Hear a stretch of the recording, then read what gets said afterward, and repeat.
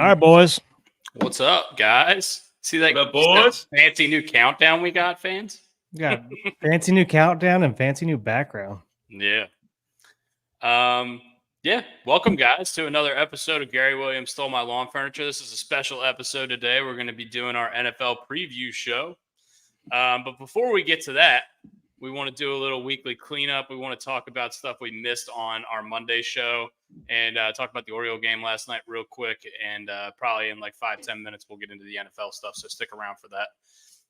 But yeah, Nick Markakis, Terry Crowley going to the Hall of Fame the other night. I can't believe we missed this on the podcast. Nick the Stick back in Baltimore. It was good to see him and Adam Jones and Chris Davis and a couple of guys you don't see very often anymore.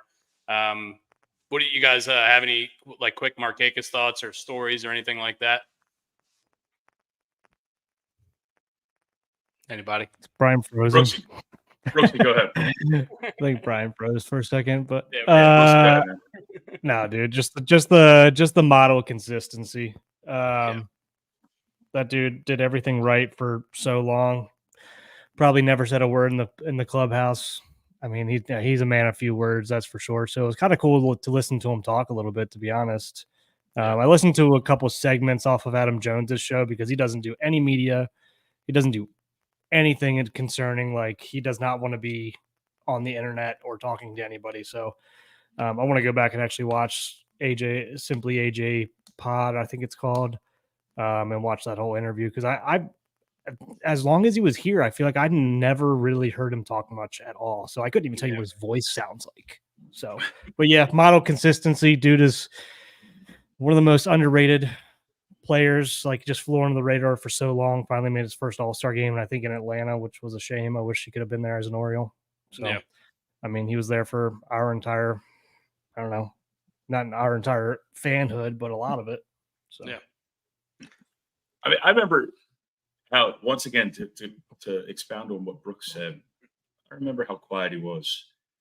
What I also remember is he wore long sleeves year round, Under Armour, whatever, cold gear, heat gear. I used to love 2110. That used to be one of the cooler monikers for an outfield tandem. I heard something really cool in one of the broadcasts.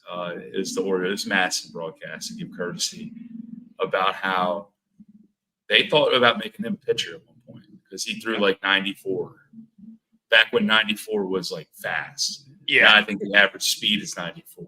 Yeah, so I thought that was pretty wild, especially he's coming from the left. If I remember correctly, from the left side. I was gonna say hard for a lefty for sure. Yeah, and then the biggest regret I have for Nick Markakis is that he got hit in the hand or the wrist right before that playoffs run. Yeah. And he didn't get to partake in it. I want to say it was 2012. Yeah. But right when the Orioles were getting hot. And he stayed in the dugout, which you're seeing a lot of this year with these guys. That was kind of a bummer. Yeah. Yeah. I do remember that too. And I remember like he like poked his head out and was just like, he kind of like looked around and looked up at the box and smiled. Like he never saw Markakis smile that much. Like he's just very focused and intense. And I just remember him like there was a smirk and I was like, damn, dude, I don't think I've ever, I didn't know you had that white of teeth for a guy who always had a huge dip in. But yeah, I mean, obviously not from Maryland, but I think he still calls Maryland home, or at least one of his homes. So, pretty cool stuff right there. Yeah, I echo what you guys said. Awesome Oriole. Most of my, young adulthood or childhood, teenager years, he was patrolling the outfield for us. So, one of my favorite players to watch through that era of Orioles baseball, and over 2,000 hits in his career. Absolute stud. And for those who don't know, my regular day job is real estate investing. One of my first ever investments here, when I moved to Indiana, the address was 2110, and I think that probably made my decision a little easier. And I was like, oh shit, that's fucking that's a sign. I'm buying it. It's Roman. I've never even heard you say that before. I didn't know that. That's wild. 21-10 McCarty. Just a quick notes about last night's game. What did you guys were you able to watch last night's game? I know it was late. It was on the West Coast. I thought Cole Irvin pitched pretty well. He kind of was starting to get hit around a little bit and getting lucky with some hard contact that didn't quite get out of the ballpark or find holes towards the end of his start. I think that's why Hyde kind of pulled him early. But the bullpen did its job. Bauman came in, and to his credit, pitched a couple clean innings, got out of a little bit of a jam, and then Dominguez shut him down in the ninth. Some timely hitting out of Ramon again. Just some really awesome stuff. Great to see us start out the series with the Dodgers with a win. I unfortunately didn't get a chance to watch. I didn't get a chance to watch a lot of the game. We went to go see the movie Alien last night, so it kind of beginning of the game, and we Kirsten and I got home and just kind of relaxed on the couch and watched some new show on Peacock or some show on Peacock. I don't even know if it's new. So we didn't get a chance to watch a lot of games. So I don't have a lot of input, but I was reading the group chat and like people were calling like Smoking Ramon. They had Ramon Urias' head or Uriah, however you say it, on Brett the Hitman Hart, which I love. On Razor Ramon, you idiot. That was Razor Ramon. That was Chico, Razor Ramon. Oh, machismo. I'll say I probably watched the first 3 innings. I got to see the first bomb, but that was really about it before I fell asleep. But I went back and watched a lot of the highlights and watched some of the game. The one thing that stuck out to me, Irvin. So for all intents and purposes, Irvin did give us a few innings and obviously put us in a position to win. I wasn't very impressed with his location and his command over the first couple innings before I fell asleep. Now that doesn't really matter when they're swinging at some of the pitches that they were. I mean, I think he got a little bit lucky. Don't give a shit. Still ended up giving us a few couple innings, but I do think his location wasn't as great last night, and he got away with it, luckily. Yeah. And kudos to the bullpen. Everything that I saw, obviously I didn't watch it all the way through, but I did watch all the highlights. I watched everything that happened in terms of like pivotal plays and stuff like that. They got the job done. Yeah. Don't hear anybody yelling about Hyde's use of the bullpen today, which is always a good thing. I wish we could give him some credit where credit's due every once in a while. How about that Ramon guy again? Yep. I mean, that guy just keeps coming up big, no matter what. He's the man. Yeah, I'm not going to keep doing it. We're not going to beat a dead horse. It's a week-to-week thing. So yeah, they're good this week and they're terrible next week, and then we're talking about how crappy they are. Just let it breathe. Jacob Webb coming back. We're going to get into that in a second here. Yeah, and that will obviously bolster. Yeah. And if I got a question. Two other guys. Yeah, do you think they're pitching well? Because I mean, for everything over the past couple days, and we had a day off, travel day. Do we think they pitched well last night because they're rested and they're not getting the shit beat out of them in their arms? It's certainly possible. I think yeah. Like I echo what you guys said about Hyde. I wish we could give him credit when he does have a good game, when he does use the bullpen correctly, when he does pull Cole Irvin, the starter, who's only thrown 60 pitches out in the middle of the 5th inning, and then get out of a jam with the reliever and then throw him out there for another inning and have him pitch well. I think you got to take the good with the bad. And obviously there's been quite a bit of bad since the All-Star break, but I mean, I don't know, man. We start getting some of these guys back. I still have hopes. A lot of people bashing Flaherty too on Twitter when I was looking at this morning, and they were all pumped about us beating him. Like the guy he had a quality start, 6 innings, 3 earned, gave his chance a team to win. He continues pitching well this year, so I don't know why why do we have to bash the dude? I mean, even if he wasn't your favorite Oriole, but yeah. I mean, completely moronic statement, but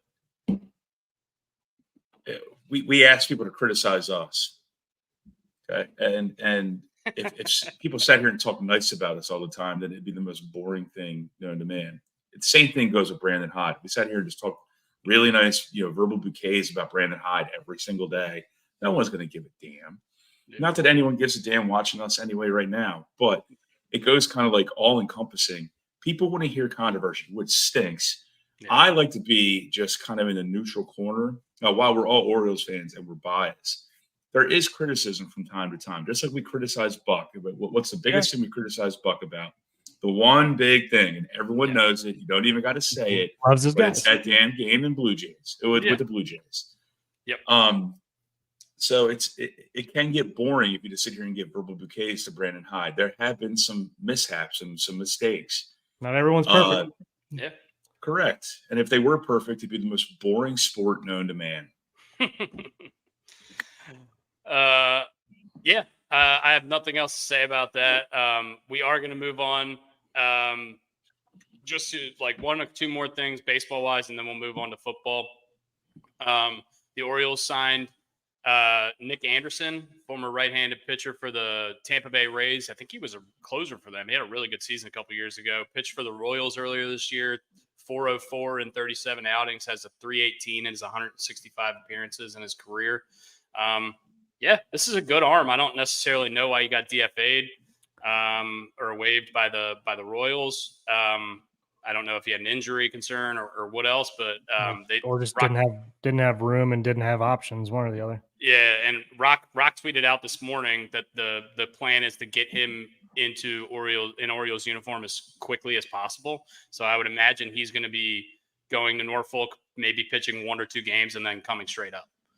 Dusty, so when you say when you put earlier this year, does that mean he's been in the minors for the last couple months? He was in the minors for however, I don't know when he was in the minors. He has been in the minors though this year at some point. I think he's kind of been back and forth. I actually didn't put this in. This is D Wolf on D Wolfson KSTP on Twitter. Sorry, I don't know if I'm shouting you out correctly, but this is where we got the information from. So I haven't particularly paid attention to this. This is kind of new to me this morning. Brendan Hyde said that we're going to be getting Jacob Webb joining Norfolk. He's going to be thrown in a game sometime this week, hopefully. And they're hoping at some point early next week, even middle of next week, that he will be back in Oriole uniform as well. So that's good news. We got two bullpen arms coming up, two right-handed relievers. And we desperately need some help in the bullpen, although they did pitch well last night. So now we're going to move on to football. Before we do the NFL, we're going to do a little quick college recap, just because Brooks wants to shout out a couple of his buddies. Yeah, I really just want to do a cleanup because I should have shouted them out last show. Two of my good friends from high school coach at Georgia Tech, and if you didn't know, Georgia Tech played Florida State over in Ireland this past weekend, and a huge upset for Georgia Tech. So I wanted to give those guys a shout out. Pat and Sean Boyle, coaching down at Georgia Tech and coming up with that upset at the end of that game. I think that was pretty awesome. I want to give them a shout out. So not that I'm a fan of either team, don't really care, but always want to give my guys a shout out. So yeah. Other than that, I don't got anything on college football. Just wanted to do a quick cleanup of that. Yeah, I mean, we could try to do a preview on college football, but look, we're not as studied up as we are on the NFL, so we'll kind of skip over that. I do think Georgia's probably going to win, but Brian can talk about it for a sec, maybe. I just kind of want to get into the 12-team playoff and what you guys think about how the 12-team playoff will affect scheduling moving forward. Second on that one is we have a good week coming up in college football. Yeah. Mm-hmm. There are 4 really good games coming up, and you usually don't see this in week 1. You might see one good game in week 1. By the way, I also hate week 0. Just call it opening weekend. Yeah. But there's 4 really good games. I want to say Georgia Clemson, Texas A&M, is playing someone big time. It's going to be a good college football weekend. Yeah, I mean, it's opening weekend for all intents and purposes, so it's always going to be super fun, right? But yeah, but I mean, this is always a lot of 12 years in advance, which is stupid. Well, I mean, you got UConn, Maryland. That's probably the biggest game of them all, right? Duh. Yeah, Randy Edsel made that 10 to 12 years ago. he might all-time quarterback or all-time coach both teams at the same time. Penn State WVU is a big game. I mean, there's definitely some big games on here. I think and Miami, also, Florida. First, I mean, the biggest news really is that this is the first year with the 12-team playoff. Yeah. And I love it. And I also love that they're doing a home game for the higher ranked seed. I think that's going to be electric as well. Yeah, and something to think about if like these SEC schools, if they're a lower ranked seed to like a Big Ten school or a northern school, and they got to go up and play cold weather, that could be a huge advantage for some of these guys. Yeah. So question about that, is that only for the first round, or is that until there's 4 teams left, or is it until there's 8 teams left? That I don't know. Okay. It's the first round, and then it goes to like the slotted bowls. Okay, so neutral sites, Fiesta Bowl and Sugar Bowl and Cotton Bowl, whatever. Okay, that's cool. I wish they'd do it like the NFL and wait until the championship game to do a neutral site. But I understand they got to. I mean, they got to make their money. So well, they have all these sponsors, Seafood, the Tostitos, squad with Frito-Lay. Yeah. They got to give them pub, even if the national championship's not going to be in Arizona, where I think the Tostitos Fiesta Bowl is always held. They got to give them their money at some point.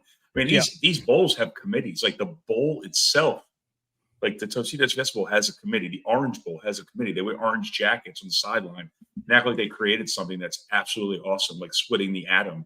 Like it's not. You're just wearing an orange jacket. And you're an old man who's scratching his balls. Like orange jacket, green jacket. He has to sit in a boardroom for like 3 total hours a year for that job, dude. Wow. And vote yay or nay. Yeah, I think 12 is too many. I'm okay with it. I think 8 would have been the perfect number for me, personally. But I understand the 12.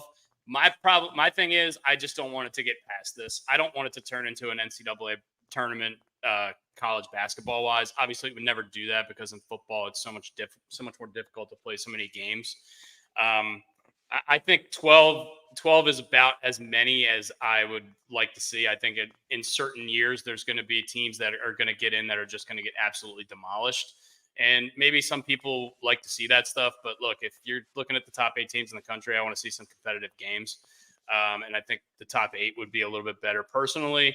But it is going to be more fun. It's going to be definitely going to be more room for upsets, more room for teams like, remember UCF a couple years ago went undefeated and they didn't even get a chance. Mm-hmm.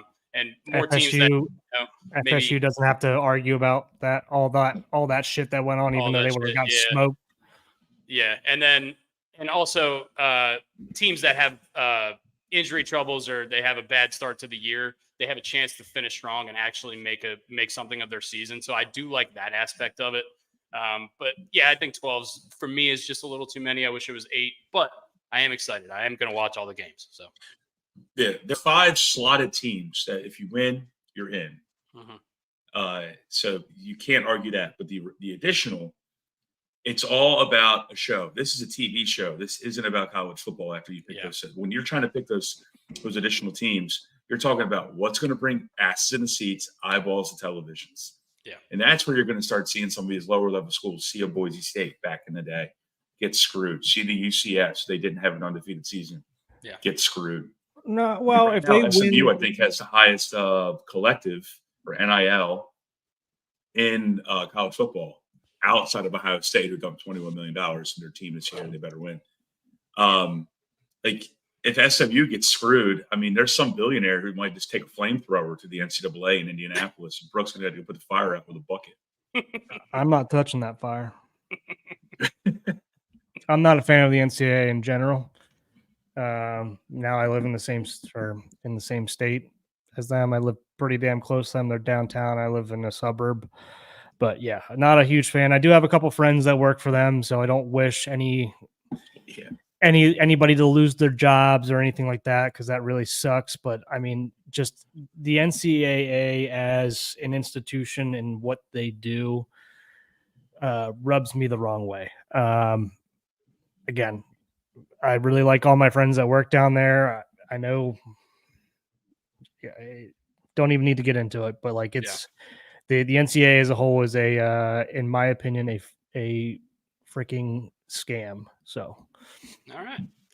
Well, we've gone for 20 minutes on our NFL preview show without talking about the NFL. So I think it's about time to find something that rubs Brooks the right way. Besides my wife. We'll start. We'll start our NFL preview show. Besides my wife.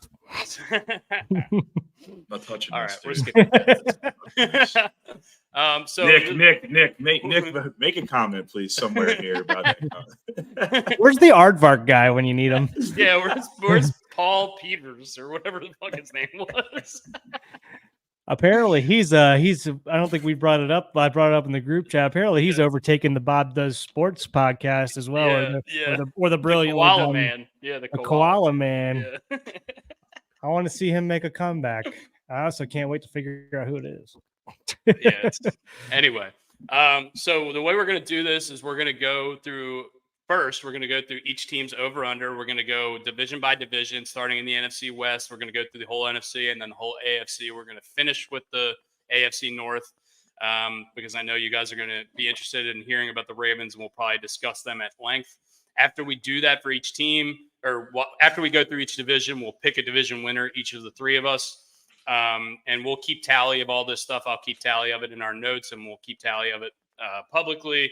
Just so in the middle of the season, at the end of the season, we can reflect on our picks and see how stupid we were, because obviously all of our picks are not going to be correct, and we're not going to agree on everything, which is going to be really fun.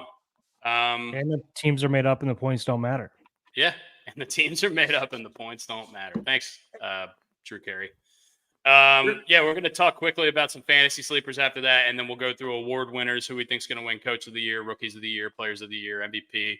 And then at the very end, the last thing we'll do is pick our Super Bowl matchups. We won't bury the lead here, so we'll make you wait for that. Brian's got something to ask or questions or something. I do. Before we get into division winners, I heard something. Are you guys in a guillotine league? You ever heard of this? I have heard of it. I'm not in it, and I want to do it. It's funny that you brought this up, because Greg Terry, shout out to Greg Terry. I know he's listening in today. Was over my house in town for some work, and he brought this up last night and had a draft for it, and I've never heard of it. Justin, it's awesome. If you guys want to go ahead and explain this, but like heard of it for the first time last night. Fucking awesome. I do want to do this. Yeah. So you draft a fantasy team just like you would draft a normal team where you're playing head-to-head. But in a guillotine league, you do not play head-to-head. You have your team, you score for that week, and whoever comes in dead last is chopped. Hence the guillotine reference. Then the person whose team got chopped and is now out of the betting and running, their players go back into the waiver wire. So, for example, if the team that got chopped first had Patrick Mahomes and Justin Jefferson, or name that Saquon Barkley, they go back into the waiver wire. Yeah, and everyone that's still in the league can still pick them. Yep. And you keep going and keep going and keep going. What I love about this, and I hope that made sense. I hope that was the easiest way to explain it. Yeah. What I love about this is you can start a guillotine league in like week 12. You don't really care. You just need as many people as there are weeks. Yep. So it's pretty cool. Yeah. It is really one of the cooler, newer things. I knew there's a thing called vampire leagues too that are a bit different, that are kind of like this. That I don't know exactly. I can't remember exactly how those work, but yeah, these are really cool. I've never done one, but I imagine it's just waiver wire madness and mayhem the whole year, and everyone's just saving up their free agent budgets or however you do your waiver system. I don't know, but yeah, I think this would be something that would be really fun if somewhere in the middle of the season, if some of our fans wanted to get us started on one, we could definitely make that happen. That would be Without fun. a doubt. Yeah, that'd be pretty cool. Greg was drafting last night. He has 18 teams in that league. So, I mean, can you imagine who you're picking at the end of that? Like, you're picking like third string running backs. Like, I don't even know what, because he was asking me I was like, Greg, I don't even know the strategy behind this right now. So, I mean, I guess pick whoever's projected to get the most points so you can stay in the league. But I don't know. Pick some free agents you think might get deals later in the year. Yeah. Yeah, or somebody on the pup list that you think might help you later on. But I mean, you guys know how my brain works. It just came to me when we talked about fantasy. I was like, I heard guillotine. I don't even know how to spell guillotine, by the way. In fact, it looks like Chitani. But I'm sure if we gave you a couple minutes, you could figure it out. Guillotine. I have a device. All right. Here we go. Oh, also shout out Sean Foy. Happy birthday, kid. Yeah. Happy birthday, Foy. Thanks for coming on our show and being awesome. And we'll see you on your bachelor party next weekend. It's going to be awesome. Oh, boy. Anyway, so we're going to get into our NFL over-unders. We're going to start with the NFC West. And at the very top of the NFC West is the 49ers, who are the defending NFC champions, made it to the Super Bowl last year.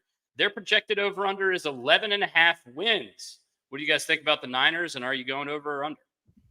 Do we want to go in a clockwise fashion? I'd say let's just talk about the team a little bit amongst ourselves, and then at the end, like before we move on, we'll each pick over or under. Okay, fair enough. I'm just going to start with the Niners. Love the squad. Kyle Shanahan is very good in the regular season. Even does well in the postseason. It seems like Super Bowl choking, even going back to his Atlanta Falcons days. They have a great squad. I can't trust them. Right now, they're the playoff version of the San Diego Chargers. Great bust. So that's my feeling. Ayuk is going to be playing for a contract. I think he has a monster year, but he also is he going to be playing? Huh? Is he going to be playing? He's going to play. If he doesn't play, I think he loses that year of vetting. Yeah. I think I agree with you. I think if Ayuk does play, I think I said this 2 podcasts ago. I think I do think he's gonna be back with the Niners this year. Even though all the speculation around Pittsburgh and all this different stuff, but I just don't see it right now. Or I mean, for whatever reason, the Niners always put this off. They did it with Debo. And then they end up giving him money. I think the bigger issue right now is Trent Williams. They have not. I mean, I know all the media is all over Ayuk right now, but I think a bigger situation that we should be talking about is that Trent Williams doesn't have a deal done and is not at practice yet either. Yeah. So, with that being said, and with all the wear and tear that they've had in the playoffs, because they've made it to 3 NFC championships in the last 5? Am I correct? Or 2 in the last 4? I forget. They've made it to several. They've made it to the Super Bowl twice in the last 5 or 6 years. So. They've gone deep here a lot recently. It's a lot of wear and tear. So, I hope if it's not the Ravens, I think that the 49ers deserve to get over the hump here at some point. Yeah. But we'll see if that actually happens. It's better for the NFL if the Niners are good. I do like what Brooks said. The best left tackle in the league is Trent Williams. I don't care if he's 40 years old. He has consistently been the best offensive lineman in the league over the past few years, despite his age. And it's pretty awesome that he's still able to do it. If he's not, he's top 3. Yeah. So he's been great, and a bona fide stud offensive tackle is probably just as important as any other position on the field that's not named quarterback. I don't know. This team is so good. There's so much talent. But it's just it's so tough to win so many games. And we're going to talk about the rest of the division here right after here. I'm going to start off with a little controversial one. I'm going to take the under. I still think this is a good team. I think they'll make the playoffs. I think they'll win 10 or 11 games, but 11.5 is a lot. So I'm taking the under. I know it's controversial. I wouldn't hammer this down or anything. I wouldn't be surprised at all if they win 13 or 14 games, but I just think there's a lot of moving parts and a lot of weird stuff going on with this team. So I can see them taking a small step back. Brooks, go ahead.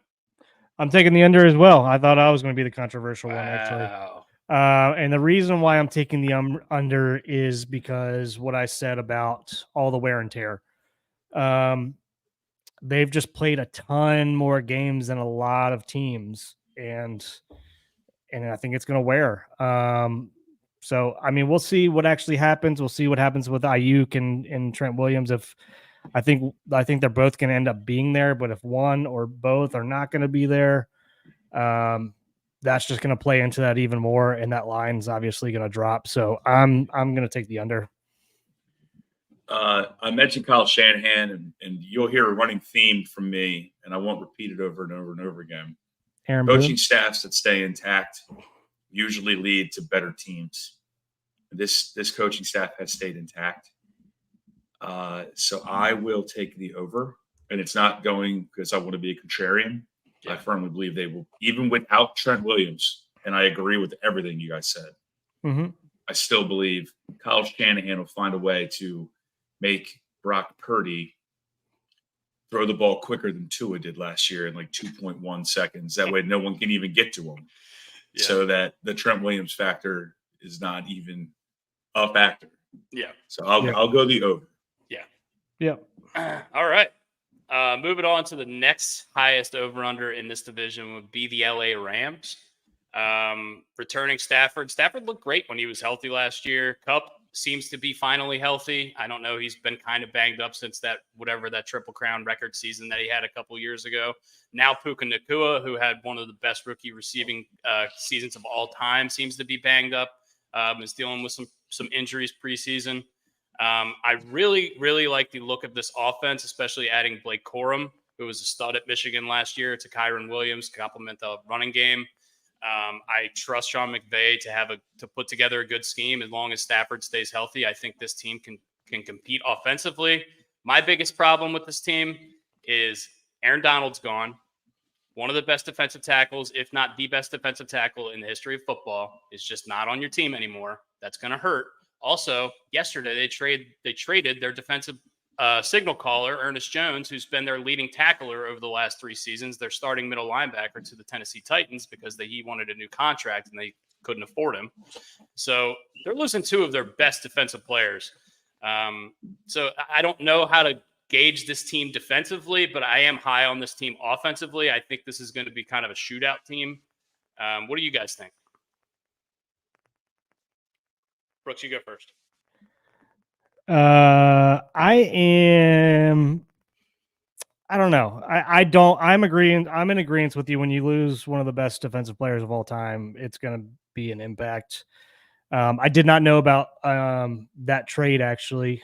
That's the first time I hear about, which is just going to add to what I'm thinking here, possibly. But Cup's going to be a huge boost. We'll see if Puka can continue to do Puka things, or if that was kind of a one-off deal. And Stafford, for all that we know, should be healthy again, hopefully. I would like to see him healthy because I think that man is ridiculously talented. Yeah, he's so much fun to watch. Other than that, one thing that caught me by surprise that I think could end up hurting them or ridiculously helping them. I think it's a gamble for them. They're putting Kyron, their starting running back, as their returner.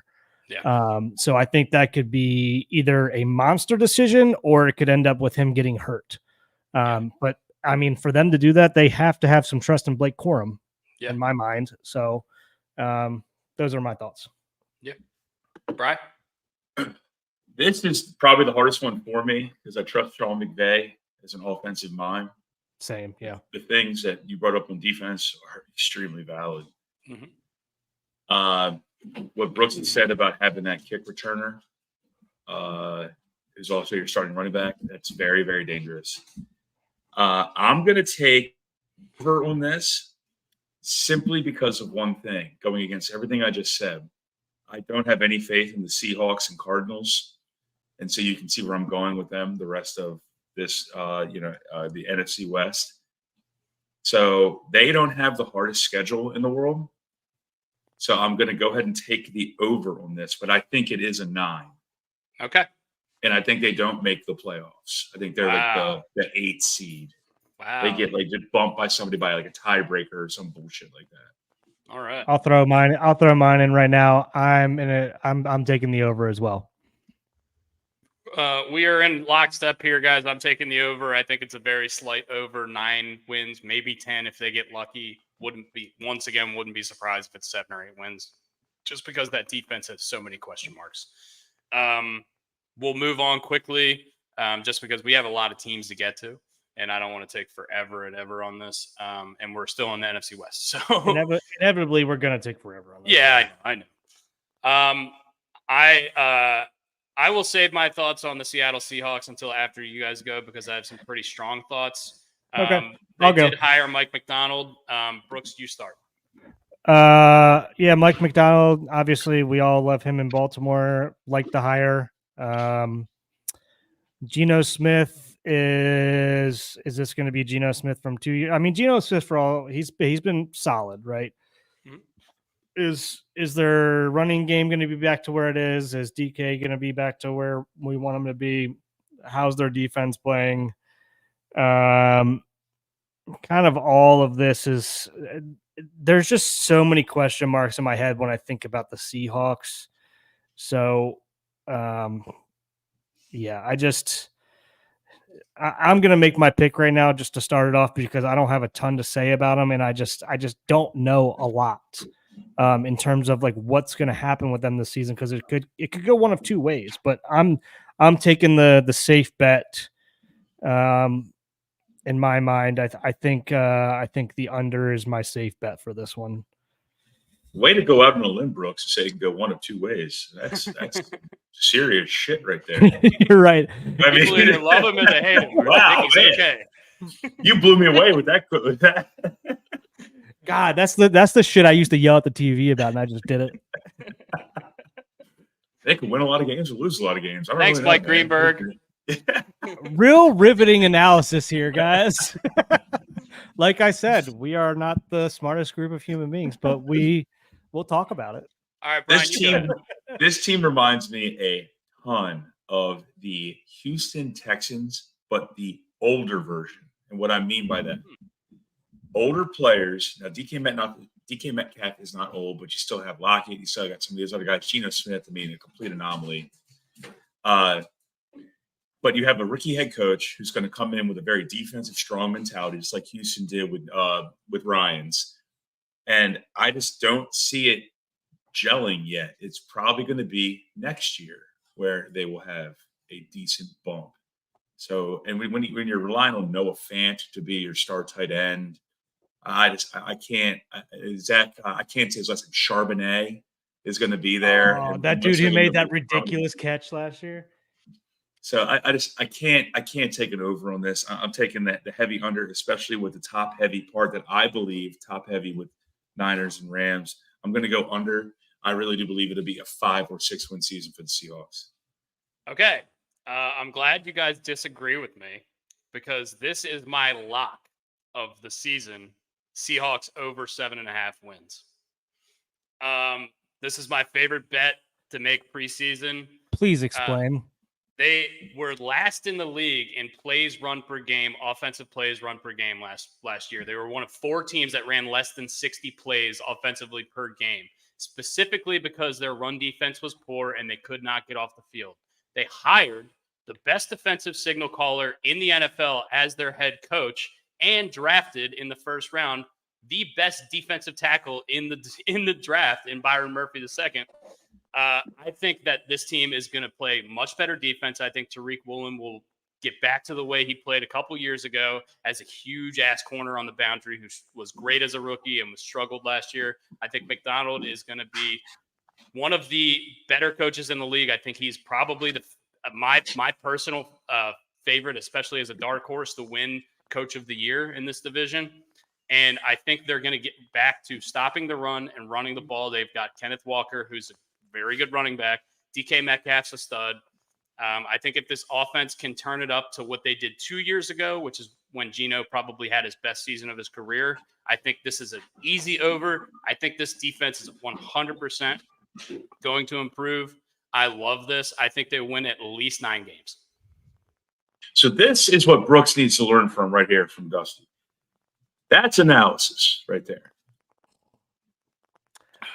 I did have. They're either going to be good or they're going to be bad, Brooks. Whoever scores more points, Jim. Or they're going to be okay. They could be average. I don't know. My disagreement comes with, I mean, inevitably, I feel like there's going to be a hit with Pete Carroll not being there, one of the best coaches in the league. Agree with me or not, the track record speaks. That's fair. And from whatever so one of the things that I wasn't sure about that I didn't want to bring up because I didn't do a ton of research on the Seahawks offensive line, but I feel like I remember seeing that their offensive line is going to be an issue, when I could be mixing that up with somebody. Correct me if I'm wrong, but that's one of the other reasons why I was kind of saying what I was saying. They're either going to be good or they're going to be bad.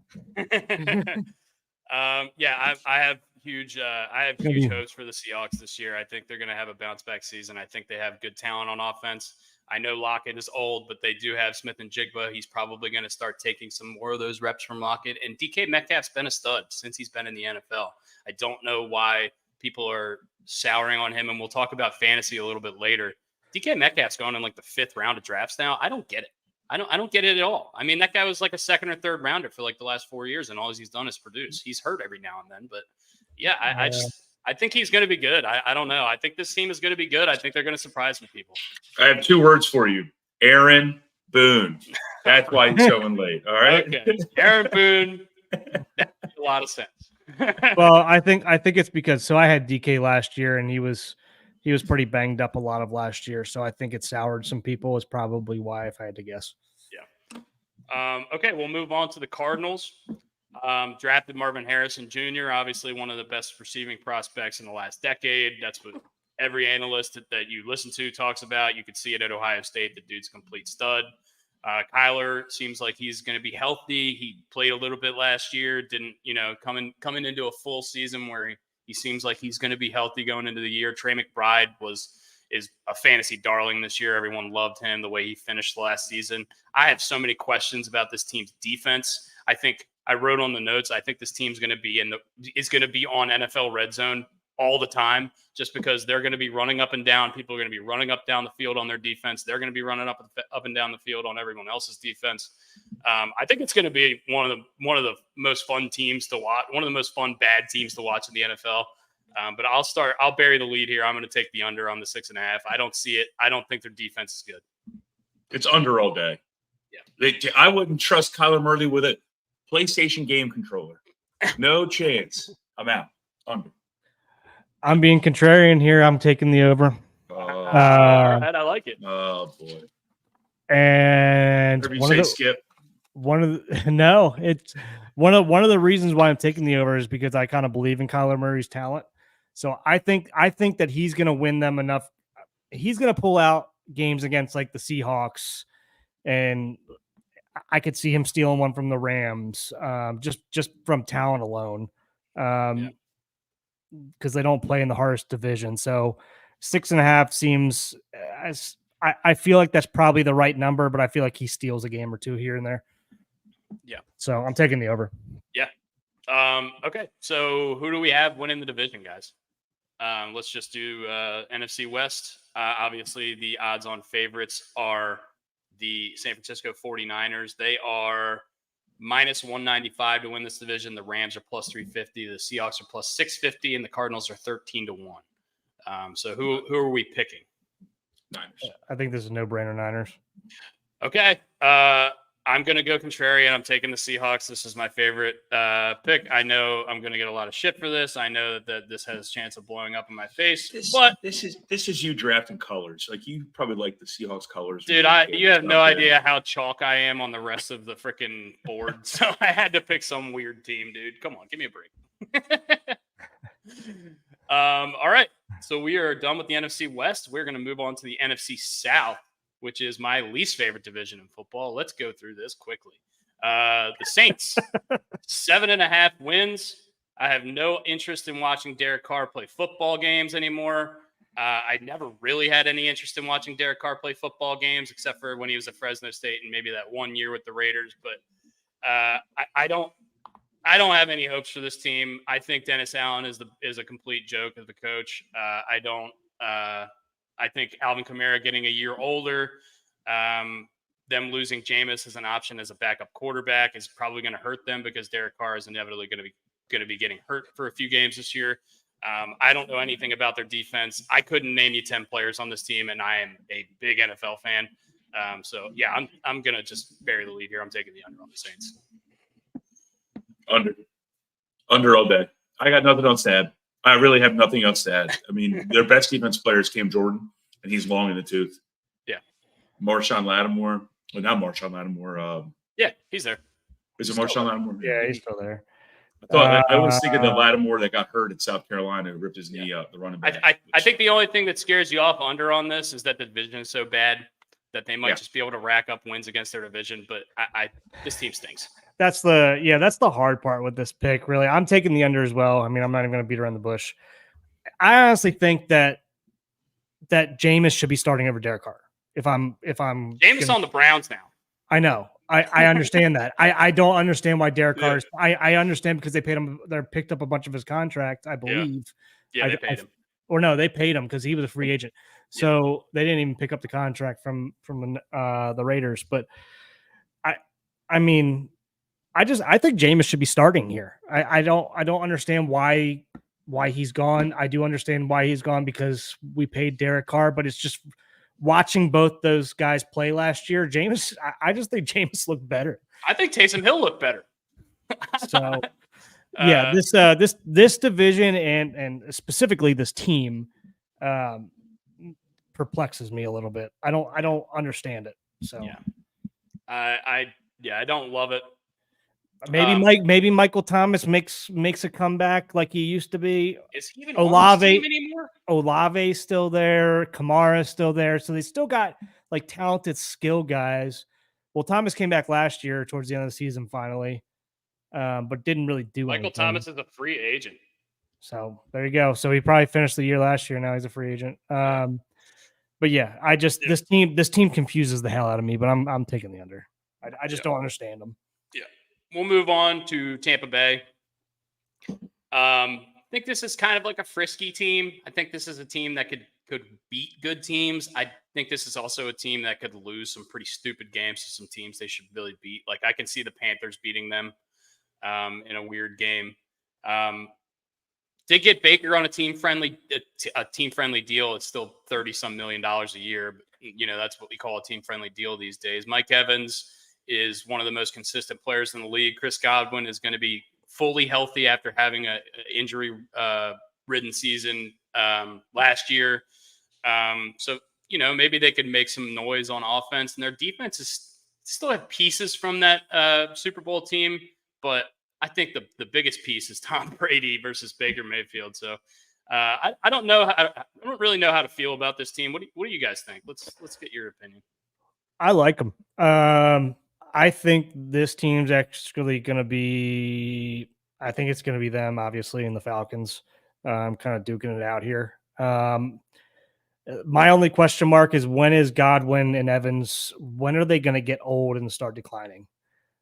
Like, I thought by now they would. They haven't. They keep putting up numbers. Obviously, Godwin not as good last year, but that's just because he was out with injury and he played through a lot of injury last year. But he also had a couple really explosive games last year. So I think Baker's good enough to carry them, to be honest with you. I don't think Baker's a terrible quarterback. I think he's good enough with the talent that they have there. I think their running back and Rachaad White is a stud as well. I think their defense is still pretty solid. And I know the one guy has taken a step back and started to play better last year. I can't remember his name off the top of my head. Well, they still have Winfield. They still have Levante David. They still have Vita Vea. Winfield, I believe, had started to take a step forward last year, but he had a terrible year before that. Or maybe it was last year. I forget what it was. And also Vita Vea is a fucking stud. Yeah. So I'm taking the over. because of everything I just said there. I think this team is actually pretty decent. The question's going to be them staying healthy because I don't think they're very deep. Brian? Baker Mayfield signed a very team-friendly deal. It's going to allow them to give a lot of freedom and flexibility, not just this year, but moving forward.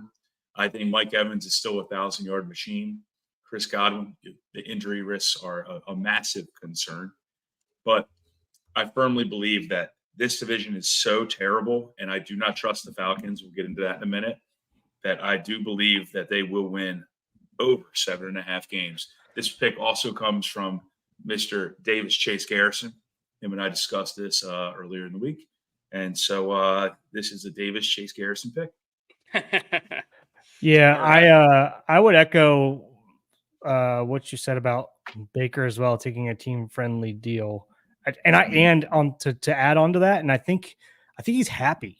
I think he enjoys it there, which I think is was a huge issue with some of the other stuff that he went through between the Browns and the Panthers and the Rams for a short stint at the Rams and with the Panthers. So I think that plays a huge part into it as well. So yeah, that's I know I already picked, but that's buying into my over as well. Yeah. Okay. While Brian's gone, we'll just talk about the Panthers. I think this team sucks. I think Bryce Young is tiny and not in a Kyler Murray sense. He's not nearly as athletic. He's not as escapable. Doesn't have that kind of motor that Kyler Murray has. I don't think that this team is going to be very good. I don't like most of their skill position players. I don't really like anybody on their defense other than J.C. Horn, Joe Horn's son. And they traded away Brian Burns, who was their best player by a country mile. I think this team is rebuilding. I think their owner is a complete moron, and I just think it's a completely dysfunctional organization. I'm hammering the under. I don't think they win 3 games. I think what was their record last year, since I don't have it up here at the moment? Did they win 1 last year or 2? Regardless, I think they're better than last year. They went 2-15 last year. I do hate that they got rid of Burns because that was the heart and soul of their defense, which was the only, if you want to even call it a bright spot, was the only bright spot that they had last year, really. And I'm not going to give up on Bryce Young yet. The guy has 0 offensive line. He's running for his life. Obviously not a ton of skill position, but they did go out and get some offensive linemen to try to help with that. I do like their new GM. I like everything that he's said so far. I like the mentality that he's taking. I think they take a step up, but I still don't think they get over the 5.5. Maybe they get 5. Maybe they improve by 2 to 3 wins this year, but I don't think they get to 6. Maybe they steal one from the Saints or something like that. So could steal one from the Falcons because who knows what they're going to be. That's next, but I'm taking the under as well. Right. All day. Also, I want to say I apologize, guys. I think every liquor rep, beer rep, or employee wants to call me the minute we get on these things. So I have to step aside. So it's not me trying to do something nefarious. It's just everyone's calling. This guy's telling me my bad. I got to do this. I got to do that. I got this going on. I don't care. Just show up to work. Anyway, I'm taking the under all day. The owner is a piece of trash. He should probably play quarterback. Put pads on that guy and see how you feel, David Tepper. All right. So you picked Bryce Young. You fired Frank Reich, who actually seems to be a decent human being, according to Chuck Pagano, who's one of the most stand-up individuals in the NFL based on everything you hear from everybody, including Doug Peterson of the Jaguars. So the ownership is going to get in the way. They're going to be bad. I think Brian Banks. Remember the Brian Banks situation where they screwed him up? Brian Burns, yeah. Brian Burns. Sorry, Brian Burns. Brian Banks is the guy in that documentary. But they screwed that up just because he has an ego and can't get out of the boardroom. So good luck to you guys, but you're getting the under all day. That's my Super Bowl pick. Panthers 3 team picks in a row, by the way, which means we're gonna this division's gonna be complete chaos. It's gonna be wild. I mean, you can see by the over/under win totals here that nobody fucking knows. Yeah. So, I mean, to add on to what Brian said, I don't like Tepper as well. I think he's a little bit of a clown.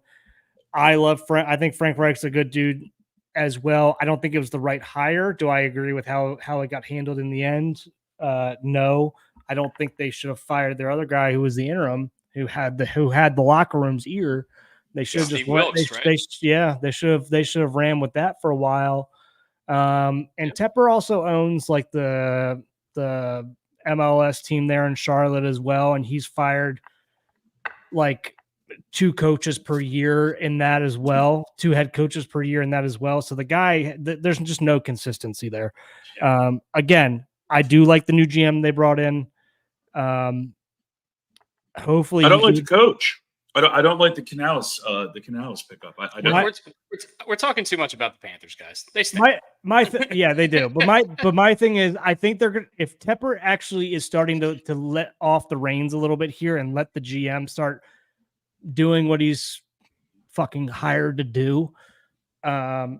Hopefully they're starting to turn around. Hopefully they start trending in the right direction. I think they improve. I don't think they get over 5 rounds. Yeah. Moving on to the Atlanta Falcons. Signed Kirk Cousins to a blockbuster 4-year, $180 million deal. Drafted his eventual replacement with the 8th overall pick. So that really made a lot of sense to a lot of people. And then also traded for Matthew Judon and signed Justin Simmons to shore up the defense a little bit. I don't necessarily hate any of the moves that they made other than the Penix thing. I don't get it at all. I think it's the most shocked I've ever been watching an NFL draft. I watched it with my buddy who's like a complete NFL junkie, and I can't explain to you the look on his face when they drafted Michael Penix. It was hilarious to watch.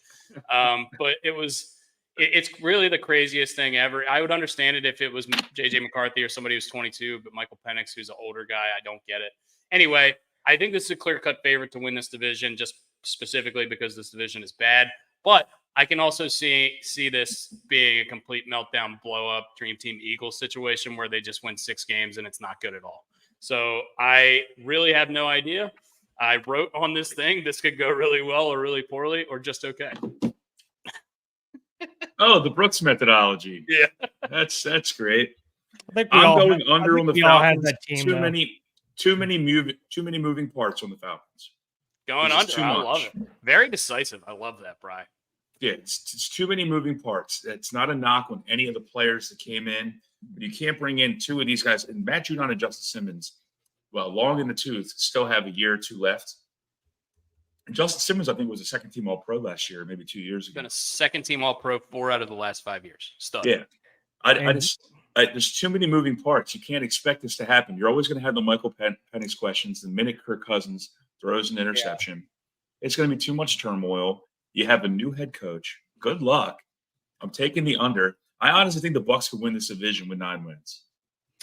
Yeah, to add on to what you said as well, and Matt Judon, so they're not like, the reason why he's holding out in New England is because he wants an extension. He gets traded to them and to the Falcons and is not seeking an extension. So he's now in a contract year. So we could see a huge year out of him if he stays healthy. Yeah. I actually think they have a ton of fucking talent on this team. And I think they've made some really good moves besides the head scratching. We'll see what happens with Michael Penix. It could be a great Jordan Love type move. Who the hell knows? But 10 wins is a lot of wins to take the over, and I'm taking the under. 10 wins is a lot of wins. Yeah. I don't think any team in this division gets to 10. There's no way. I don't. This is a hard thing because we talk about a team winning because they're in a crappy division. We should also talk about teams that could get a bunch of wins.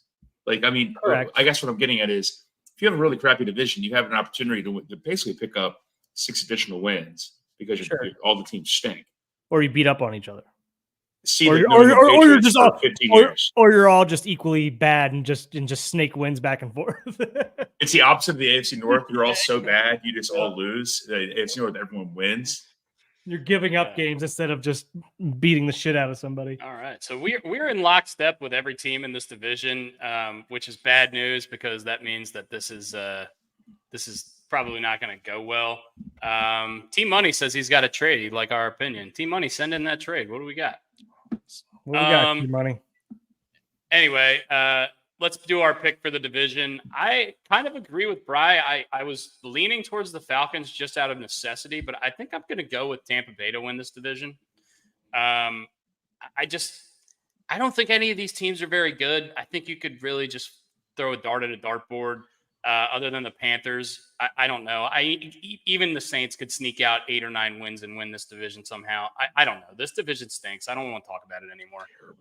Yeah, it does. I'm also lockstep, which means that probably the Falcons or the Saints are going to win it. Or Christ, maybe the fucking Panthers win it. But yeah, I'm taking the Bucs just because they've proven. I mean, they're kind of still steady Eddie. They have a ton of people that are still on their team from the Super Bowl team, which I think is huge that they have that kind of experience in the locker room and leadership. I think they have great leadership. I really like Todd Bowles. Even though he didn't have a great tenure in the Jets organization, I think he's a good coach. Really like that Baker's really happy there. They still have 2 of the better wide receivers in the league that don't seem to be aging. That's my reason. Falcons, I think, probably should win this division, but I think the Bucs are going to take it. I don't need to beat a dead horse. Bucs. All right, look at that. We're all in lockstep. That's bad news. Buccaneers winning that division. Sorry, Bucs. Panthers are probably going to go 9-7 somehow. Or 9-10, 9-8. I don't even know how many games they play anymore. All right, here's our trade from Team Money. Sending it in real quick. 10-man PPR.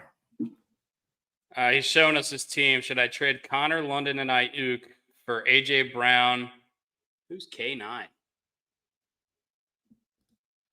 don't know who K9 is. Trade Connor,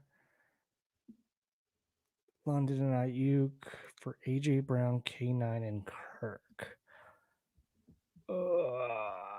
So his team is AR-15, CMC, Connor, London, Ayuk, Laporta, Cooper, Worthy, Tucker, Jets D.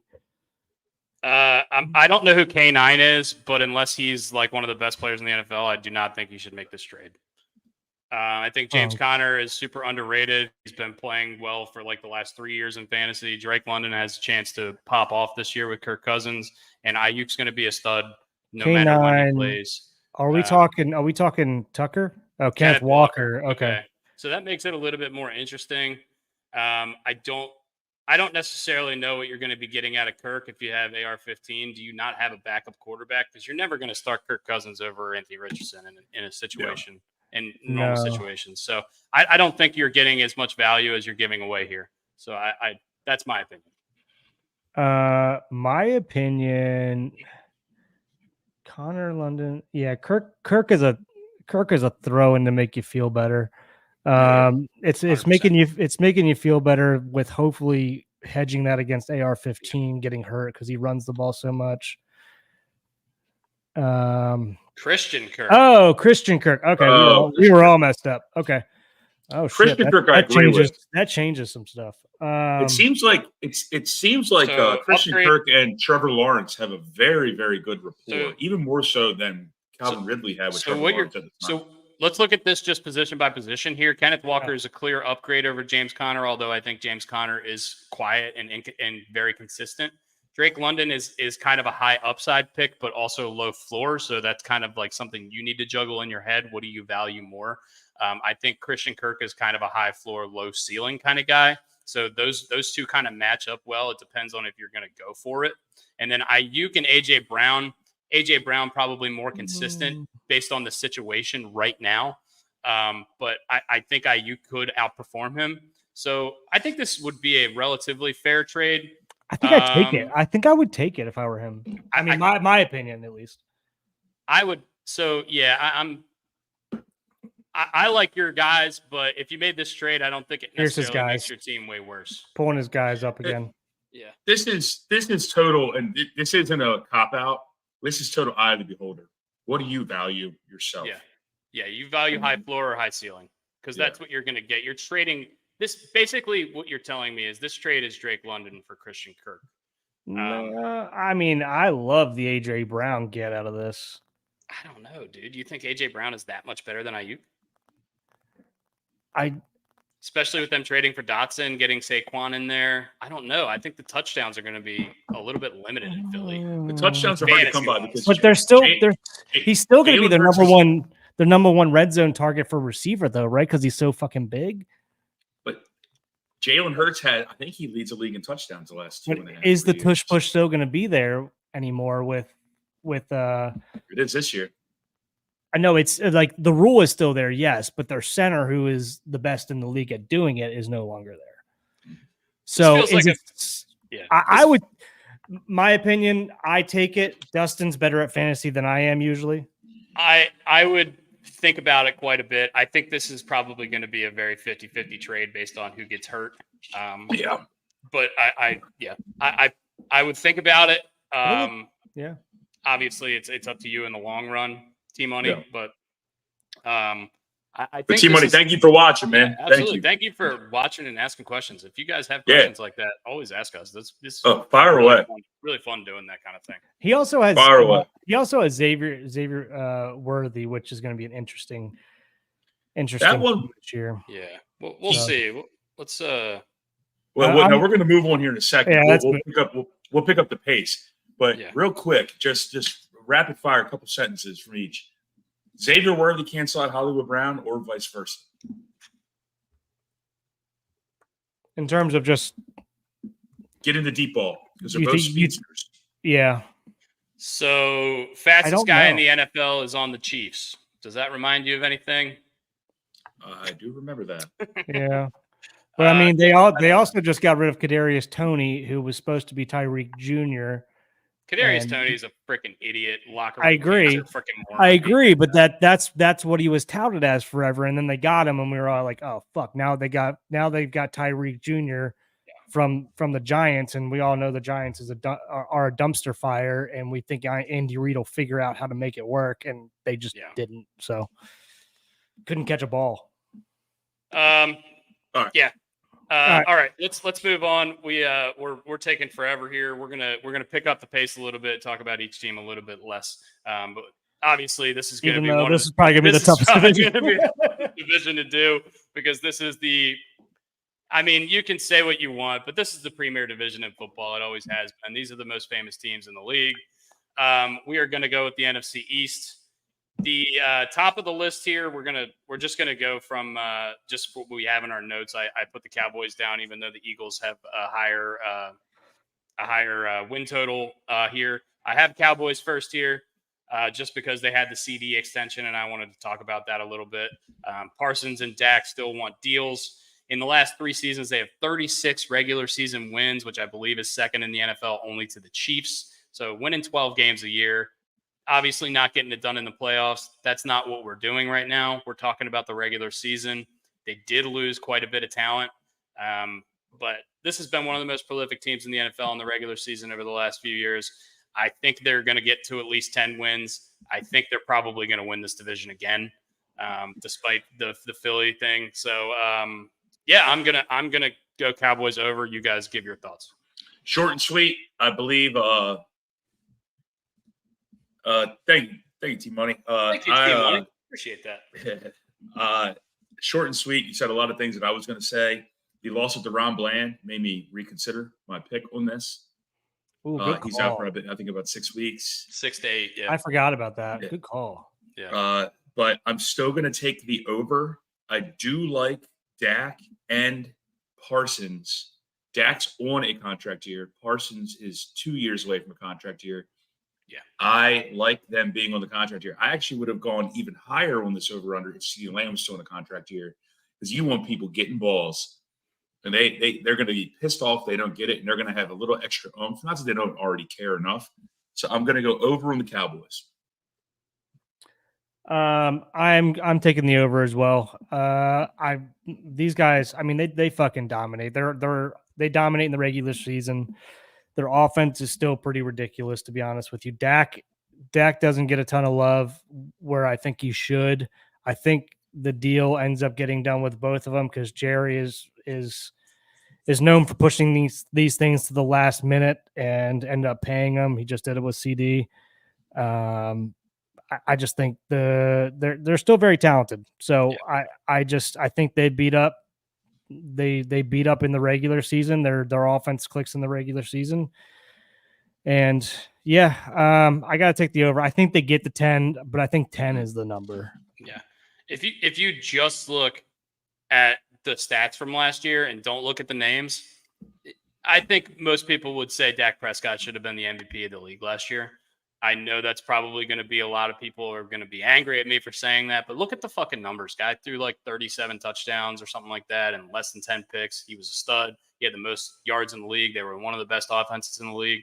It's a regular season award. You can say all the things you want about Dak in the playoffs, and they're probably completely true. But this dude's a stud in the regular season. Yep. And the one thing I'll say about the Cowboys, and I'm going to move on real fast, their lack of running game scares the living hell out of me. Yeah. Very simplistic. Scary. But the one thing that Zeke does bring to the table, blocking. Zeke Elliott, he can block. He can pick up that extra blitzer. That's something that you don't see on a stat sheet. Yeah. I want to make that very clear. I think that's his best asset to this team, not running the football for 3 yards in a cloud of dust. Not at this point in his career, at least, either.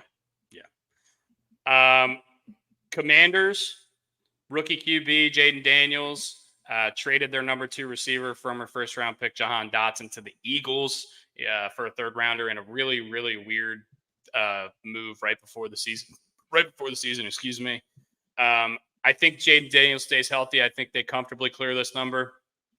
I think they have a decent amount of weapons on offense. I think their defense is going to struggle, obviously losing Chase Young and Montez Sweat to trades towards the end of the year last year. But I think Jaden Daniels raises their offensive floor quite a bit. I'm going to take the over. Over all day. I think Jaden Daniels runs for almost 1,000 yards. I'm over as well. I thought actually I might be the contrarian here with all the changes that are going on there and Dotson leaving. But I think that we might see 8 wins out of this team. I think we might see a pretty damn decent season out of this team. So I love Gus Bradley. It's Dan Quinn. Yeah. I love Dan Quinn. Old white guy. He's an old white bald. All right, old white bald. It's like George Costanza coaching the team, and they're wearing cotton uniforms. Are we a little biased because he's a Salisbury Seagull? Maybe. No.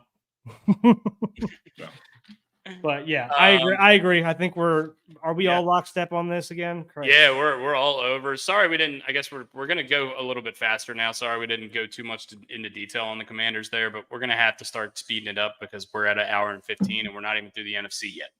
Yeah. But I do enjoy the Commanders. I think they're only up and come. I do. I agree. I totally like what they did with the front office. I like the new ownership. I think everything's pointing upward if you're a Commanders fan. Yes. Giants, on the other hand, not so sure. I do really like a couple of the moves they made this offseason. Edge rusher Brian Burns, we talked about for the Panthers, losing him. He's one of the best edge rushers in the league. Look at the stats. He's going to be a stud for them on defense. Malik Neighbors, a lot of people thought that Malik Neighbors was a better receiving prospect than Marvin Harrison. That tells you what people think about him because that dude is electric. Marvin Harrison, obviously, huge name. But Malik Neighbors, super twitchy, really, really, really good numbers at LSU last year. They lose Saquon Barkley. I think their starting running back this year is slotted to be Devin Singletary, which is uninspiring behind a pretty bad and beat-up offensive line consistently. And we got Danny Dimes coming off of an injury. I don't really know what to think. I don't think that their offense is going to be very good. I think they're probably going to be a little bit better than they were last year just because getting Daniel Jones in there is going to be an upgrade over whoever they had as the backup last year. But I just don't know what to think about this team. I'm not super inspired either way. I think Colt McCoy's quarterbacking this team by the end of the year. He's not even in the league right now. He retired. That Trace McSorley.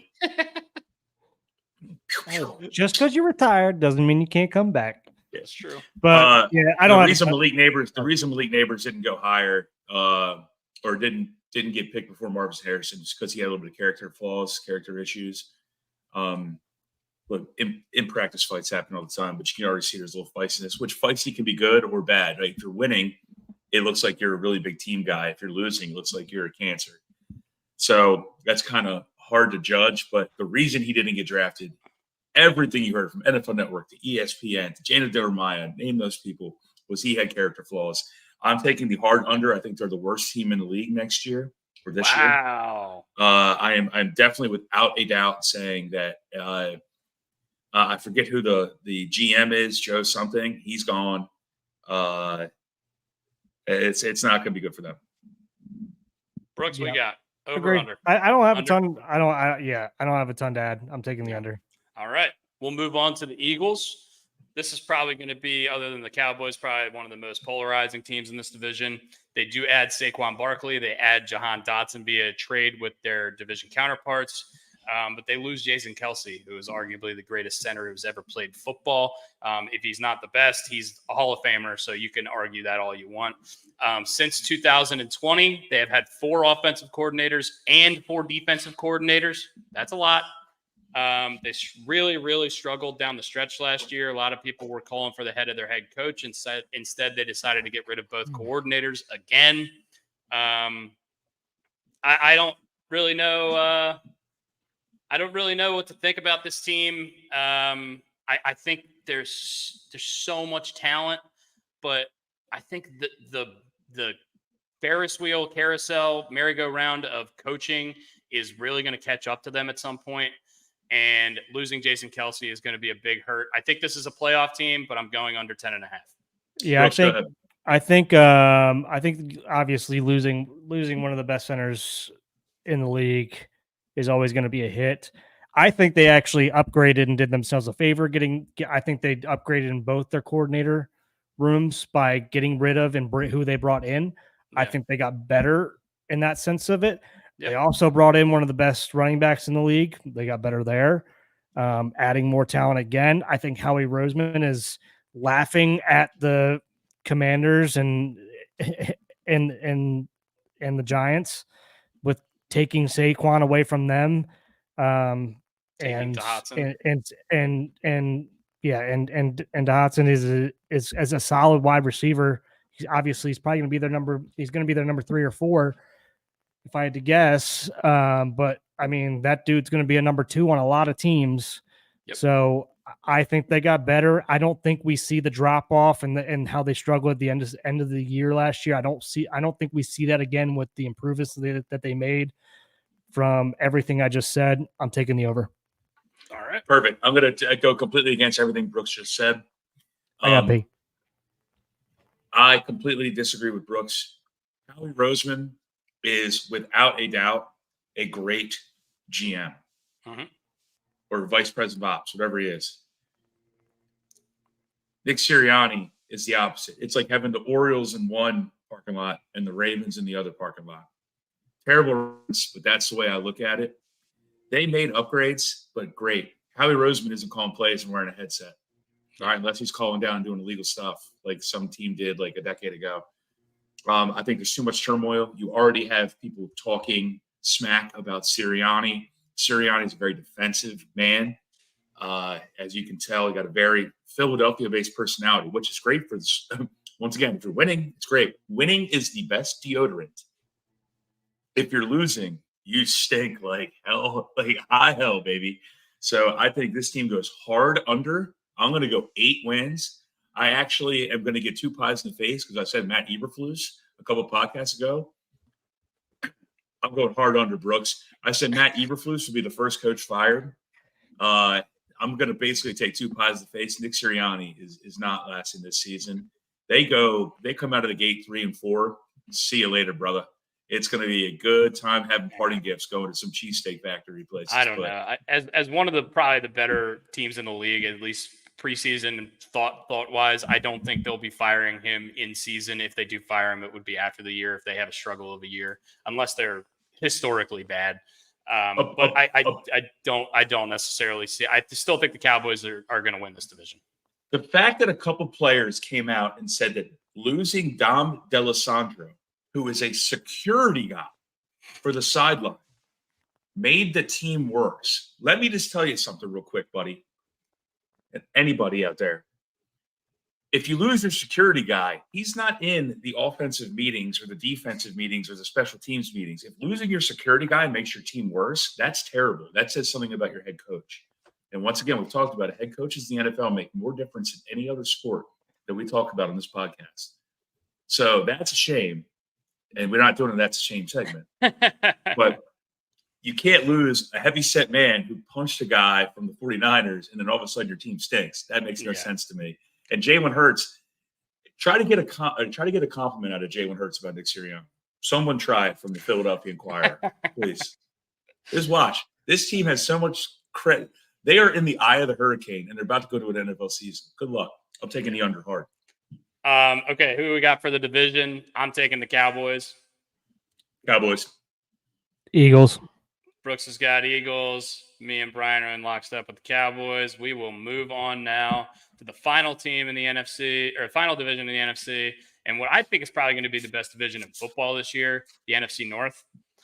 We're going to start with the Vikings. They lose Kirk Cousins. They draft J.J. McCarthy. He gets hurt. He's out for the year. So Sam Darnold, here you go. Jordan Addison got suspended 6 games for a DUI. He's had some off-the-field stuff this offseason. Don't love seeing that. See Malik Neighbors. Yeah, they now have Aaron Jones as their starting running back, who they got from the Packers. They lose Danielle Hunter, which is a big loss on their defense, probably one of the better defensive players in the league that got moved this year. And then they did pick up, I believe, Stephon Gilmore, and Brian Flores did a really good job with a pretty bad defense last year. I think 6.5 is a little low, but this division is loaded. What do you guys think? That's not me flipping you off. Under. Yeah, this is one of my confusing teams as well. I just don't see them. I just can't see them being a 6-win team. So I gotta take the over. It's tough for me with everybody else in this division, but I just don't see it happening. I don't know. Yeah. Good offensive line, good coach is usually a recipe for success. 6 wins is not very many. I don't think this is a playoff team, but I can see them getting to 7 or 8. I'm going to take the over as well. All 3 other teams in their division are on the come. Yeah, they're on the downslide just because not only did they draft a rookie quarterback, they still would have had the same answer even if J.J. McCarthy was playing quarterback. That's not a shot at J.J. McCarthy. No, they just have a lot of holes. It's the under big time on this one. All right. I really don't. They might back up the Giants and have only 4 wins just because their division. I don't know about that, man. That's tough. That's tough take on them. But anyway, we're gonna move on to the Packers.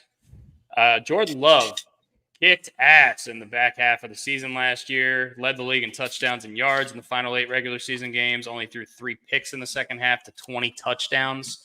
Led the Packers to a NFC divisional run.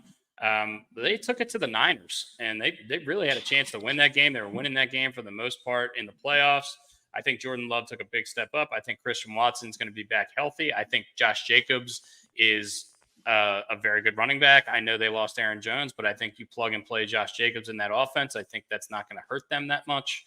I like the Packers this year. I think 9.5 is a good number for them, but I think they're going to go over. I like this team to win 10 or 11 games. Overall day, great run organization. Overall day. I gotta agree. I mean, they played so well at the end of last year. I just don't see much changing. I think they just keep continuing to progress. I'm taking the over as well. All right, quick, easy, nice. Love that for the Packers.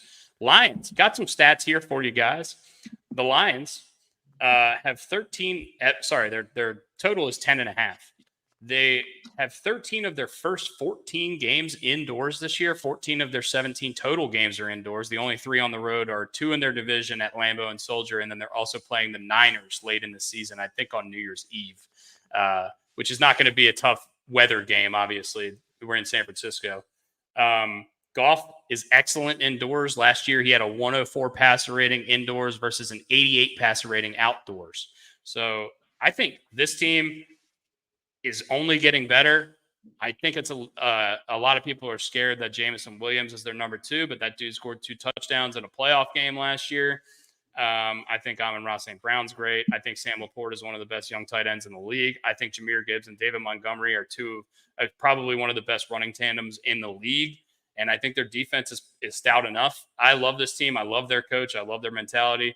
I'm in. I love the Lions. I think they're going to win 12 or 13 games. All day on this. Also, I feel like if I went against it, Dan Campbell would come down from a hoist in my house and bite your kneecaps off. I love this team. I think they remind me of the Baltimore Orioles this year as opposed to last year. Got some moxie. They had to learn on the fly how to be a successful team. They have that success now, and they also have that burn of losing the NFC Championship game, which they should have won most likely. I will take the over all day on this one. I agree with everything that you guys said. I just think that the Packers and the Bears all day and the Vikings are even good enough that any of those teams are going to steal a win. And I think 11 wins is a lot of wins for any team, even the Ravens. So with that being said, I'm taking the under just because it's a safe play, and it's a safe play just because I think their division is so good, and I think that any of those teams can steal a win against them. Is the only reason, really. I think we're going to get to it, but yes, I think they win the division easily, but I really like everything about that team. I fucking love everything about that team, actually. Yeah. I just think that their division is pretty tough. So that indoor-outdoor stat that you gave, Dusty, was incredible. That really swung me on that. It still boggles my mind. I've read it like 3 times. I still go, what? 14 of 17 games indoors. I couldn't believe it. I had to look it up like 6 times. That's crazy. I love the squad. I love the squad. And you have Aiden Hutchinson coming on the backside, coming after that blind side of the quarterback. I mean, can you think about if the Jaguars had Aiden Hutchinson instead of taking Taiwan Walker?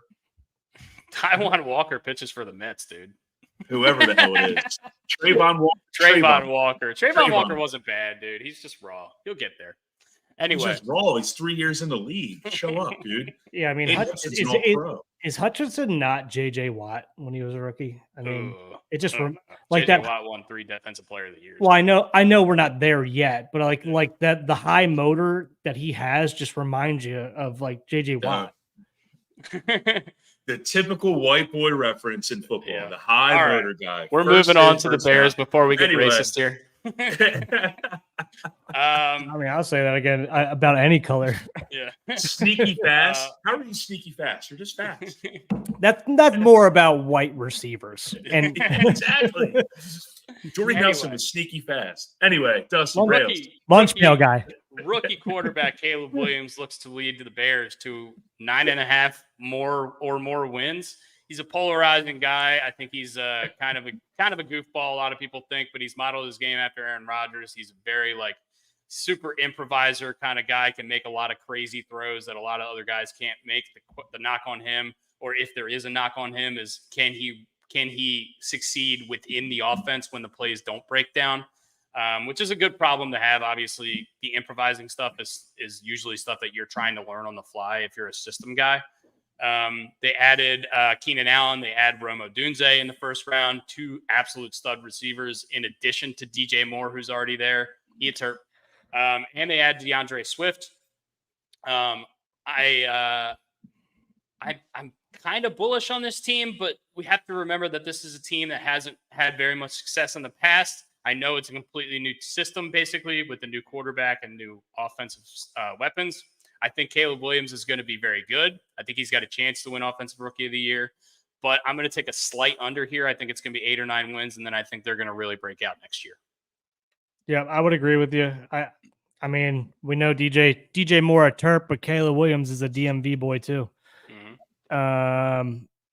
Really like everything that he's put on film in the preseason. I know preseason doesn't mean shit, but Yeah, if 9.5 is a lot. Yeah. Not like if this was 8.5, I'm probably taking the over just because I think this, like I said before with the Lions, I think this could be a division that beats up on each other, kind of like the AFC North. I think Can't go against what I said with the Falcons. A lot of changeover, ton of changeover between rookies drafted, new guys coming in, like Keenan Allen. Keenan Allen's going to be big for them in terms of leadership, I think. I would agree with you, but if he plays 8 games, I'd be stunned. It's because of his past. Fair. Yeah. Now he can still be a locker room guy, great, but he's not on the field in that pressure moment. So I'm going to go the under here on this one. But I agree with Dusty. I think it's a 7 or 8 win team, and then an absolute stud team next year. I'm taking the under as well, just because of what I was saying. Like I think this is going to be a division that beats up on each other. I think it's going to be super tight. I'm going to get one of these unders wrong for sure, but I have to take the under because I think it's going to be that tight. So somebody's going to prevail here. I just don't know who it's going to be, and I think 10 wins for a Bears team that is up and coming is a lot of wins as well. Taking the under. All righty. That is the NFC. And who do we have winning this division, fellas? I am taking, I mean, I said it before, I'm taking the Lions to win it just because I love everything about their team. I know I took their under. I just really like, they have so many people coming back. I love their head coach. The stability is there within the organization at this point. I know that's not really known for the Lions, but it kind of is right now. They are starting to get to be that team. So I got to go with them. Packers all day. Wow, there you go. Packers. All right. I actually really like that. I think the Lions are one of the Super Bowl favorites this year. I love this division. I think all of these teams can compete with any team in the NFL. So I'm bullish on this division in general. All right, let's move on to the AFC. Rogers, are you going to be good, or do you have to cut off here soon? I pushed something, so we're good. I'm pushing the golf meeting for a little bit. Okay, I'm just making sure. I don't want you to get stuck here. I know I got about 40 minutes left of me before I got to go to this golf outing. All right, we can get through the AFC in 40 minutes. We'll start with the AFC West, as we did with the NFC, and we'll go straight to the Chiefs. They are defending Super Bowl champions 2 times running. They're looking to become the first team ever to three-peat in the Super Bowl era. I believe the Packers did so twice in the NFL championship era. But no team has won 3 straight Super Bowls. Hollywood has an injury. They signed him with a 1-year deal. They add Juju. It's not that – I don't know if that's that notable. They add first-round rookie speedster out of Texas, Xavier Worthy.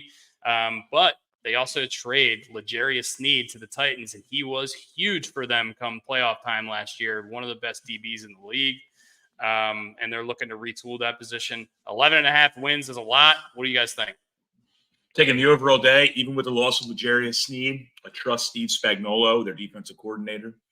So I'm assuming he'll figure out somewhere because no one knew who L'Jarius Sneed was. So he'll find a new L'Jarius Sneed. He also can schematically, he's known as one of the better guys. That comes from Sean Payton, not from me, obviously. Mm-hmm. And when in doubt, you trust the quarterback, and that's the quarterback you trust in this league right now. Yep. Brooks? Over. I've been back and forth on this one a lot.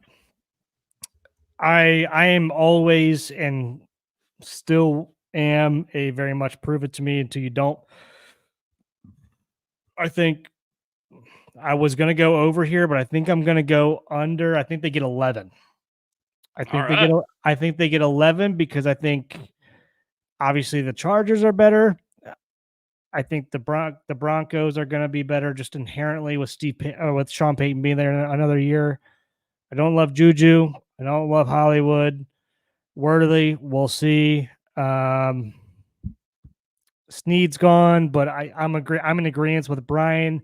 I think Spagnuolo has somebody else up his sleeve that he thinks can step in there and do the job as well. But yeah, I'm saying 11 wins. I'm going under just because I think the division is getting better as well. And I hate that I'm doing this, and I feel like I'm going to be wrong, but that's just where I feel right now. I totally agree with you. I'm also taking the under. I think this is obviously a playoff team, 10 or 11 wins. I think they can still win this division with less than 11.5 wins. And let's not forget, this team wasn't very good in the regular season last year. Not very good at all. They were kind of holding their chips close to the vest because they knew they had the division locked up early in the year. They didn't really have to overexpose Kelsey. It was the first season of Kelsey's career where he didn't have 1,000 yards. He had 997.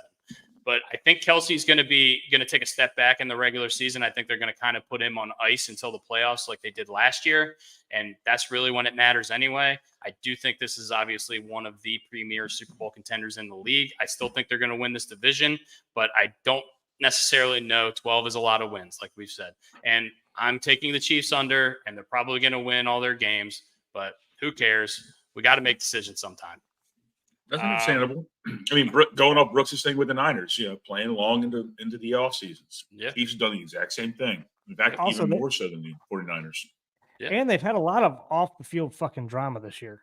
Oh yeah, Rashee Rice off the field, all that kind of stuff.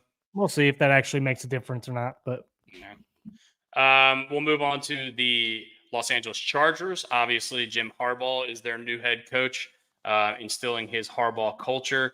But really, last couple times we've seen it, Stanford, when he got there, they were good immediately.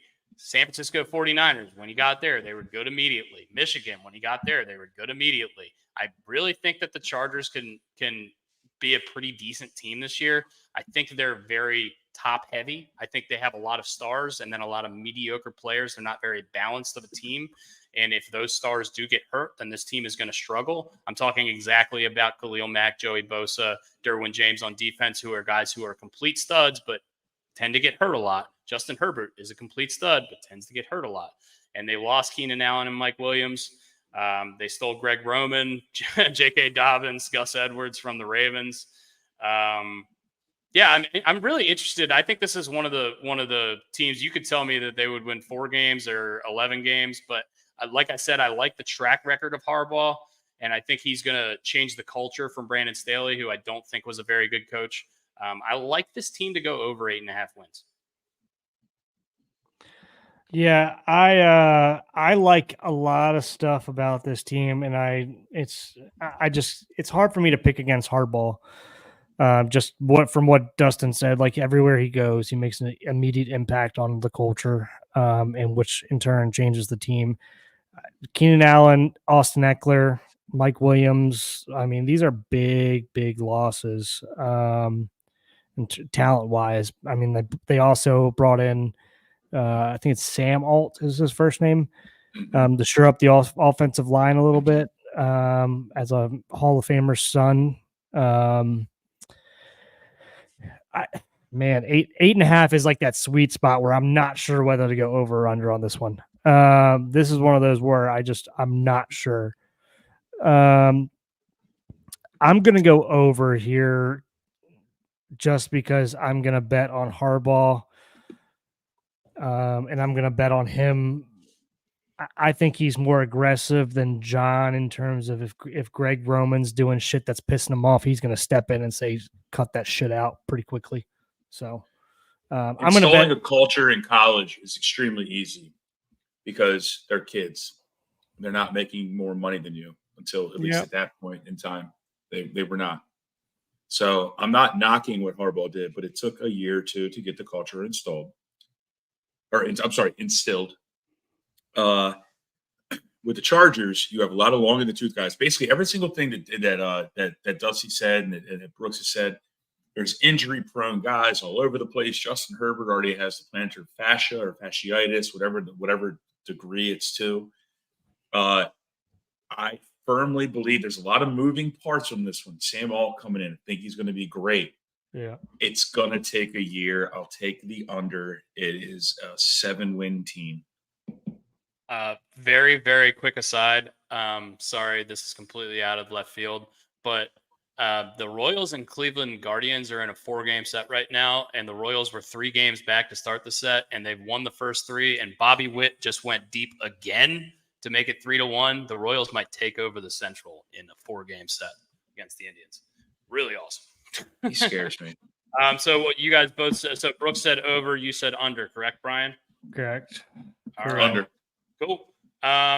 We're going to move on to the Broncos. Sorry for that. And real quick, what I got about the culture thing with Harbaugh, it's very easy to instill a culture in San Francisco when you take over from Mike Singletary and you have freaking Patrick Willis as your leader in the middle of your darn defense. Real tough. Yeah. Oh, and Alex Smith was your quarterback. No big deal. Then you get and Navarro Bowman was an absolute stud alongside Patrick Willis. And you had Jason Smith, big white Huckleberry, right in the middle, D tackle. Very so underrated it's player. It's really easy in the NFL to change culture when you have a bunch of leaders all of a sudden. I'm changing my name to Big White Huckleberry next time. Khalil Mack and Nick Bosa can't, or Joey Bosa can't stay on the field. Yeah. So I still think they're leaders though, and he's also walking into a top 5 quarterback. I think he figures it out. All right. Anyway, we will move on to the Denver Broncos. Sean Payton is the biggest star on the team. I have that written down. Bo Nix is going to be the starter. His rookie wide receiving counterpart from Oregon, Troy Franklin, looks to be in the mix here too. Javonte Williams, very explosive, but has had trouble with injuries. I couldn't name you a single player on this defense. A bunch of receivers too. I couldn't name you a single player on this defense. I am taking the under. I don't like this team. I think 5.5 is not a lot of wins, but I'm not a Bo Nix guy. Bo Nix has looked phenomenal in the preseason. Again, preseason doesn't mean shit, but it's promising, right? But that being said, I'm taking the under. I'm with Dustin. I don't think there's enough on this team to do it besides Sean Payton, and I just don't know if his coaching alone is going to take them to 6 wins with the amount of talent, and they're hamstrung. They're so hamstrung right now in their salary cap for the next year or two. Yeah, under all day. All right. We're not going to beat around the bush there. We do not love the Broncos this year, but we'll see. We'll see what Bo Nix brings to the table. It's going to be interesting for sure. All right. Las Vegas Raiders. Antonio Pierce takes over the Raiders. They finished strong last season. He looks like a very well-respected coach, very young guy, a guy the players really could get behind. They add stud defensive tackle Christian Wilkins, who left the Dolphins this offseason, signed a major contract with them. I think it was worth almost $100 million. Him and Max Crosby are going to put the fear of God into any offensive coach that's going to have to face them this year. I don't know how I feel about Gardner Minshew, but he's really not played that terribly anywhere he's gone. I don't think he's the answer long term, but I do think he could be okay enough for them to win some games. And with that stud defensive line and Devontae Adams and Jacoby Myers still running out there, I'm going to take the over here at 6.5. I think they can win 7 games. Brooksy? I'm taking the under. And one of the main reasons is because of a stat I heard this morning, actually. They were the healthiest team out of any team out of all of last year. And they obviously were still not great. And their biggest pickup right now is Jimmy Garoppolo, Gardner Minshew, and Christian Wilkins. We'll see how that works out. They still have Devontae Adams. I get it. He's probably the best receiver in the league. Just nothing. I mean, he's got zero help. I'm taking the under. Taking the over all day. Can't go against a man with a mullet. Another year under Antonio Pierce. Maybe he'll bring Plaxico Burress on to his coaching staff, given he tried to hide his gun when Plaxico shot himself in the leg. But I'll still take the over on that one. This is my sneaky playoff team. I love Christian Wilkins coming out of Clemson. I do, and Brooks makes a great point, that injury history, the non-injury history, scares me coming into this year because usually things are cyclical. You're healthy one year, you're not healthy the next. Yeah. Also interested to see Brock Bowers join this offense. They drafted Michael Mayer last year in the 2nd round, and he was a pretty good rookie out of Notre Dame. They also end up drafting Brock Bowers in the top 10 this year out of Georgia, one of the better tight end prospects we've seen in a while. Interested to see how they run those 2 tight end sets. I think they're going to be running the ball quite a bit. We'll see how Zamir White runs the ball. This is going to remind me a lot of a New York Giants team that played with Antonio Pierce on the defense. Yeah. Yeah, or maybe even a New England call. Patriots, Patriots squad with those two, Aaron Hernandez and Gronk. I think they're gonna be a team that plays tough. I don't necessarily love all the time when people say that, but I think it's just going to be one of those teams that's kind of a bitch to play. So I do like them scrapping their way to 7 wins. What do we think about the division? I think we should probably all be in lockstep here unless somebody wants to go crazy. Nope. Chiefs. Yep. Yeah, we don't really even need to discuss that. If you guys need analysis, just go watch the last 2 seasons of NFL football. AFC South, we're going to go with the Jags first. 8.5 wins. I think this is a perfect number. I don't know, dude. This division's weird too, just like the NFC South. It's not quite as bad. All these teams are pretty competitive, I would say, with each other. This team is pretty confusing for me to rank. What do we think, just quickly, on Doug Peterson, Trevor Lawrence? Do we think these are above average? Do we think they're average? Do we think Lawrence got hurt last year? They were 8-3. They struggled down the stretch. What do we just think about this team overall? I think this team overall is actually going to be the surprising team of the league. I think they're going to win about 11 games. Wow. I love their defense more than I love their offense, actually. How do I feel about Doug Peterson and Trevor Lawrence as a combined unit? I actually love it. So Doug Peterson said specifically he took the job with Jacksonville because of Trevor Lawrence. Trevor Lawrence has instilled his trust into Doug Peterson. I think that works out well and meshes. And even though you came off a bad season, once again, cyclical things. I think this is my surprise team to really make a good run. And actually, I thought about them in the Super Bowl. Oh, shit. Damn. I'm with Brian on this one. Not Super Bowl wise, but I think I'm taking the over. I love Peterson. I love Lawrence. I really like their team. I love Lamp. I like a lot. I like a lot of things about their team, and I like the direction that they're going. And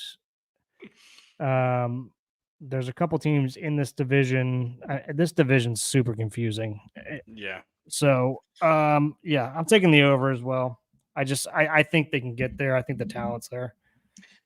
I'm going to go against you guys. I'm going to play controversial here. I'm going to go under just because I don't know. I really can see, Brian, I can see you being right. I can see this team winning 11 games, but I can also see it not going very well. Lawrence has been hurt quite a bit. I don't know if Doug Peterson, even though he's won a Super Bowl, he's still one of the most confusing guys in the league for me to try to quantify his effect. I don't hate this team, but I don't love this team. And for that reason, I'm going under just because 9 wins it's a lot of wins. There's going to be a lot of dump down passes to Etienne, I think, this year with that team. Yeah. Because Christian Kirk's going to probably get doubled. Well, they lose Ridley, but they draft Brian Thomas, who led the NFC or the NCAA in touchdowns last year alongside Malik Neighbors at LSU. So complete stud that they drafted, but unproven in the league. We'll see. Mm-hmm. All right, we'll go on to the Colts. Biggest question mark here is Anthony Richardson, the quarterback. If he can stay healthy for the whole year, I think this is a slam dunk over. But obviously, that's a question mark, and I think some people may not feel that way about Anthony Richardson.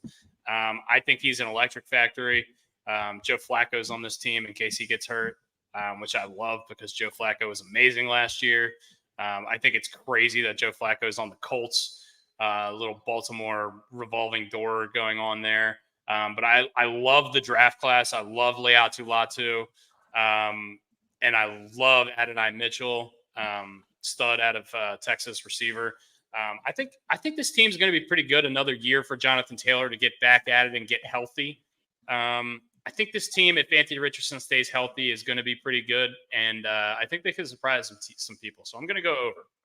I'm going under. I think it's 8 wins. I think that number 8.5 is really good. Anthony Richardson's going to be the deciding factor.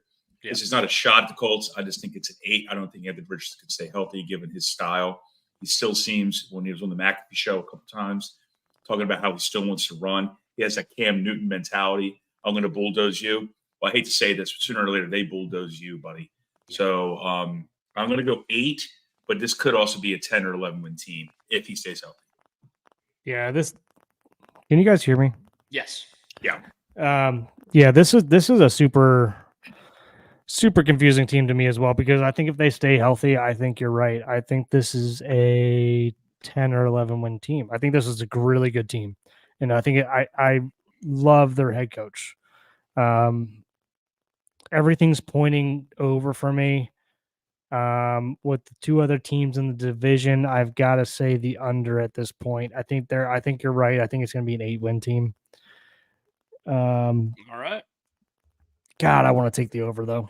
I really do. This is one of those teams I flip-flopped on 3 times before we picked, and I'm just going over because I don't want to, you can flip-flop Jags and Colts in my head. I don't know.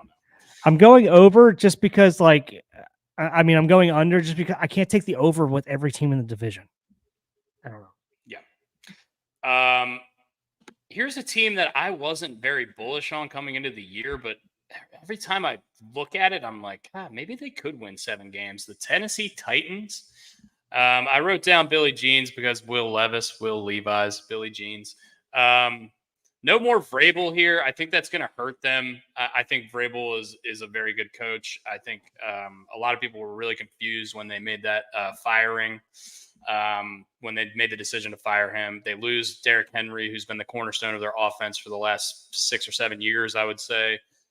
But they do sign Calvin Ridley. They trade for L'Jarius Sneed, like we mentioned earlier. They traded for Ernest Jones, who was the linebacker for the Rams that was looking for a new deal. I think that defense could be a little bit better. It's going to totally depends on if Will Levis is good at football or not, and we don't know yet. I'm going to take a slight under here. I think this is a 5 or 6 win team, but if they win 7, I wouldn't be shocked.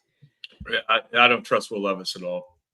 I'm taking the under all day. All right. Yeah, I'm switching here. I'm taking Colts over. I'm changing my pick from the under the over the Colts, and wow. I had the over for the Titans, and I'm changing my mind. I think I'm going to take the under with the Titans. I like that. The first flip flop of the day. Do you have a particular reason why you did that for the Titans? Fucking Vrabel and Henry alone. I think the more I just look at this, I know Ridley's there, Sneed is there. I did not know about the middle linebacker until today, which is probably a huge get for them. Obviously we'll see how it ends up working out in their system, but I don't know. I like the Colts roster better than the Titans, and I feel more confident that the Colts can get to 9 than Will Levis can get to 7. So the Titans are going to be a shootout team. They're just going to throw the ball all over the place, and Will Levis might lead the league in interceptions. Yeah. Hopkins and Ridley is not a terrible receiving core, by the way. No, that's no. All right, we're going to move on to the final team in the AFC South, the Texans. They add Stephon Diggs. They add Danielle Hunter. C.J. Stroud has probably, if not the best, one of the best rookie seasons out of a quarterback we've ever seen.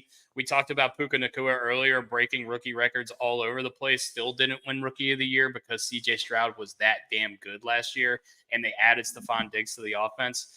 They also add Joe Mixon. I didn't put that on here. He's going to be the starting running back this year over Dameon Pierce. That's huge. So I don't know why this is 9.5, and that's the only thing that scares me. I think that if they made this 10.5, people would still be taking the over. So it's almost like Vegas is baiting us, which always scares me. But this team's got way too much talent. I think D'Amico Ryans is a great coach. I'm taking the over all day. I'm with you. I think if this was 10.5, I'd have a little bit more concern and have to think about this a little bit more. But yeah, 9.5, give me over. Sorry, Texans. You're probably going to win 9 this year. Yeah. All right. Who do we want winning this division? Who do we got, guys? Texans. Brooks? Give me the Colts. Wow, look at that. Changed it from under to over and goes with the Colts to win the division. I like it. I think I really do think the top 3 teams in this division could all win the division. Call your name John Kerry instead of Brooks Rothschild. I'm gonna go with the Texans as well, although I do think the Colts could be frisky And I did take the Jags under, but I think they could be frisky as well. You know what? No NFL team wants to be called? Frisky. Just gonna throw it out there. That's true. That's a good observation there. They're calling a man beautiful. No, he wants to be rugged and manly. A man wants to be rugged and manly, not a beautiful, caressed individual. This is the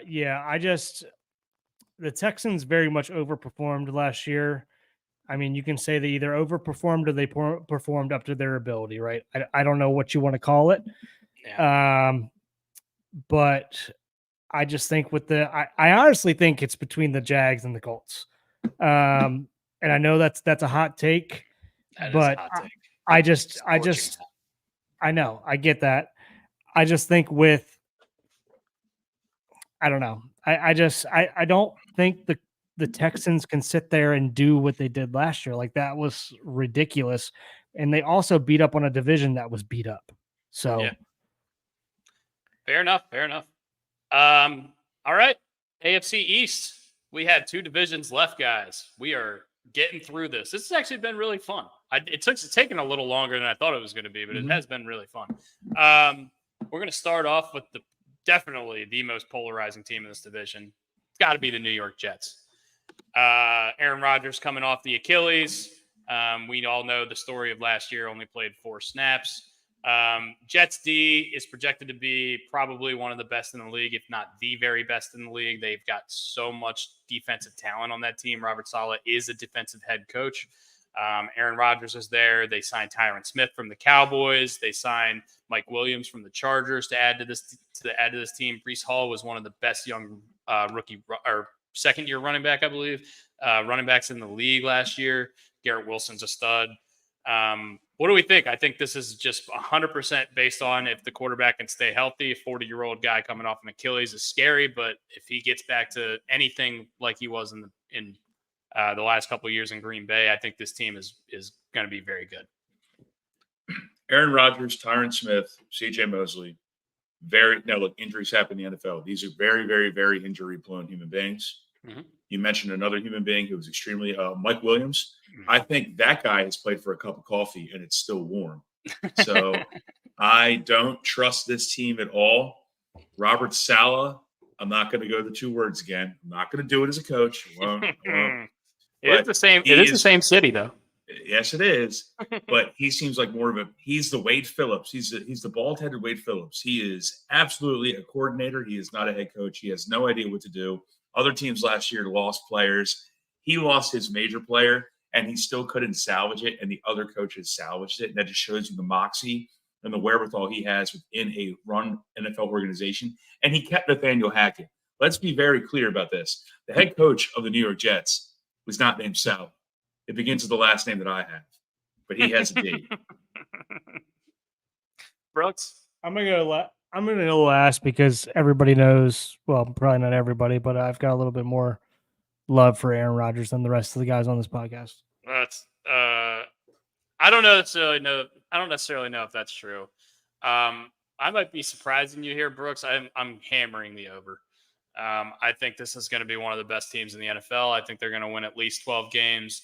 Obviously, this is barring Aaron Rodgers staying healthy. If Aaron Rodgers gets hurt, I think this team is going to be just average. I think they'll win 8 or 9 games anyway because I think their defense is really that good. But I like this team a lot. I can't believe I'm saying it because it's the goddamn Jets. But if Rodgers stays healthy, I have trust in him. I think I've said this several times, and Patrick Mahomes might change this. I know Tom Brady is the best quarterback of all time. I think the best player I've ever seen throw football is Aaron Rodgers.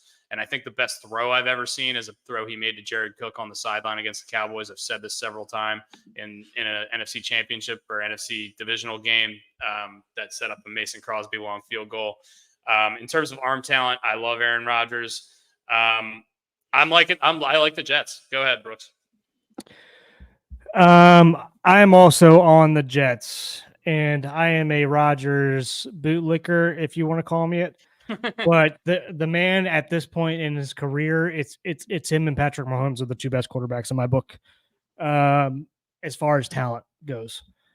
Say what you want about Rodgers. There's a lot of bullshit out there about Rodgers that a lot of people believe that isn't true.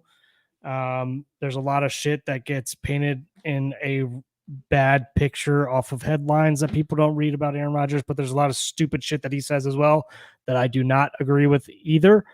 The man, I don't give a fuck about his Achilles. The guy tried to get back last year, and if they were in a fucking playoff contention, he was going to come back and try to get that team to the playoffs. That says a lot about the man. Love Aaron Rodgers as a competitor. I think that he hears everything that goes on. Every single time something like this comes up, when somebody doubts him, he comes back and wins an MVP. Do I think he's going to win an MVP? No, but I think he's going to put on a fucking hell of a show this year. I think he would have last year if he didn't get hurt, to be honest with you. I think his offensive line is better than last year's, even though they're still relatively average at best. But I think he can make it work. Like you said about Saleh and his defense, Saleh is always going to be a good D coach. What Rodgers said about Aaron Rodgers being the coach of this team, and with Nathaniel Hackett, Rodgers won 2 MVPs with Nathaniel Hackett as the offensive coordinator, I believe. Yeah, and like you said, Saleh may be better a coordinator than he is a head coach. Maybe that's the same thing with Hackett. I don't know. We're kind of going to see. I'm betting on Rodgers just because a man that's won 4 MVPs. The guy's still going to fucking sling it. His arm looks as good as it's ever been. Give me the over, because I don't think this division is as good as we might think it is, as it looks on paper. We're going to get to it, but yeah, Bills are beat up, and I don't understand that line, but we'll get to it. I'm taking the over. I really don't care what anyone writes about him in a paper, because no one really gives a damn when someone's chasing you down from behind. It's 300 pounds, and they don't have a news column running with them while they're chasing you down, trying to sack the living hell out of you. So I don't give a damn what he said. I don't care if he's in a dark cave doing something. That does not mean anything to me whatsoever. He's getting older. He's becoming frail. While his arm talent's great, if you have no legs, like I just watched in the Alien movie I saw yesterday, it's pretty hard to throw. Your offensive line is absolute dog trash. Tyron Smith can't stay healthy. His left arm, I think, might be falling off his body. He needs to become Jax from the Mortal Kombat and get those mechanical arms, because he would still be a stud. The secondary, if the Jets are successful, will be the prize part of that team. That secondary is studly. Yeah. The only thing I'll question you, the only thing I will push back on you on here is that he won an MVP, 2 years ago at 38 years old. I don't think he's becoming frail. I've seen reports that he's stronger in the legs than ever. Well, but that's go ahead. But they also said that about last year, and then he popped an Achilles. But you can also pop an Achilles. You can pop an Achilles whenever the fuck that happens. But that also is a major fucking injury. Yeah, that's a fair statement. But when you have David Bakhtiari, an all-pro left tackle, guarding your blind side, and now you have a guy, and now they got Broderick something from Georgia 2 years ago. Talk about dudes who can't stay healthy. David Bakhtiari. Bakhtiari hasn't played in 4 years. Yeah. But either way, I'm taking the under on this. He won an MVP without Bakhtiari. Yeah. All right.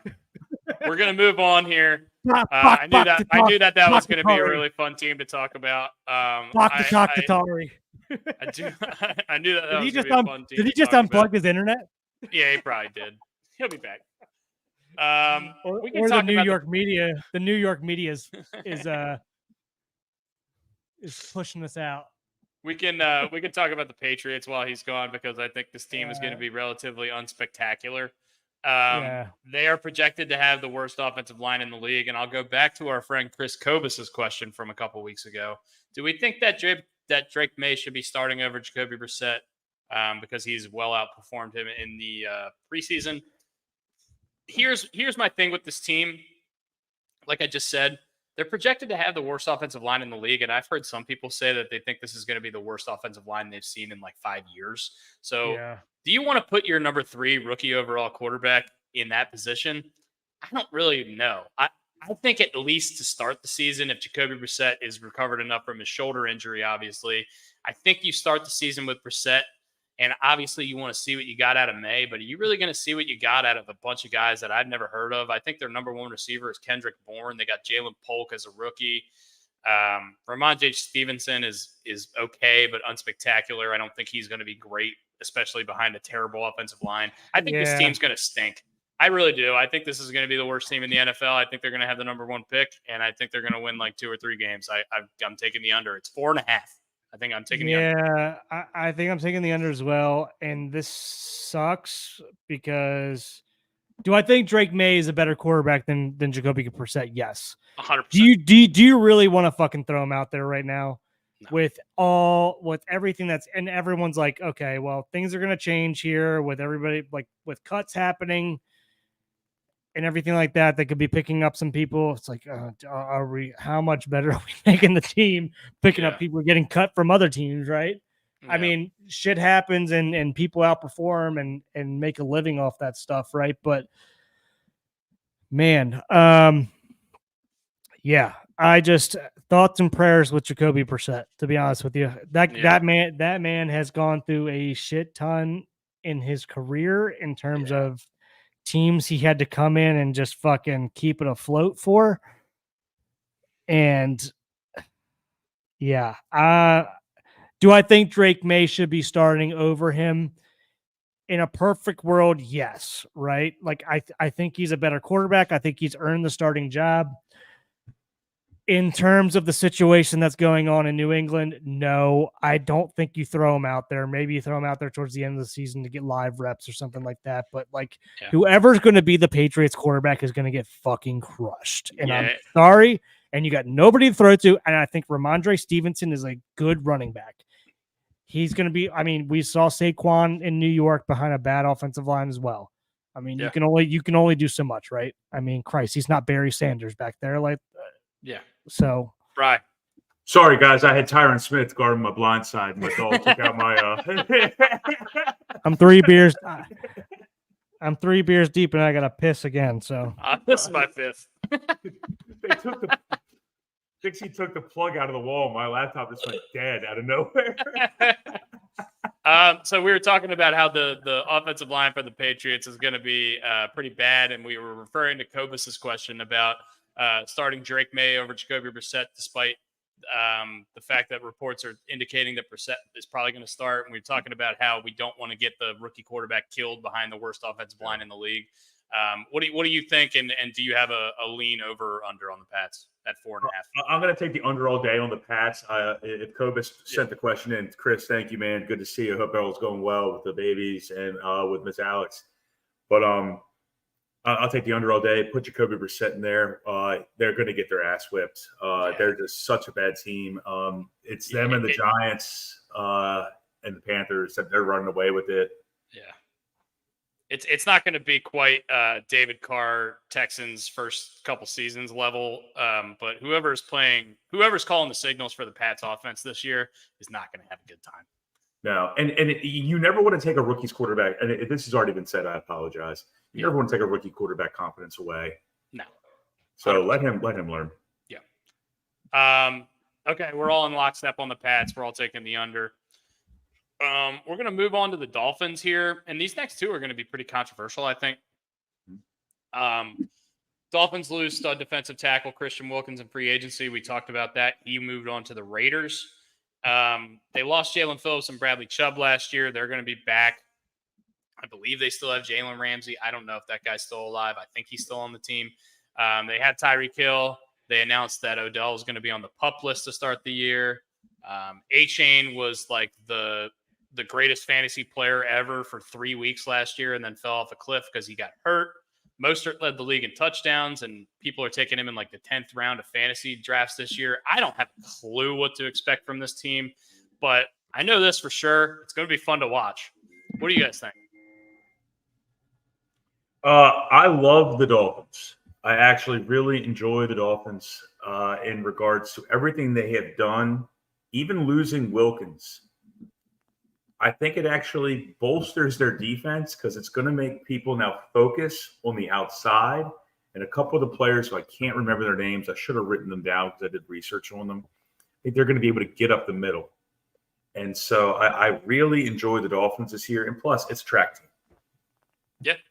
They made a damn rule in the NFL called the cheat code because of what Mike McDaniel is now doing, where it's almost CFL rules where you don't have to become set at any point now. You can just run as long as you're not going vertical, as long as you're running horizontal. They have so much speed that they can run two guys this way, and then they can hike the ball, and the defense has no – obviously, defense never knows where the ball is going, but they'll have no flipping idea which guy that's running horizontal is going to get the ball, and they made a rule about it to make it legal, basically to aid the Dolphins. But other teams will take advantage of. Andy Reid's not stupid. He'll figure it out. Kyle Shanahan will figure it out. Yeah, I hard for me to pick against the Dolphins here. Just too much talent. I do really like their head coach. Christian Scrappy, you need to take a softball bat to something, man, because I have no idea what's going on.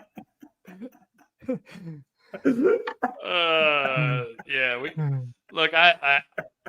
All respect to you, Mr. Scrappy or Scrapple or whatever scrapple egg and cheese you're eating right now has gone bad. It's crazy.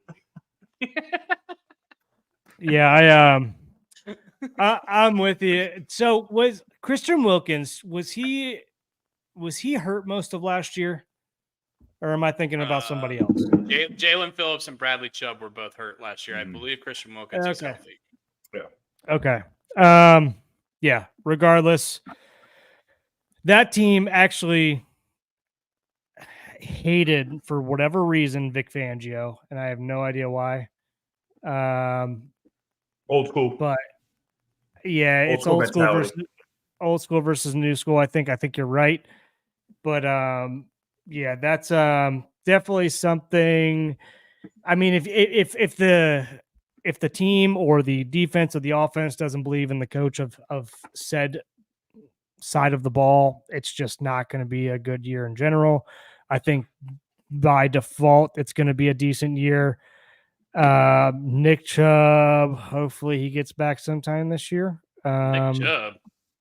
I mean, not Nick Chubb, sorry. Bradley Chubb gets back sometime this year. Is he starting the year? Is he actually healthy? They didn't put him on the pup. He's not on the pup. Okay. He's not on the pup. Okay. So they put Odell on the pup. Okay. So they feel pretty confident there then, with him taking over probably for Christian Wilkins, or at least filling the middle a little bit there. Yeah, I gotta take the over with them. I love the Dolphins as well. When they are firing on all cylinders, man, that team is fun to watch. If their defense is a little bit better, yeah, I mean they're gonna make strides. Brian, you got over or under on the Dolphins? Over all day, baby. Over all day. All right. I do want to mention something I forgot about earlier from the Eagles that I wanted to say that a reason I had them under 10.5, and I do once again want to reiterate that I think they're a playoff team. Vic Fangio, I think, was a great hire on defense. I think he's one of the best defensive coordinators in the league, going back to when he was the head coach of the Bears and when he was the D coordinator for them. The head coach of the Broncos and the D coordinator for the Bears before that. But I hated the Kellen Moore hire on offense. I don't understand why that guy keeps getting jobs. I don't get it at all. The Chargers were lackluster on offense last year. The Cowboys were lackluster in his last couple of years there. I like Kellen Moore as a guy. I loved him at Boise State. Don't get it as an offensive coordinator. Anyway, we'll move on. Great teeth. We will move on to the Buffalo Bills, the last team in this division. Their over-under is very weird. They've been hovering at 9.5 and 10.5. Really, in a perfect world, it would be 10 exactly. But if you're going to take 10.5, you're going to get juiced on the under. And if you're going to take 9.5, you're going to get juiced on the over. That's just kind of how it is here. We just kind of, for this podcast purpose, we just kind of took the higher number. So Bills, we have at 10.5 wins. Matt Milano's hurt again. Nothing new there. Stephon Diggs got traded. Between Stephon Diggs and Gabe Davis, they had 240 targets last year. So they're going to be rebuilding their wide receiver core. That's a lot of targets to go around. Their secondary is completely different. They lost former All-Pro Tre'Davious White. They lost former All-Pro Jordan Poyer. They lost former All-Pro Micah Hyde. Their secondary is going to be completely different.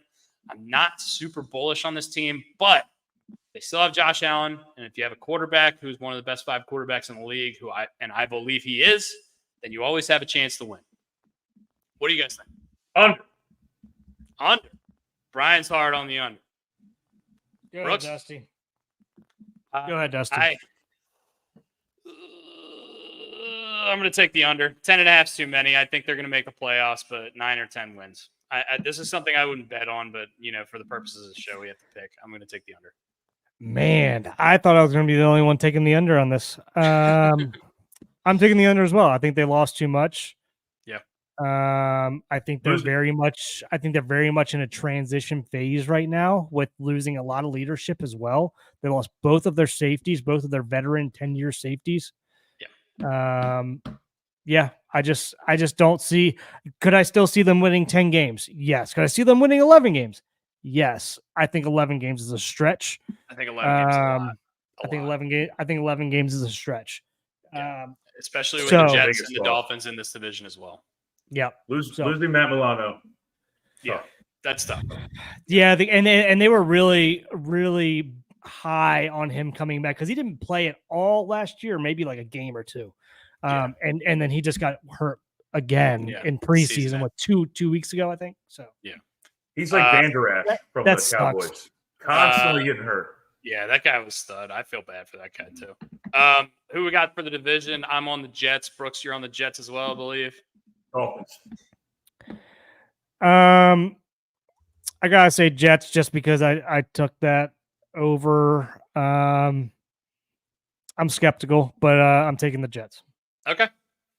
All right, and we'll move on to our final division, and after this division, we will go through our players that we think are going to win Coach of the Year and MVP and all that stuff, and we'll do that quickly. But we got to get through our most beloved division, the AFC North. We'll start with the Brownies. Nick Chubb's going to start the season on the pup.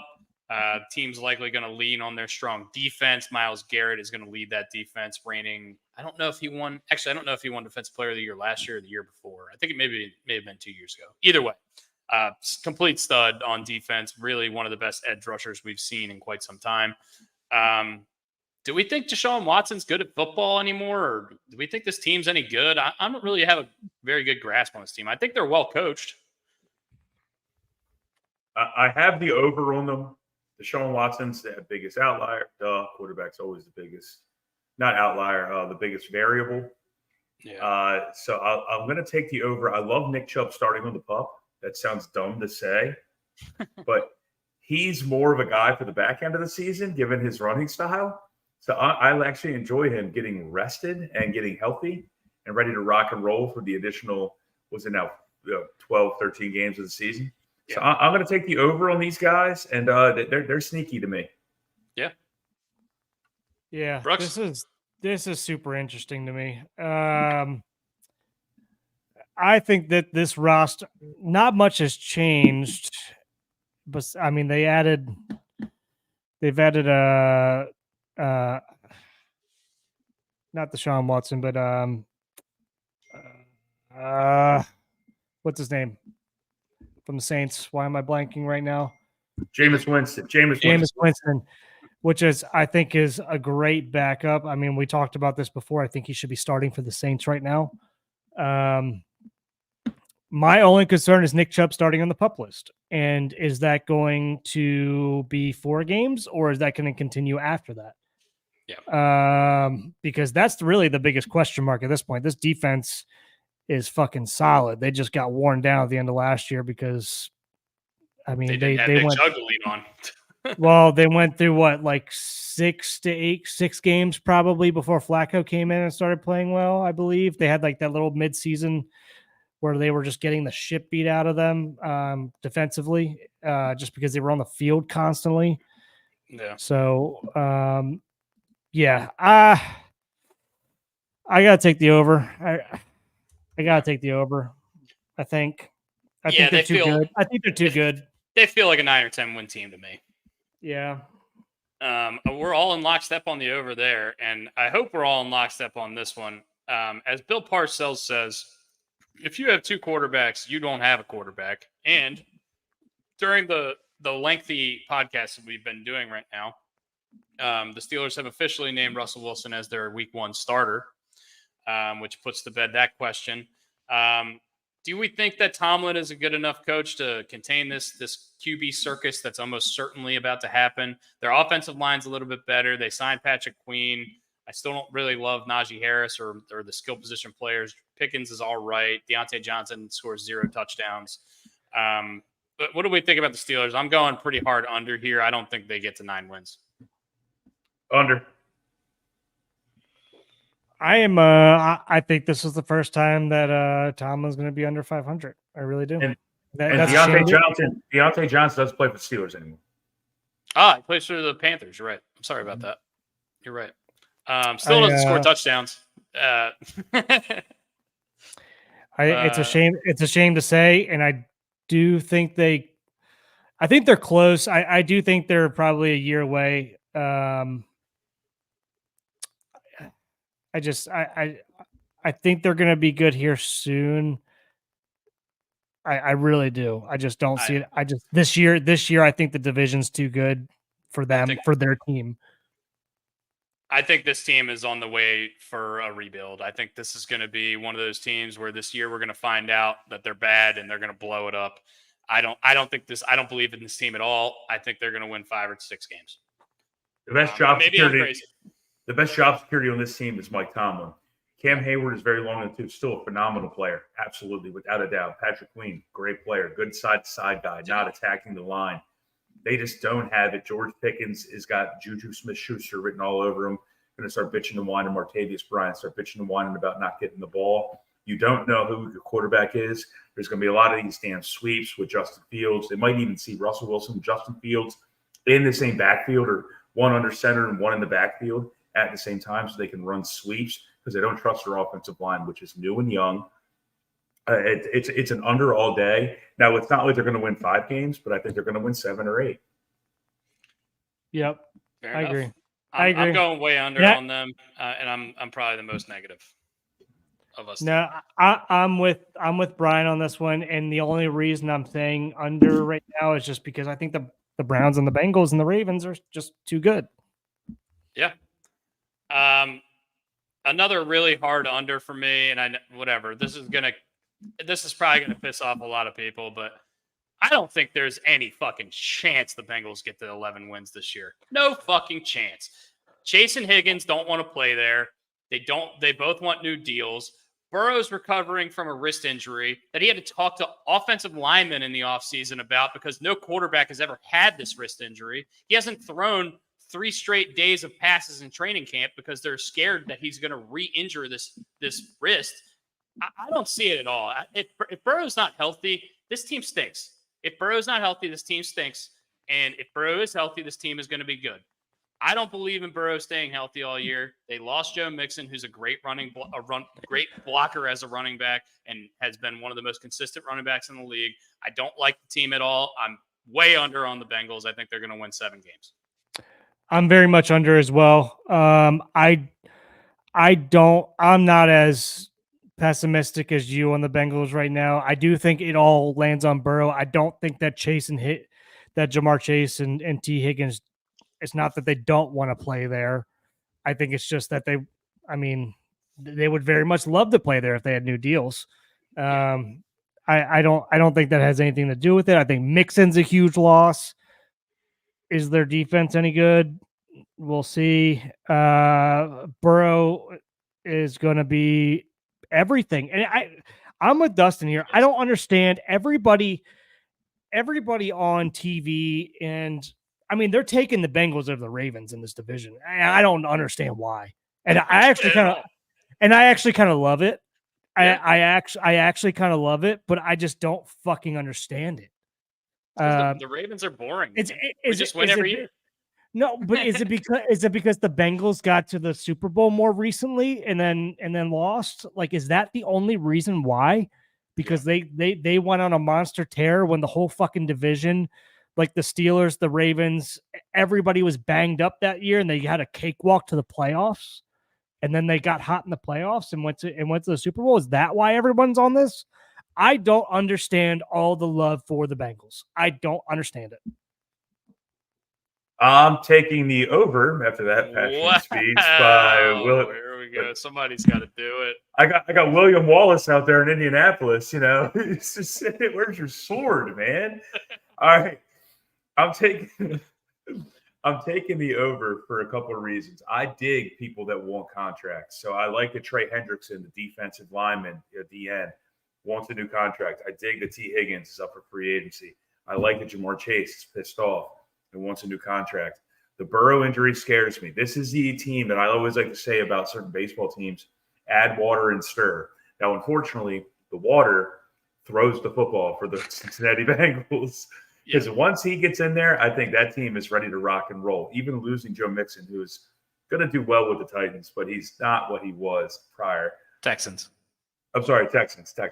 I really do firmly believe that they are going to win 11 games, and I do believe they're going to win the division. It's not because I'm sucking on Kool-Aid, but I see on other broadcasts.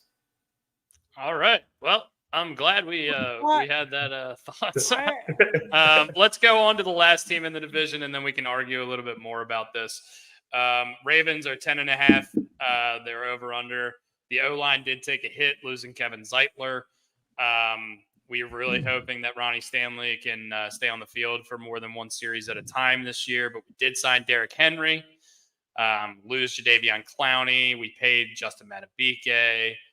According to the experts, quote unquote, we had a good draft, but that's every year we have a good draft, they say. This Nate Wiggins dude who's playing in the secondary looks like he could be pretty good, but we don't know much about him.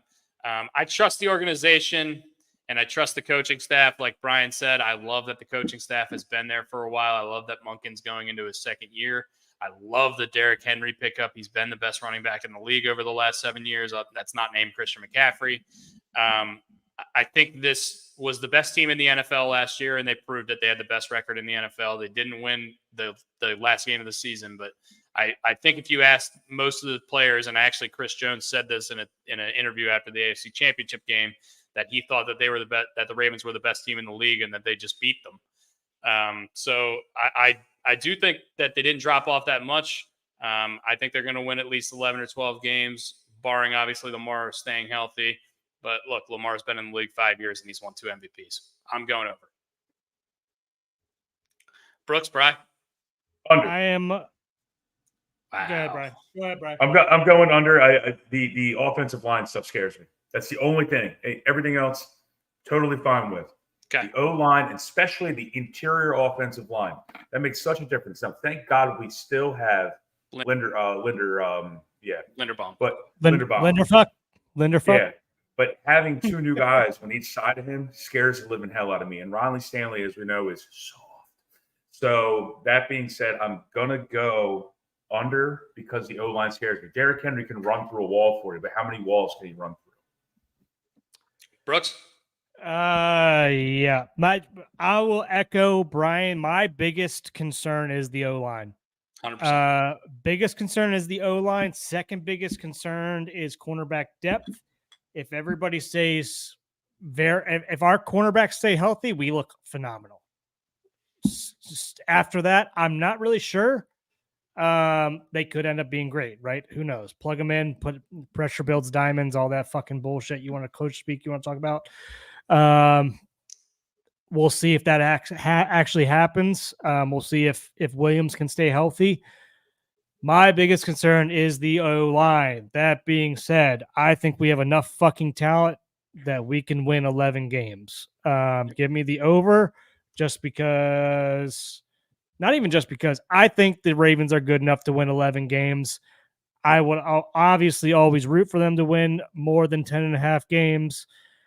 I just don't think even with a bad offensive line, there's enough meat in that backfield between Ricard and Henry and deceptiveness with Lamar, if he's going to keep it or not, that they're going to fucking gain yards. It's just, I just don't see it. I think our defense is still good. I think our defense is still top 10 in the league. Yeah, I just think it's the over. I really do. And that's not me being a homer. I just think there's too much talent. All right. I have Bengals. I got Bengals winning the division. I actually had the Browns coming in second. I have us coming in third. And I still think we make the playoffs. But I think we're like 7th seed. All right. I got us winning the division. I think the Browns come in second, and I hope the Bengals come in last. Brooks? Yeah, I mean, I'm Ravens as well. All right. I think Ravens win. I don't understand the Bengals. Again, can somebody explain this to me? I can't wait to see how this year actually shakes out for them with all the fucking hype they have right now. I'm Browns in second place as well. All right. And I love the Browns secondary, by the way. I'm just going to throw it out there. It's probably the second best secondary after the Jets. I love everything about the Browns defense. Except for really. the quarterback. Yeah. Yeah. Exactly. Their defense is phenomenal. All right, so we're at 2.5 hours, guys. We have award winners and Super Bowl matchups to go through, and we've got 5 minutes to do it because our resident host, Brian Rogers, has got to go to a meeting that he's already pushed back an hour because this podcast is taking a really long time. So what we're going to do here is we're going to go through the Coach of the Year and the Players of the Year and the Rookies of the Year very quickly, and then we're going to do a little bit more depth on the MVP and the Super Bowl matchups. For Coach of the Year, I have Mike McDonald of the Seattle Seahawks. I believe he is 10-1. I have already said why I think this. I don't need to reiterate it. If you want to listen to that, go to the earlier part of the podcast. Who do you guys have? Brooks, go ahead, buddy. Oh, boy. Coach of the Year, give me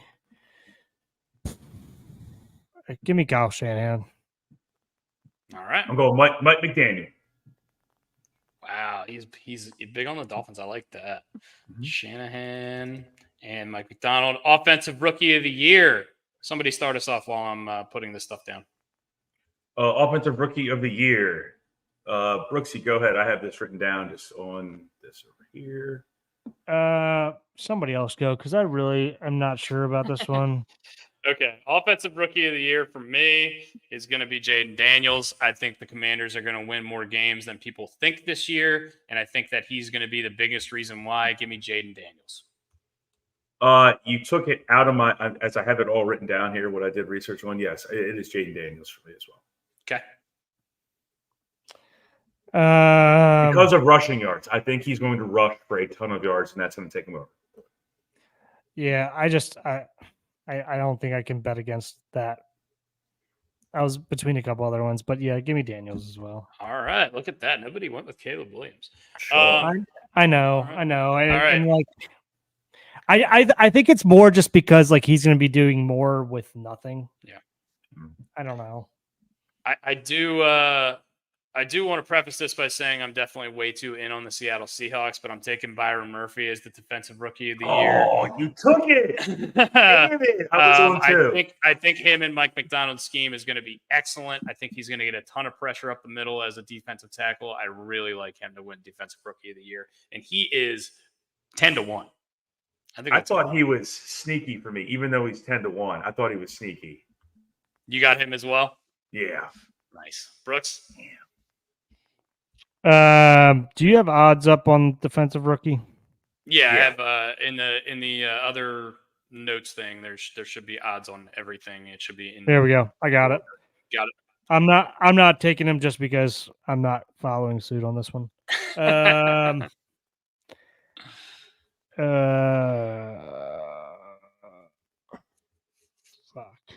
Give me Latu for the Colts. I like that. He's a very good player. He's probably my favorite defensive player in the draft. Obviously, he's the favorite to win it. It looks like on here still, unless that's changed. But yeah, he's got some good players around him. I think it's going to make him look a lot better as well. All righty, offensive player of the year. Give me Amon-Ra St. Brown at 18-1. This is the award that non-quarterbacks can win, and I think the Lions are going to be complete studs, especially on offense, playing all of their games indoors. I think Amon-Ra is going to get 15 targets a game. I think he's going to be a complete stud. Give me him at 18-1. I love this bet. I will take Jamar Chase, I think, because of the contract stuff we talked about. Wow. I like that too. I hate it. I love that pick for the podcast because I'm so against it. These are so like I hate doing this stuff because it's so hard. Yeah, it's there's a guy that's like 150-1 that we're not going to hear of. Yeah, I know. Shit. Give me Anthony Richardson. No, you know what? I'm not doing two Colts. Give me Breece Hall. All right, not bad. I like Breece Hall. I don't hate that bet at all. I think he's a top guy in fantasy this year. I think if Richardson stays healthy, I think he's got a pretty good shot. Yeah. Defensive player of the year. Give me Chris Jones. That guy's a fucking animal. 35-1, by the way. Aiden Hutchinson. I love that. I love it. I'm 11-1. So jealous of that. You took Dustin. You took Chris Jones. I took Chris Jones 35-1. I think that guy is a complete X factor.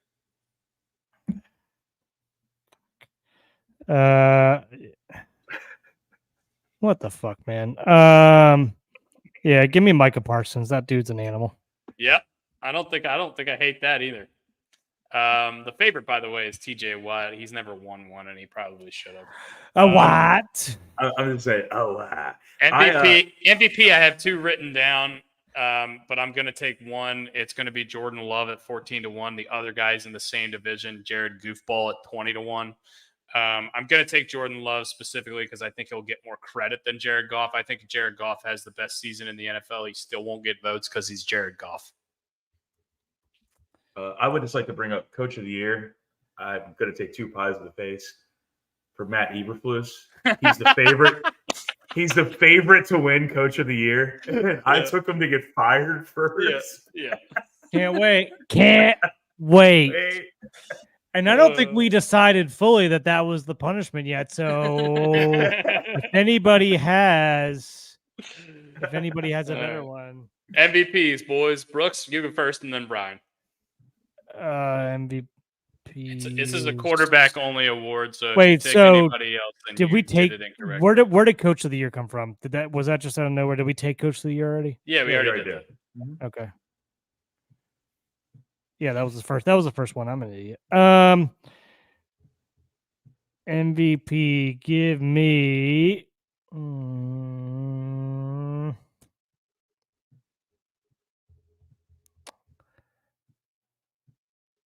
it's not going to be back to back. I'm taking Joe Burrow. I like Jesus Christ. Fuck you.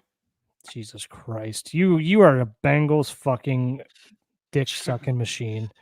Joe Burrow with no wrist is going to win MVP. Good job. If any,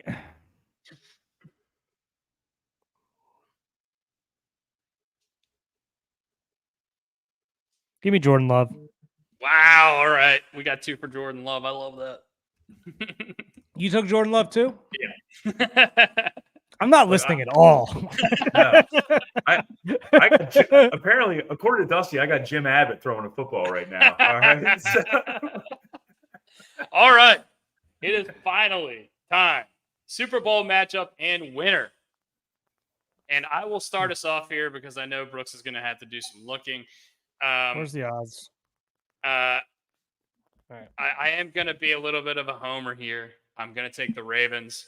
I think we were the best team in the league last year. I think we have a chance to get over the hump this year in a weaker AFC, in my opinion. I will take the Ravens to win the NFC or the AFC. I will take the Green Bay Packers as a wild card to win the NFC. And I think that the Ravens will beat the Packers in the Super Bowl. That is my pick. Okay. Brooks, you want to go? You want me to go? You go ahead because you're going to take the fucking Bengals probably. Nope. I'm actually going to go with the Green Bay Packers as well. I do believe it's a well-run organization, just like the Ravens are. And I am actually going to go with a sleeper pick here. I do like the speed of this team. I picked their head coach to be the coach of the year in Mike McDaniel.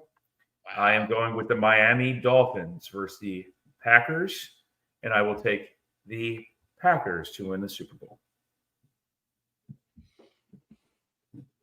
I am also going to take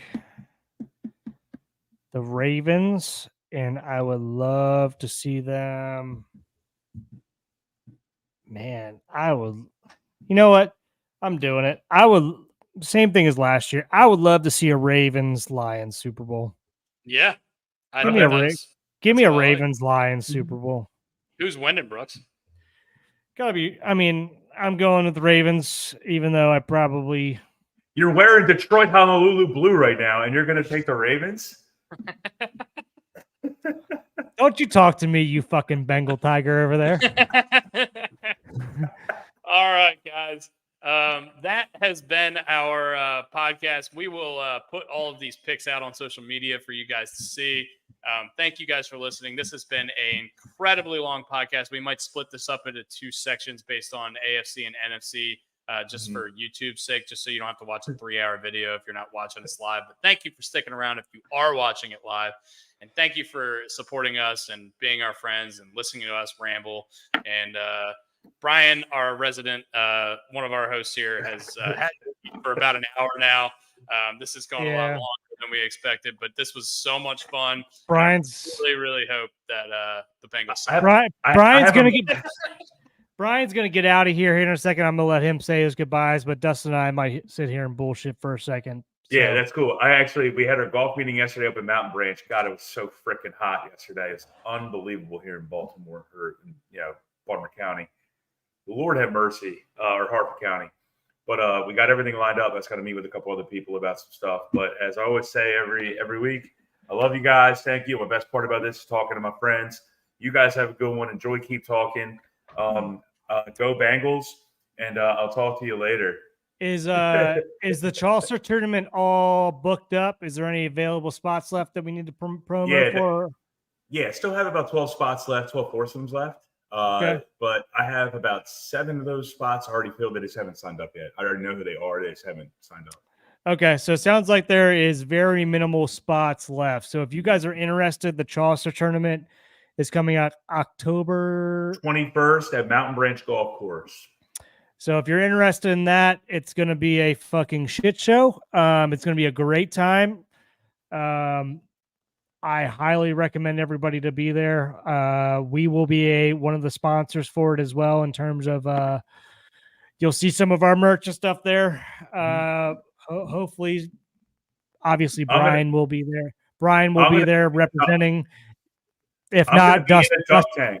I'm going to physically be in a reverse dunk tank, getting cream corn and clam chowder and water and stuff poured on top of me. You throw balls at it just like you would anything else. It's going to be ridiculous. Yeah, Dustin and I are going to try to make it. We're still kind of up in the air. I'm not sure if we'll play in it or not. Obviously, there's limited spots left. So if you are interested in that, how can they sign up, Brian? Just basically reach out to us via this podcast or call the Chasseur directly, and we will get you signed up. No problem. We can take card over the phone, or if you don't want, obviously, please don't give card over the internet whatsoever. But just reach out to us, and then I can personally reach out to you directly through my cell phone. Just give you a call, and we set it up. Get your foursome lined up. It's October 21st, 9 a.m. shotgun start. Going to have an air cannon, dunk tank, crush station, food on the course by various local places, morning recovery, because God knows we're all going to need those morning recovery shots the next day. But come on out, have some good times. Yep, awesome. Sign up for that. I can vouch for anything that the Chasseur puts on is a plus event. So definitely an event you don't want to miss. Dustin and I are going to try to be there. We'll announce probably closer to it if we're going to be able to make it or not. Brian will be there in a dunk tank. So if you want to see him get wet, I love seeing Brian get wet. So I'm already wet right now, boys. I'll talk to you later. Love you guys. All right, Brian. See you, Brian. Bye, guys. All right. What do we got? I feel like we can probably delve into a couple more things, Dustin. I don't know what you got planned for your day, but yeah, I mean, I don't have much to do. If you want to keep on here and go over, at least I know we went over the last part of the podcast a little quick. It took a little bit longer to get through the NFC than it probably should have. We But look, this is the first time we've ever done this. We didn't realize how long this was going to take. It was really fun though. It was really cool to talk about all these teams and what we think about them with some other people, because I've had some thoughts that I've wanted to get out there for a while.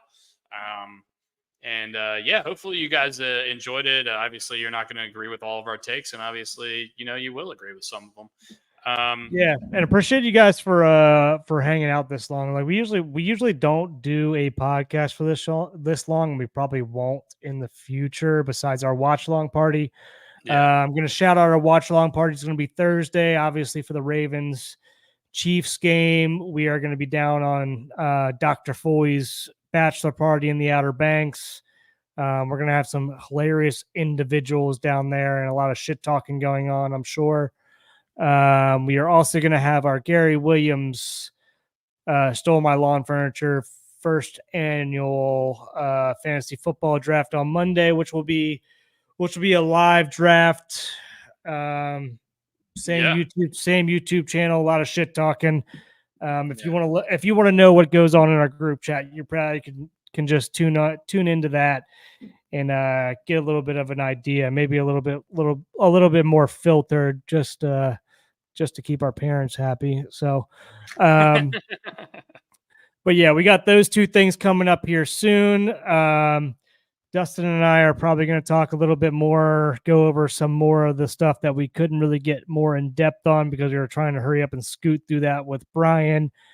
I have Dustin doesn't know this, but I have a special guest coming on here in about 15 minutes from the Ryan Ripken show to join us to talk some Ravens / Orioles / anything Baltimore we want to ask him about. And so, we are going to extend this a little bit longer. But yeah, just wanted to shout out that we're going to be on there Monday and Thursday next week are going to be live. Monday is going to be at 8:00, I believe, is our draft time. I know that's Labor Day, and a lot of people are going to be banged up, which could make this draft a little bit more interesting as well, especially when we have a friend whose name rhymes with Shmoo Schmerton. And Thursday we will be the first night at our bachelor party for Dr. Foy. Not actually a doctor. Don't go to him for advice. Unless it's sports related. But we will be coming live from the bachelor pad for the first night of the bachelor party, watching that Ravens game. Also, if you have stuck around with us this long, we are doing a giveaway of one of our merchandise hats. You call it whatever hat you want to do. We have this one. We have I don't have it. I can't get it with my headphones right now. We have a black one and we have a white one with a rope on. We have a white rope hat with our logo on it. If you guys are interested in that, please. Don't hesitate to reach out to us about that. Definitely. Let me say the words that I fucking cringe every single time I listen to a podcast. Please like and subscribe because that actually does help us. And I fucking hate it every time that comes out of my mouth. But yeah, we do need that. It does help us. We usually don't ask for that, but I'm going to ask for it now for a giveaway. And I would also appreciate it if you would tell a friend and share us on Instagram and Twitter. That would be awesome. That will get you entered into this, and share a clip from the show or a picture of the show. Either one. Yeah. A picture, just a screenshot would be nice. With our handle tagged on it would be awesome. That'll get you entered in, and we'll probably give, I don't know, Dustin, you want to give like 5 fans, any 5 fans who do that, we'll pick 5 fans to do that. Yeah, that sounds good. Free giveaway. We'll give them a hat or give them a shirt. Give them some. Free hat, free shirt, some kind of merch. We'd really appreciate that. That would be awesome for us. Yeah. So that is my only ask for the podcast. We never asked you guys to like and subscribe. I'm doing it this time. We're giving merch away. I'm only going to do it when I'm going to give stuff away because I fucking hate that. Dustin and I have talked about it. And if you don't like something we say or some of our opinions, I know Brian likes to say critique us, but I'm going to tell you to go fuck yourself because it's our opinion. You should just give us some don't give us feedback, but push back on us. If you don't agree with what we're saying, give us your opinion. We'd love to argue about it. Yeah, let's have some interactions. Let's do it. Opinions are like assholes, everybody. Like, and you know what? Dustin has swayed my opinion multiple times. So I would love for somebody to sway my opinion. Yeah. And I'm not right very often. So if you want to engage with us and sway my opinion, sway Brian's opinion, we all know his opinions. His opinions are his own. Yeah. They do not they do not reflect mine or Dustin's opinion. If you've ever watched our snake draft, he is over. So his opinions are not very good apparently. So we would love you to give us some critique and some of your opinions and try to sway our opinions. Again,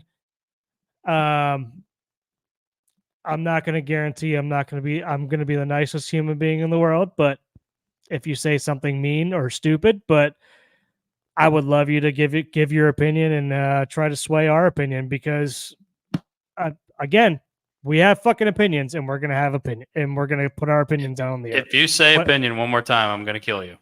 Stuff. We're going to outstuff guys and we're going to stuff them and we're going to do some more stuff. Yeah, we didn't get to talk about many fantasy sleepers and stuff like that. So I was gonna say maybe we could let's do some fantasy stuff. Yeah, do some stuff like that. My biggest fantasy sleeper is just the Packers receiving core. Obviously, if you listen to this podcast, you know that I'm higher on the Packers than I would say quite a few people. I think a lot of people. It's a kind of a popular team to be backing, but look, they've got like 4 dudes in this offense that could potentially be fantasy relevant guys, and none of them are going in the top like 80. So I think at least 1 or 2 of these guys are going to break out. If you look at the Texans, between Diggs, Collins, and Dell, all 3 of those guys are going to be going in like the top 50 or 60 of all of your fantasy drafts that you're going to be doing.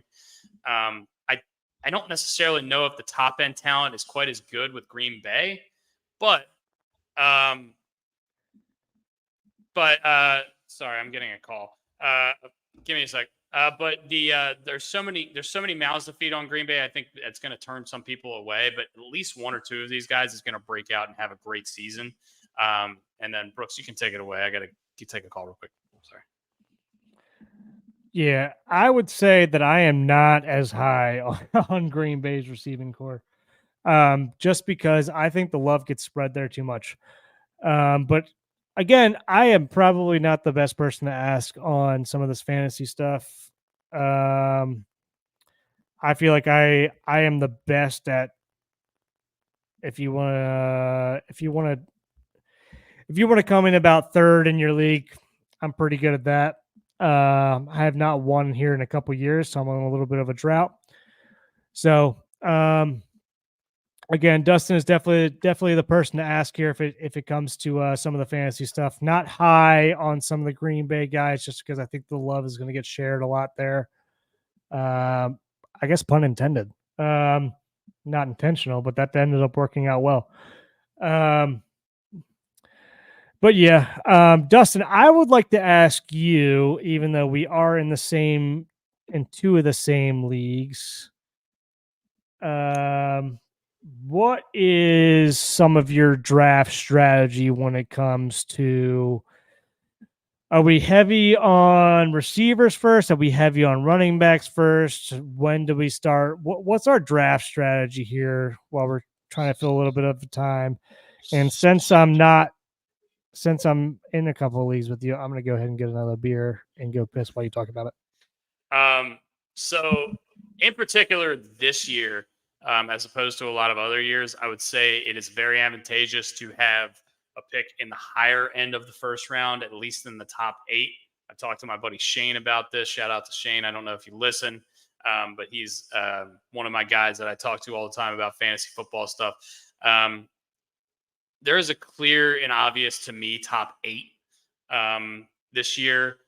Once you get past that 8, it gets a little dicey fantasy wise. So I think if you have picks 9 through 12 in fantasy drafts this year, you're really at a disadvantage, which in the past, am totally against. I love having the back end of the first round. I love getting 2 basically first round talent guys. If you're doing a snake draft, especially.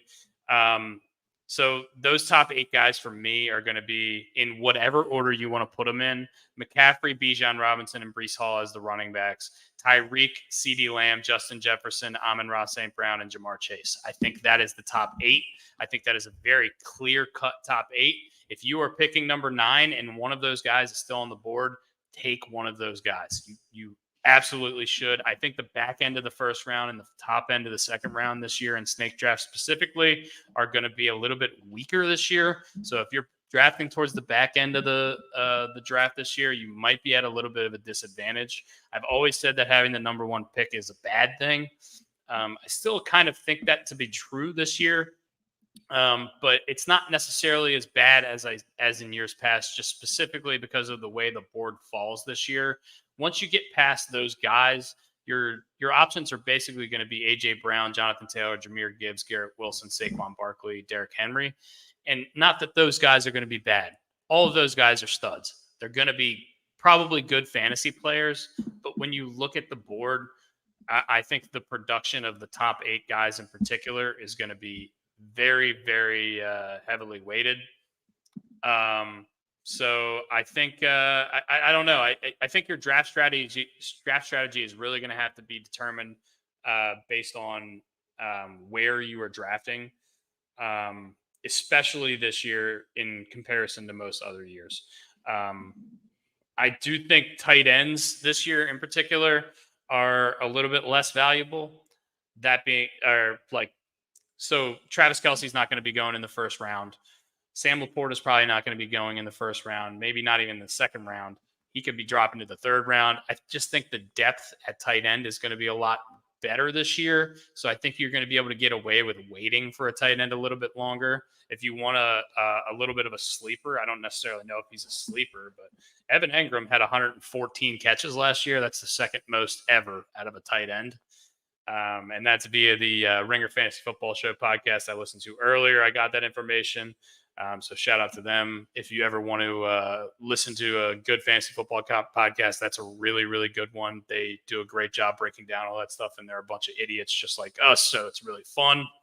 But he's going, like, for example, in this best ball league, I'm looking at the board right now, he went in the 6th round.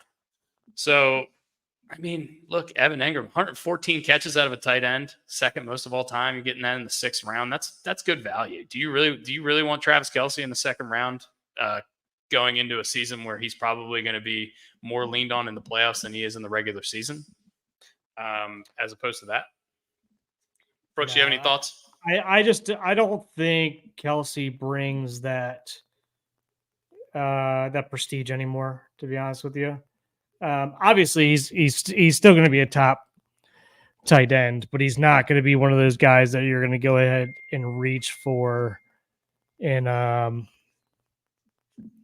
he's not going to be one of those guys that you reach for here in the first couple rounds. I think that you're going to be okay either not getting him or getting him a little bit later if he ends up falling to you and taking the value there. I just don't see the risk reward in reaching to go get him early, is my opinion. And which kind of echoes what Dustin just said. I think the tight ends are a little deeper this year. I don't think you need to go ahead and be the guy who takes Kelce in the 2nd or 3rd round right away. Some breaking news, not the biggest news in the world, but something that's going to be really fun. Bill Belichick is going to be on the Manning Cast every single Monday Night Football game that the Manning Cast is available this year. That's going to be really fun hearing Peyton and Eli and Bill Belichick bullshit with each other. Is that breaking news? I don't necessarily know if that's breaking, but ESPN has just announced it. So okay.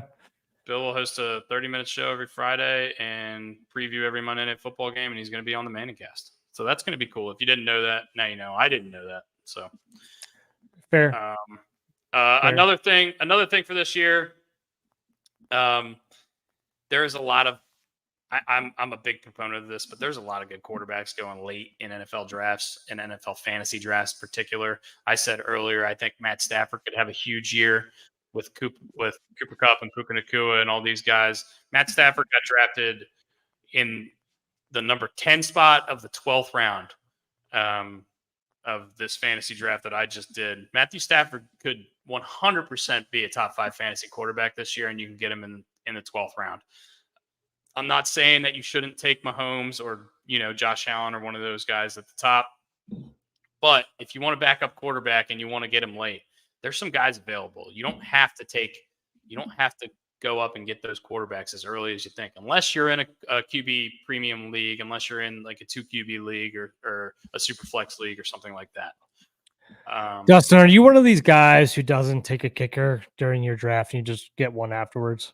I'm not one of those guys, but I'm definitely not going to be taking a kicker before the last round. I will take a defense. If I see a defense I really like, I might reach on them in like the 3rd or 4th to last round, but I will never take a kicker until the last round. Gotcha. Yeah. Any other fantasy football stuff you want to hit here? I know I think a lot of people have their fantasy drafts coming up here in either this weekend or this coming week. Obviously, they have to, but I think just look for guys who are starting running backs that are going late. Zach Moss, got him in the 8th round. He's the starting running back for Cincinnati, and they don't have a backup that's going to take time away from him. So you're getting a starting running back in the 8th round for a team that I don't love Cincinnati, but somebody's got to run the ball, and they gave Mixon a hell of a lot of targets, and Zach Moss looked really good for the Colts at times last year. I don't hate that pick. I think Rico Dowdle down the board. I don't think Ezekiel Elliott is going to get the bulk of the touches. I think Rico Dowdle will, although the Cowboys did just sign Dalvin Cook right before we started this podcast. So maybe he'll get a couple touches. We know he's kind of past his prime as well. But just look for those kind of guys, the kind of guys that are going to get guaranteed touches, and you can get them late in drafts. That's kind of my thought process quite a bit when I do these fantasy drafts. And I think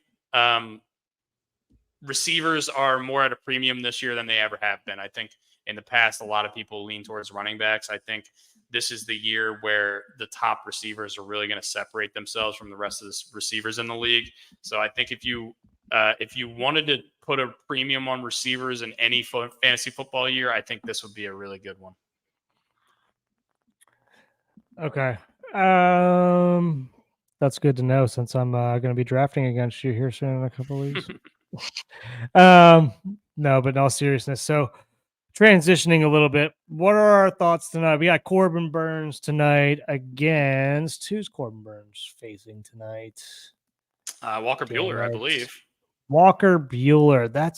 He hasn't pitched well since he's been back. But obviously still a stud. We don't know what we're going to get out of him. We could get Cy Young, Walker Buehler tonight. Who knows? What are your thoughts on this matchup tonight? And I'd like to talk a little bit more about last night, to be honest with you, since we kind of skipped past that a little bit. I obviously anytime Corbin Burns is on the bump, I'm feeling good. His last couple of outings haven't been great. Walker Buehler's been struggling, but obviously both of these guys are pretty highly talented pitchers. So it could be a barn burner based on the last couple starts from both of them. It could be not so much of one. But the lineup for the Dodgers is so good. It's really hard to see. We didn't get to see Freddie Freeman last night. Apparently he was not available because he's dealing with some sort of wrist injury. Plus we had a lefty starting. So I think it was just kind of the perfect storm for him. I don't know if he's going to be available for them tonight, but having, Ohtani and then Mookie and then Freeman and then Teoscar Hernandez back to back, as we heard on the broadcast numerous times from, Brown and McDonald and Palmer last night. I think that's going to be a really tough gauntlet for Burns to face. And if he can get through those guys, he can take care of the bottom half of this lineup because it's not nearly as good as the top half. Yeah, I gotta clear my chest a little bit on everybody gave Burns a pretty hard time about his last start. that man had one hard hit in that last start. I mean, there was a lot of bullshit hits that fell in, even against Kramer too on his last start. Some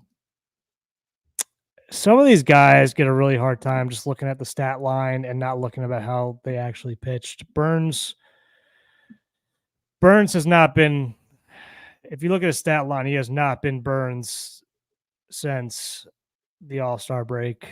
But that last time out was not about outing at all. There was probably one hard hit, any like exit velo above 95 that entire outing. There was a lot of bullshit fucking hits that fell in. So I really hope that translates into this one. I hope we're starting to get back on that path. Even the start before that wasn't that bad. But it's just not. Yeah, it's just not what we're used to seeing. But I fully expect him to make a pretty good return here in this next outing tonight. I'm pretty excited to watch it. I'm going to try to stay up for it. It's kind of hard with a kid, but I do agree with you. I with what you said way earlier in the podcast that I did say that Irvin pitched well last night. I do want to preface that by saying you were right. You hit the nail on the head. He was missing spots quite a bit. There was a picture I saw on Twitter today of the MLB like at bat thing. If you go on the MLB app, and the pitch that he threw to Ohtani, which I think was one of the last outs he got, was exactly middle. It was right down the middle, and it was a breaking pitch, and he got away with it. Ohtani hit it to the warning track or something like that. But you're not going to get away with pitches like that, especially against a really good team. And I think Hyde saw that, and that's why he pulled him. And I think Hyde actually coached a really good game last night. I mentioned that earlier. I do think it was smart to get him out there. I don't necessarily know if we're going to be able to get those kind of innings out of Matt Bauman and, guys like Birch Smith. But, with Jacob Webb and Nick Anderson coming back, I don't think we're going to have to. I'm really hoping that Cole Irvin is going to be able to come out of the bullpen in some long relief situations as opposed to having to start. And we think that Eflin is going to be back right after his 15 days are up. And we think that G-Rod, who just started throwing, maybe is going to be back somewhat soon, maybe in a couple weeks, which would mean that Irvin wouldn't have to get any more starts. I know you only watched the first couple innings, but you're in the same boat? You just think he was missing spots, and when you're throwing 91, you can't really miss spots. Yeah, I definitely think he got away with a lot last night, which is no fault of his. I mean, we still have to sit here and say like he had a pretty decent outing, but Hyde went out there and got him, and hopefully he was seeing Hyde knows a lot more about baseball than we do, and than you do. Whoever's watching this show. Yeah. He was probably seeing the same thing that we were seeing. Like the guy is pitching well for all intents and purposes, but like he's actively missing spots and probably getting away with some pitches that he should not be getting away with. And it's only a matter of time before that ends. I'm sitting here looking at Twitter right now, and I am watching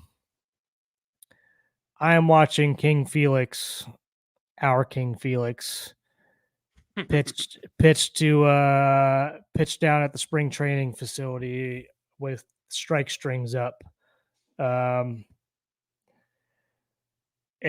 this is from the Bird's Eye View Orioles podcast. I know Elias said he is not coming back this year, but I'm not buying it.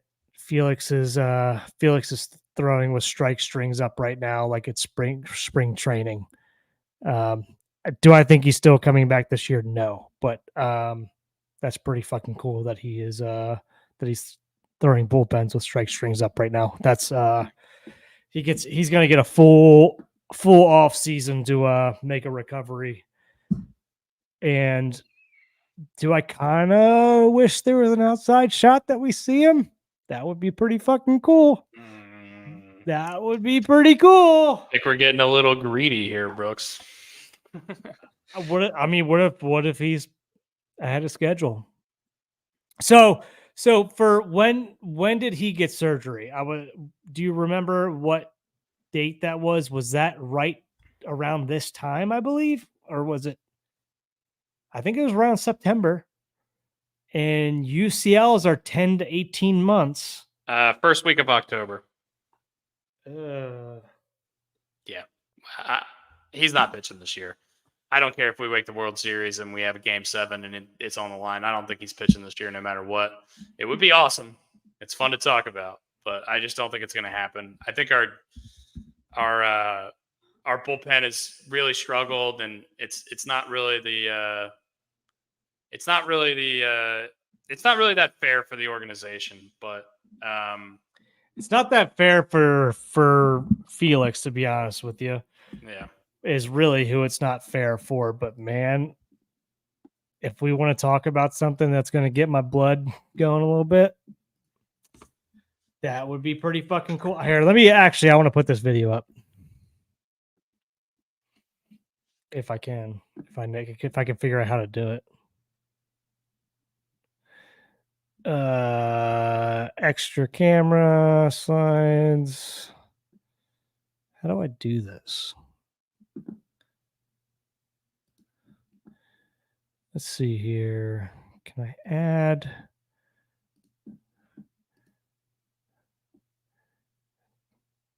Share screen. That's what I want to do. Share it.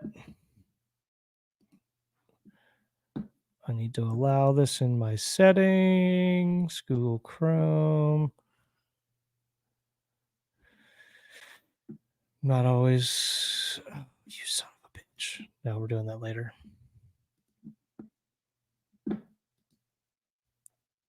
And I want this. Share. Come on, you son of a bitch.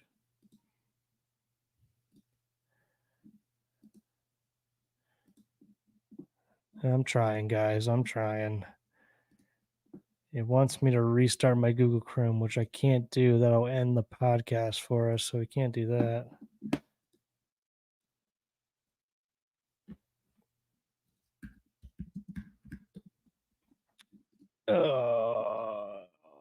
Extra camera. We don't want that. We want a video file. I don't think it's going to let me do it without actually restarting my Google Chrome. But regardless, Felix is throwing a strike strings right now, and that is getting me going. I mean, that's kind of stuff that you do in spring training when you're really starting to get ramped up. So that's pretty cool. That's even happening at the moment. Just got a Twitter update here. Orioles claim outfielder Forrest Wall off waivers from the Miami Marlins and optioned him to AAA Norfolk. They designated right-handed pitcher Dylan Tate for assignment. So Dylan Tate will be moving down here tonight. He will not be at the game tonight. Dustin, Orioles just picked up outfielder Forrest Wall from the Miami Marlins and sent him to Norfolk. They also designated Dylan Tate for assignment as well. Dylan Tate doesn't surprise me. I've never heard of Forrest Wall in my life. Me neither. He must be a minor leaguer. That would be something to ask our next guest. That's going to be joining us here in the next 30 seconds probably. We got Zach Bollinger coming on from the Ryan Ripken Show. If you have not heard of Zach Bollinger, he is one of the main contributors on the Ryan Ripken Show. He's one of the best guys to follow on Twitter in terms of Orioles and Ravens stuff. One of the more knowledgeable people on the Orioles that I've come across. So they also have Kevin and Zach Reacts after every single Orioles game, and they will have it after every single Ravens game as well. So he will be joining us here in the next probably minute or two to talk some Orioles and Ravens here coming up. So if you guys have any questions, shoot them in. We'd love to pick his brain a little bit here. We're probably going to have him on hopefully a lot more during this Ravens season, and Ryan as well. Speaking of the devil, if you guys have never watched Kevin and Zach Reacts, you guys need to go follow them on YouTube. Follow Zach Bollinger on Twitter, on Instagram, and his co-host Kevin. That is the show that you want to go watch them on. He is also one of the main contributors on the Ryan Ripken Show. If I have to say, he's probably the best contributor on the Ryan Ripken Show. Definitely has the best mustache on the Ryan Ripken Show. So let's bring Zach in here to talk some Orioles and Ravens here. Guys, what's up, buddy? How's it going? Appreciate it. Up, I actually buddy? just shaved the mustache today, so Hell I'm happy to reclaim number one in the mustache category. Dude, I'm coming for you. I'm coming. I love it. It's always a great time to have a stash. That's what I say. That's my life motto. It's just a good time to have a stash. I think Gunner and Westberg will probably give you a run for your money, but maybe yeah. I don't know about that. Gunner's mustache game is as elite as it comes. It just if we're talking quality stash, it's hard to beat him. It really is. It was time. We needed to start anew. Yeah. When he shaved that thing, it was time to wipe it clean. Yeah, it was. It really was. And he's been kind of, I'm not going to say fully back since, but, I would say not as bad. We've seen the consistency sort of bounce back, but still not the Gunnar Henderson we want to see. Yeah.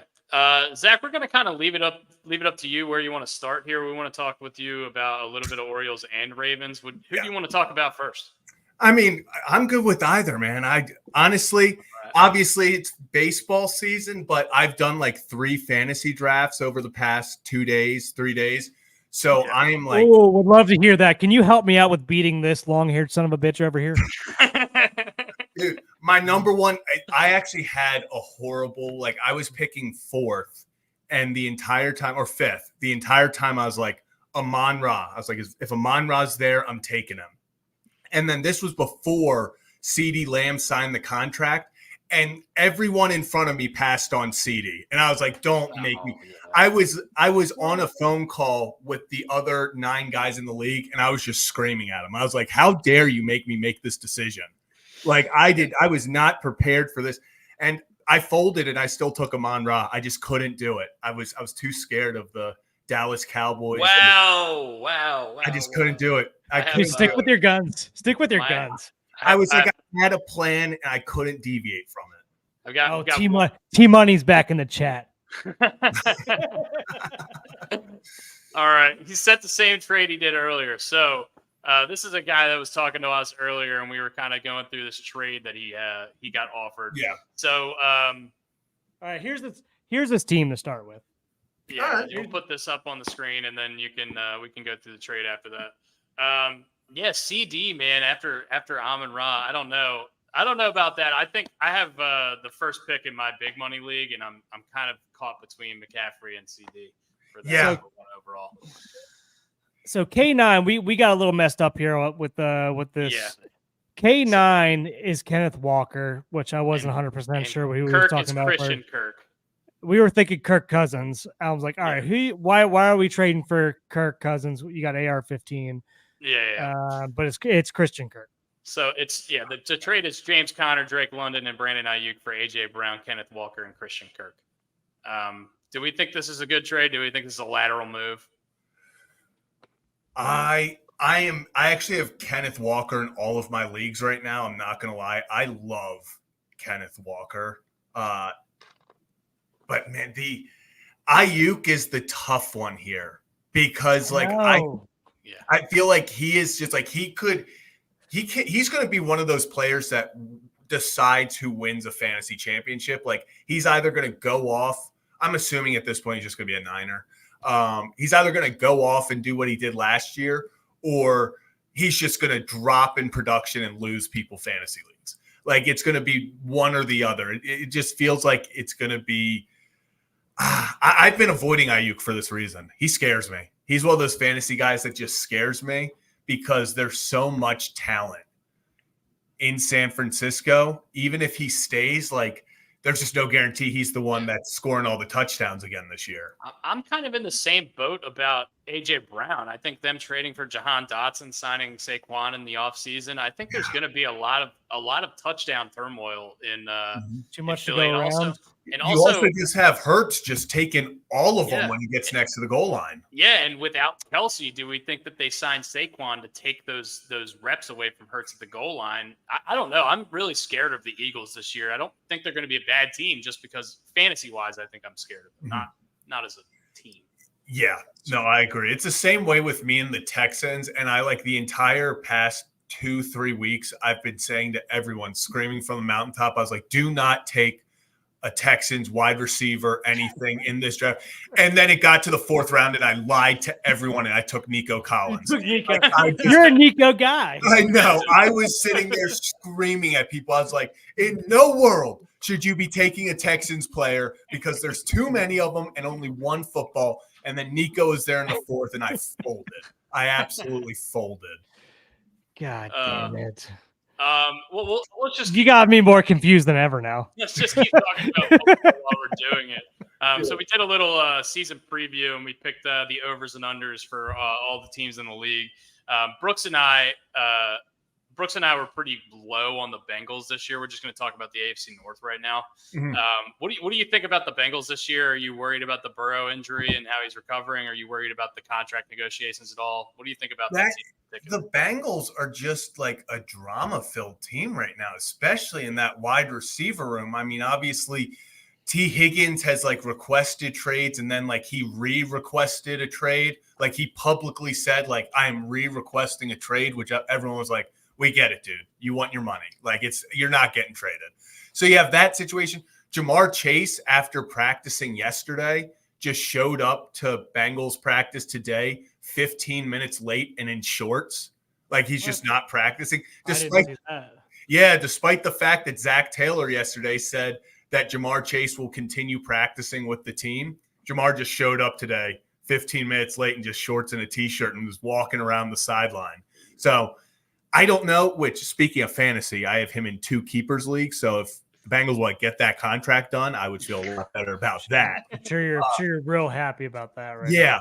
But the Bengals, I agree. I don't think their defense is going to be as good as last year. And the offense scares me. I think losing Joe Mixon and trying to replace that with Zach Moss is a big downgrade, in my opinion. I think Chase Brown is the best running back in that backfield. I think if they are smart, they let him get the touches over Zach Moss. But outside, I mean, you also lose Tyler Boyd, who, whether they want to admit it or not, I mean, Tyler Boyd is a damn good receiver. He's not a guy that's going to jump off the stat sheet. He's not a guy that's going to sit there and go for 1,000 yards and you're going to go, this is the guy that can lead them to a championship.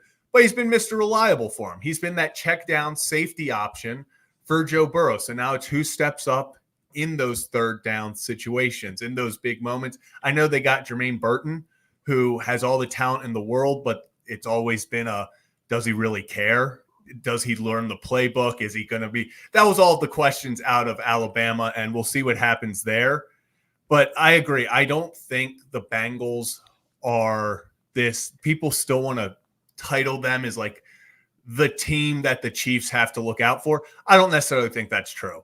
Joe Burrow he worries me with his injury history. Everyone wants to talk about Lamar Jackson, about all these players' injuries.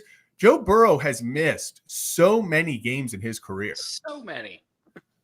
I just don't get why everybody has crowned the Bengals as like this team to be dealt with right now. And like they're for Vegas odds, they're both like the Bengals and the Ravens are both 10.5 over under wins.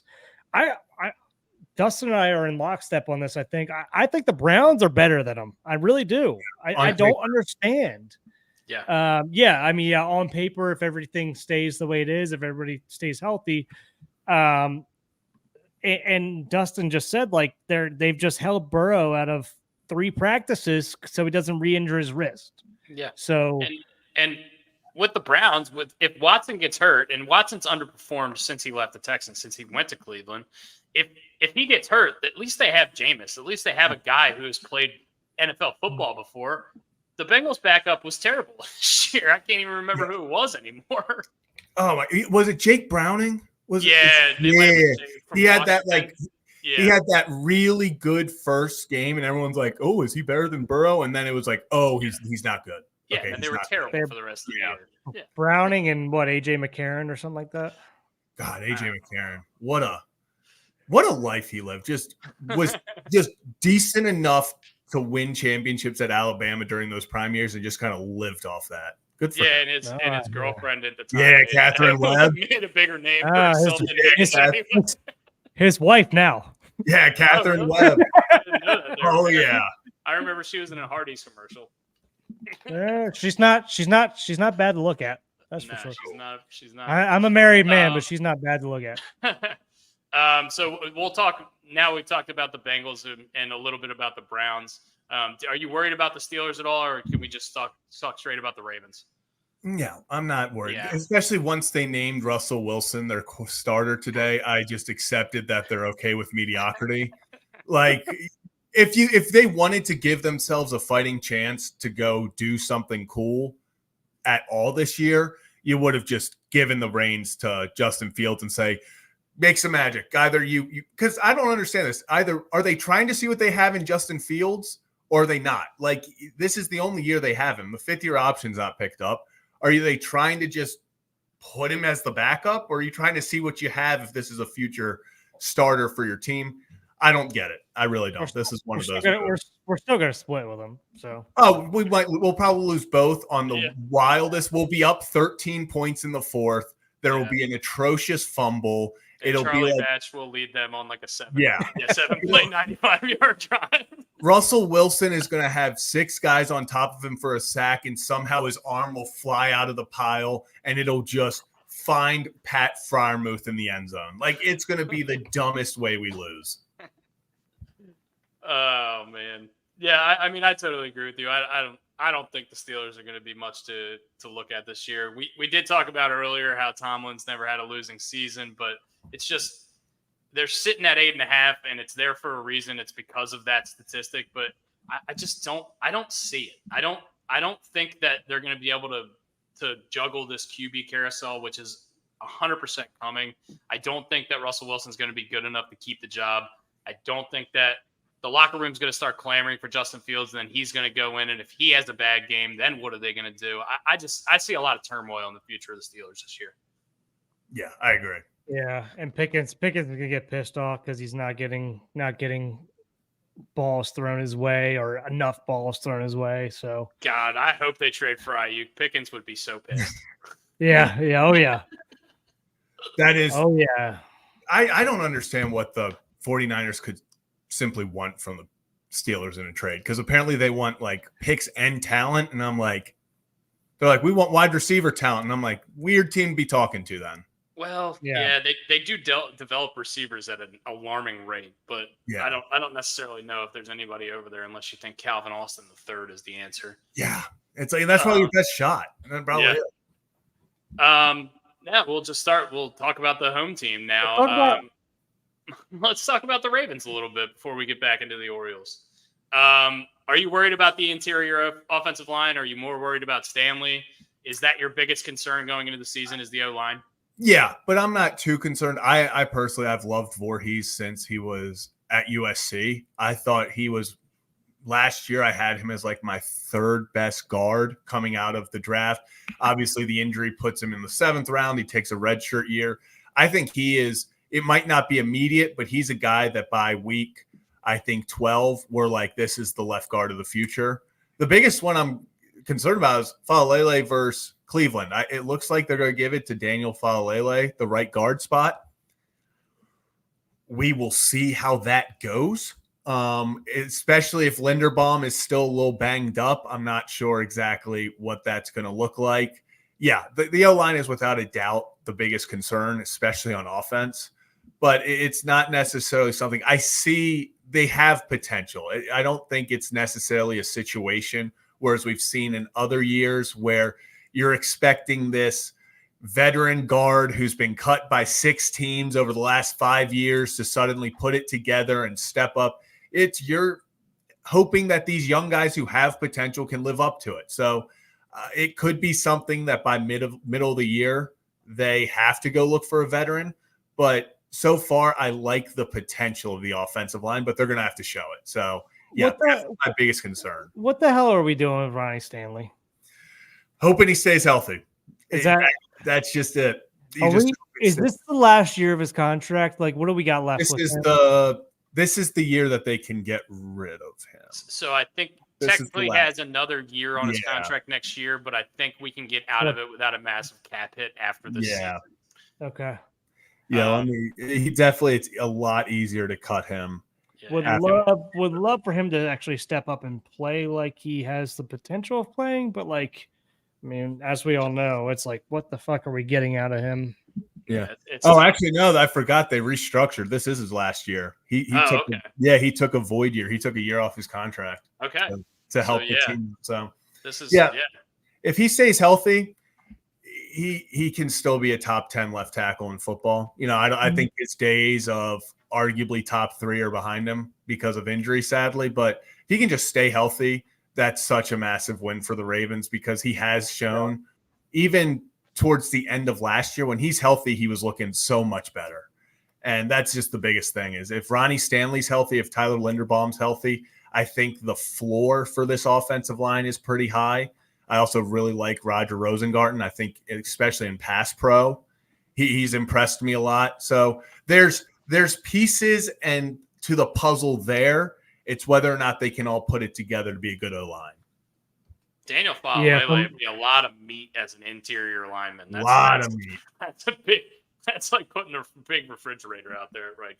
Just fall forward at times. That's like, especially on the goal line with Ricard and Henry coming behind, just tell them to fall forward. Yeah. Like just get forward and we'll do the rest. Falele, Ricard, Henry is not a trio I would want to run up against.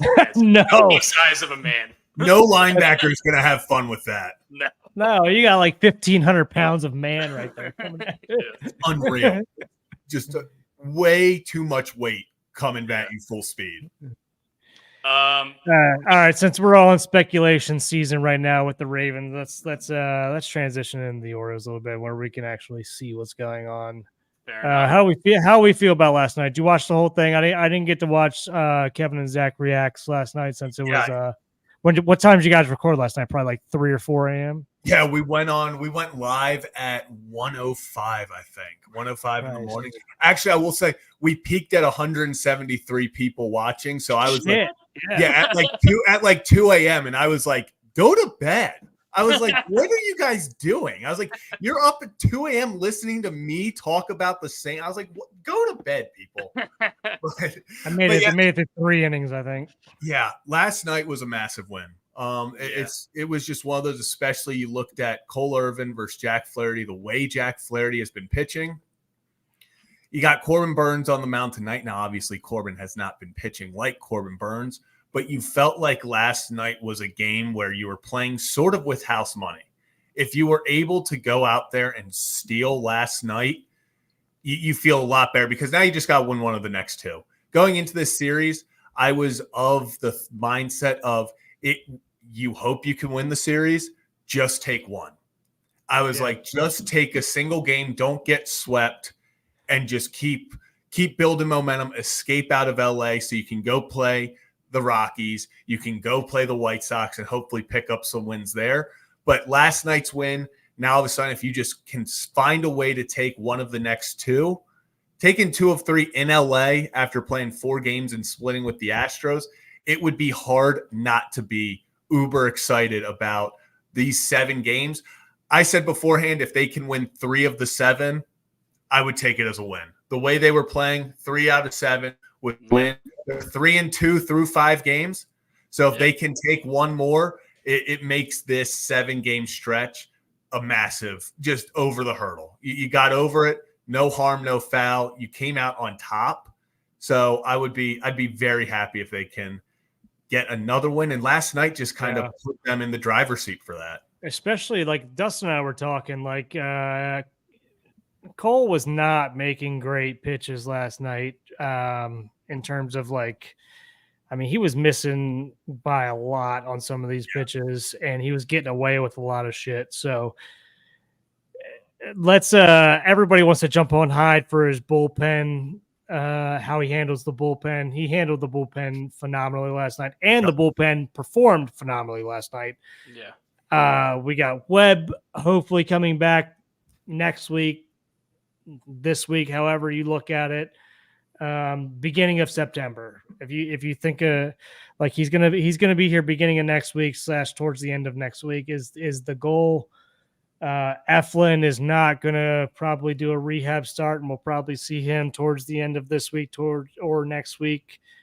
Danny Colomb, Nick Anderson's coming in. He's probably gonna make one or two appearances down there, or he may not make none. He might be coming up here in the next couple of days. Yeah, I've never seen that where Rock Kabako just blatantly tweeted out Orioles signed Nick Anderson, and then just goes, they want him up there ASAP. I was like, okay. Yeah. I was like, I think I seriously just think it's going to depend on the next two games how much the bullpen gets used. Yeah, and wow, actually, this just happened. They DFA'd Dylan Tate, which I didn't.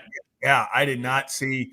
Gosh, I just talk about a guy I feel awful for. He was the centerpiece of this bullpen in that 22 season. He gets selected to pitch for Team USA in the World Baseball Classic. Then suddenly he's like, ooh, got some back tightness. Something's feeling weird. Not going to pitch in the World Baseball Classic. Ends up missing all of last year. And then he comes back this year. And it just felt like there were times at the beginning of the year where you're like, okay, this is the Dylan Tate I remember. He's showing the signs of it. But then after that, just could never get it back. So it'll be interesting to see if he gets picked up. But that's a guy that I was hoping not. I hope not too. He was a guy I thought was legitimately going to step up and be that 8th inning, 7th inning guy for us this year. I thought he was going to end up being the closer by the end of the year, was my dark horse. If Kimbrel ended up falling off a cliff, I thought that he could step up and be that guy, because we saw his first stint up was he actually put up decent numbers, but I talked about this, his stuff looked shitty, to be honest with you. I was sitting there watching it, he got sent down. Everybody went in an uproar, oh man, he's getting outs, he's doing well. I'm like, did you guys watch the same pitcher I just watched? He's getting away with a lot of bullshit. Second stint up, he looked amazing, looked great, and then fell off again, and then just has not improved again. So I hope he gets back, because that guy has electric stuff when it's working. So we'll see with that. But yeah, do we have updates on Kjerstad's situation? What's going on with him? I feel like I haven't heard his name in 3 weeks.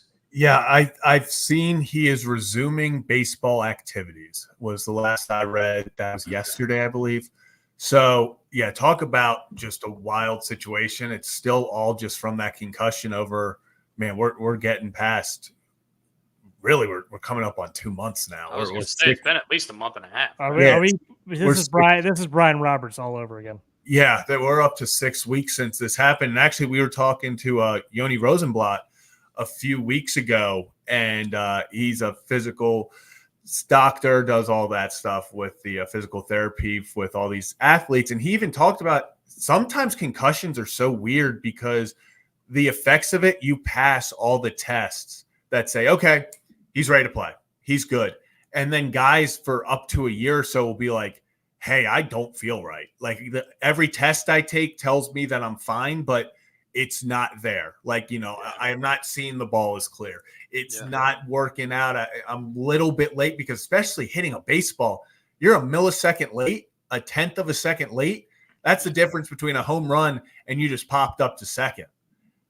It truly is. Just for him, I feel awful, because talk about a guy who was right before that happened was starting to finally come into his own here and looked like he was going to go on a tear finally. We'd have been waiting for a year almost at this point for Heston Kjerstad to get his opportunity. Yeah, it's actually a year and a week since his first call up.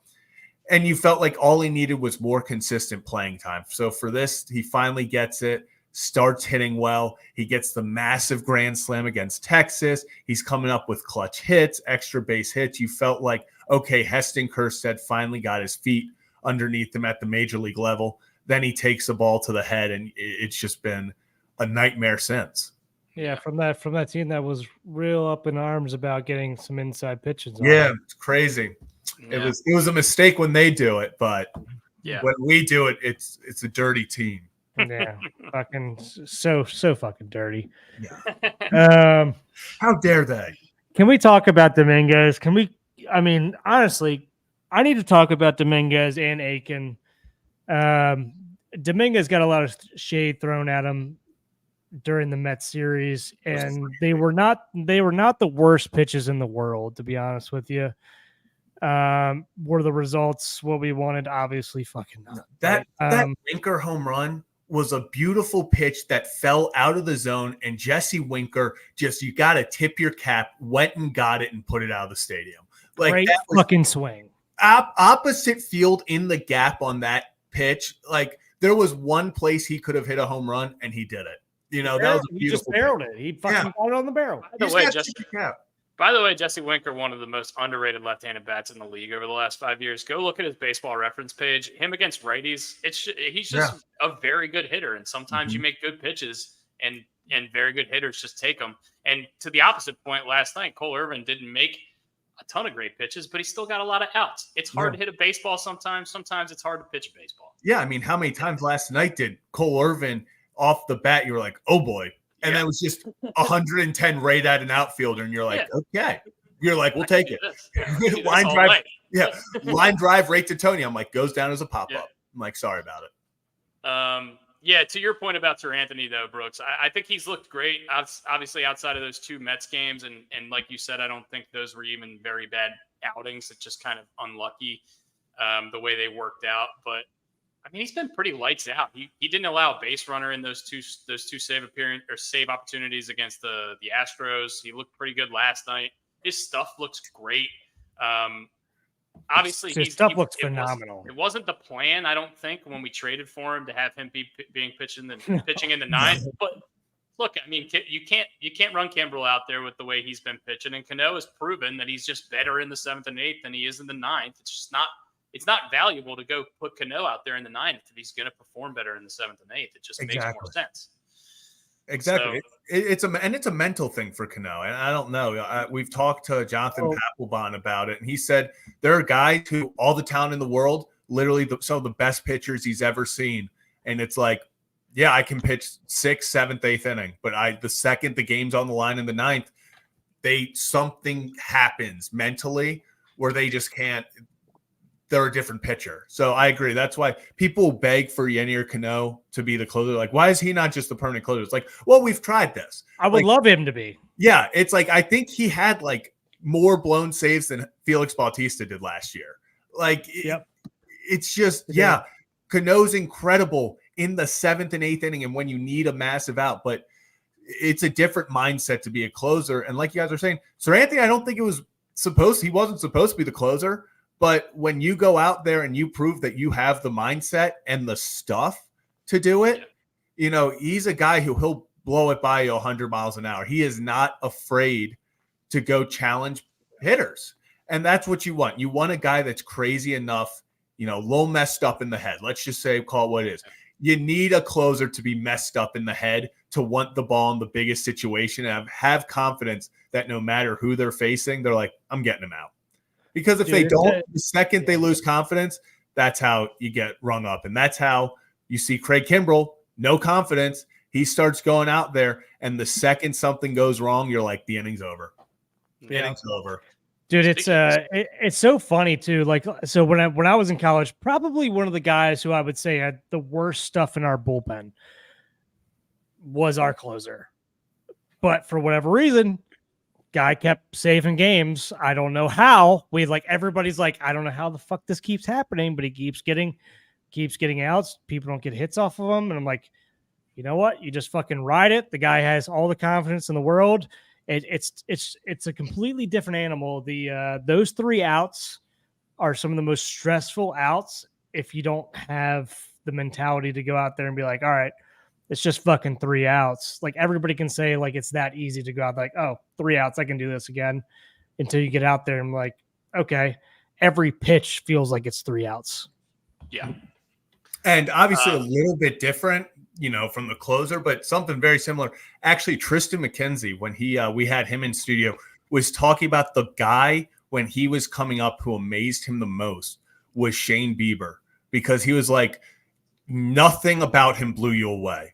Like just nothing. It wasn't like he had insane velocity. He didn't have insane movement. It wasn't the spin rate. There just nothing jumped off the page. And he was like, but he would go out there every 5 days and just get outs. Like you were like, how is he doing this? Like nothing's overpowering. Nothing is fooling the hitters. He's just consistently getting soft contact. And it's kind of your point. They're just guys who know how to pitch. They don't just rely on, I'm going to throw 100 past you, and if you hit it, you hit it. They're like, I'm going to get you out in ways that, is going to make it easy for me. I don't need you to strike out on 7 pitches. I'll let you just fly out on the 3rd pitch. Again, we talked about this on a recent podcast. I'm like, if you sit here and watch batting practice, like hitting is very hard. Like go watch batting practice and actually watch where the ball ends up and where it's going in terms of like fly balls, ground balls. Guys are probably getting themselves out 6 out of 10 times, 7 out of 10 times in batting practice on batting practice fastballs. Yeah. And that was my whole mentality in college. Like if I got into a 3-2 count and nobody was on base, man, I'll throw it down the middle and give you a fucking solo home run every time over a walk. I could care less. Like I'm betting on the fact the numbers are in my favor to throw it down the middle and you get yourself out on this pitch rather than me get you out on a pitch. Like that's again, transitioning. That's why I fucking love Zach Eflin, not walking batters. And he's like, you know what? You're going to have to get out. Yeah. Get yourself. Don't let guys get on. He hates walks. And that's why I jokingly tweeted about it. And actually, Cade Povich has been incredible since I did. But I said, Cade Povich, Zach Eflin needs to sit Cade Povich down and convince him that walking batters is the worst thing a human being can do on earth. Yeah. Like we brought this up on our show when Cade Povich came back up. I think Zach Bollinger's onto something. Yeah. I think it literally, I was like, just have Zach Eflin sit him down in a room. It's like the dad giving the kid the talk. It's like, let him have the talk about walks with Cade Povich. Yeah. Every young pitcher has to have the talk with Zach Eflin. That's why he's here. Oh, man. Speaking of walks last night, Michael Kopech walked a guy last night, but I haven't seen him since he got to the Dodgers. That dude is throwing shit. I wanted him so badly. I wanted him. He was the ideal, like, I can fix him. Like, every time I saw he was in, it's like, we can fix him. We can fix him. Well, also, when is Kikuchi throwing 97 miles an hour? That came out of fucking nowhere. Russ was talking about this on our podcast the other day. He hasn't thrown over 92 in like a couple of years. 91 last year for the Blue Jays. Where did he get this velo from? I don't know what Kikuchi did. I don't know if he saw. Guns juice? Was it Sunday Night Guns? Yeah, I don't know if it was like he saw the amount of prospects that he was traded for, and he was like, "Shit, I got to actually live up to this." Or like, I don't know what clicked in his brain, but he just like randomly remembered like a year and a half ago. We would get ecstatic when we were facing Kikuchi. It was oh my gosh. Because we knew Mountcastle was going to go deep at least twice. Yeah. It was like, oh, this is a dub. We'll probably score 10 runs. And then suddenly Kikuchi just decided randomly, like he was out of the bullpen last year for the Jays for a little bit. And then they were just like, I think it's time that I just become one of the best pitchers in the American League. He was out of the bullpen a little bit this year as well. Yeah. He ran into some dude trying to make a play on a foul ball this year in the bullpen. Yeah, he did. Yeah, it's unreal. And he's 33 years old, just decided to find his fastball. Unreal. Oh my God. Cleveland came back on KC. Wow. Did they really? Yeah, it's 7-5, top 9, sorry. Anyway, that series has been electric to watch. That series has been incredible. What do you think about the game tonight? You like the Burns versus Buehler matchup? Have you delved into the Buehler at all? On paper, they should win this game. Walker Buehler has not been the same pitcher. And it's sad because Walker Buehler, before his Tommy John surgery, was one of my favorite pitchers to watch in baseball. Yeah. But he has just not been the same since coming back. It's getting a little better. You can see him getting a little bit more comfortable. But, I mean, on paper, the Orioles, this should be a win for the Orioles. But we also said that last time Burns was facing a rookie in Boston, and we were like, okay, this should be easy. And then he was facing a rookie in Houston, and we're like, okay, this is the matchup we want. And then we lost both. So hoping for the best. You know, I talked about this last night. As much as Corbin Burns has struggled over the last 4 or 5 starts, at the end of the day, there's not a single guy in this staff that I'd rather have on a mound. He's just, it's still Corbin Burns. He's still a top 3 pitcher in baseball. 5 games are not going to make me. Yeah, I saw people on the internet, because the internet's such a funny place. Like, oh, does this take down his asking price? I'm like, nope, this does not throw out 6 years of being a top 3 pitcher in baseball. Like they're not going to look at this 3-start stretch and be like, damn, maybe he's not good. Like, this is Corbin Burns. Zach, I don't know how you live on Twitter. I really don't. It is a wild place. It's the fucking Wild Wild West. Really I just had someone tell me that Jackson Holiday has been an F grade since coming back up. And they're like, he's just hurting the team. And I'm like, have you been watching the games? They're like, he's batting .221. I was like, that's including an 0 for 20 stretch. And he's still batting .221 with 5 home runs and 18 RBIs since coming back. I was like, two of the biggest hits, like, that completely swung games. Like, who does he want to start over him? 3-run double. Who does he want to start over him? Probably Levon Soto or something. Bring back Tony Kemp. Where's Tony Kemp when you need him? Damn it, man. By the way, we still have the best player in this series with Ramon Urias, so we got that going for us. That guy's just. I owe that man such an apology. I owe that man such. No, Zach. Last podcast. We all do, on Monday. I hand up accountability. 2 months ago, I said we need a DFA Ramon, just because I thought that there was nothing against Ramon. I do love him, and I wanted to keep him on the team. I just thought he was the odd man out. I didn't think there was any room for him at that point with the way he was playing. God, am I glad we did not DFA that guy. And I still believe if Jorge doesn't go down, Ramon was getting traded. I genuinely believe that they were going to see him as the expendable piece to kind of see. I thought a contending team, or a team that felt like, because that's another story. I think the trade deadline is way too early still, because way too many teams have this false hope that they can actually make a run at this. I think one of those false hope teams that needed a third baseman was going to take a chance on Urias, and we could get a decent-ish prospect, maybe a guy 9 through 12 in a system. But as soon as Jorge went down, I was like, damn, I think we're stuck with Ramon. And like you said, thank God we were, because he has saved. Even in the Houston series, he tried his hardest. He saw we were down 3-0, hit the 3-run bomb, and he was like, I'm doing my part. Yeah. You know, it's like the that meme video that goes around. It's like, I'm doing my part. I'm doing my part. And then the bullpen was like, I'm not doing shit. Like, we are losing this game no matter what. Like, no matter how many times you guys try to come back, we're throwing this. Yeah. So last night, obviously, bullpen great. Are we contributing that to a well-rested bullpen, or are we contributing that to just a good game? I think this bullpen, and I've talked about this a few times, this bullpen is weird because I don't hate it. Like, the talent is there, especially if you get, and this is assuming you eventually get Webb and Coulomb back. I mean, they're getting their ass kicked out there with our starting pitching injuries. So. Yeah. Like this bullpen, when they have to pitch, most of these guys are going 5 games over the span of 7 days. Like, you are going to get tired. Your stuff is going to flatten out. Your velo is going to drop slightly. They're in the bullpen for a reason, right? Yeah, exactly. It's not, they're not meant to be throwing 8 innings over a 7-game stretch. That's not how this is supposed to work. And God love them. Some of them have taken that role, a guy like Keegan Aiken, where it doesn't matter if they're like, hey, you got to go get 2-3 innings. He'll just go out and get it. There are certain guys who have saved the bullpen at times, but if this bullpen's rested, man, I don't hate it, especially if they get Coulomb and Webb back. I think with Sir Anthony in the 9th, you've got CNL, Coulomb, and Cano, who can all pitch in the 8th. I will die on the hill that when CNL Perez is at his best, this bullpen is at their best. I think he just brings a dominance and a swagger to this bullpen that no one else really brings. He just seems to fire up everyone else. And then you start to get in the 6th, 7th innings, the Jacob Webbs.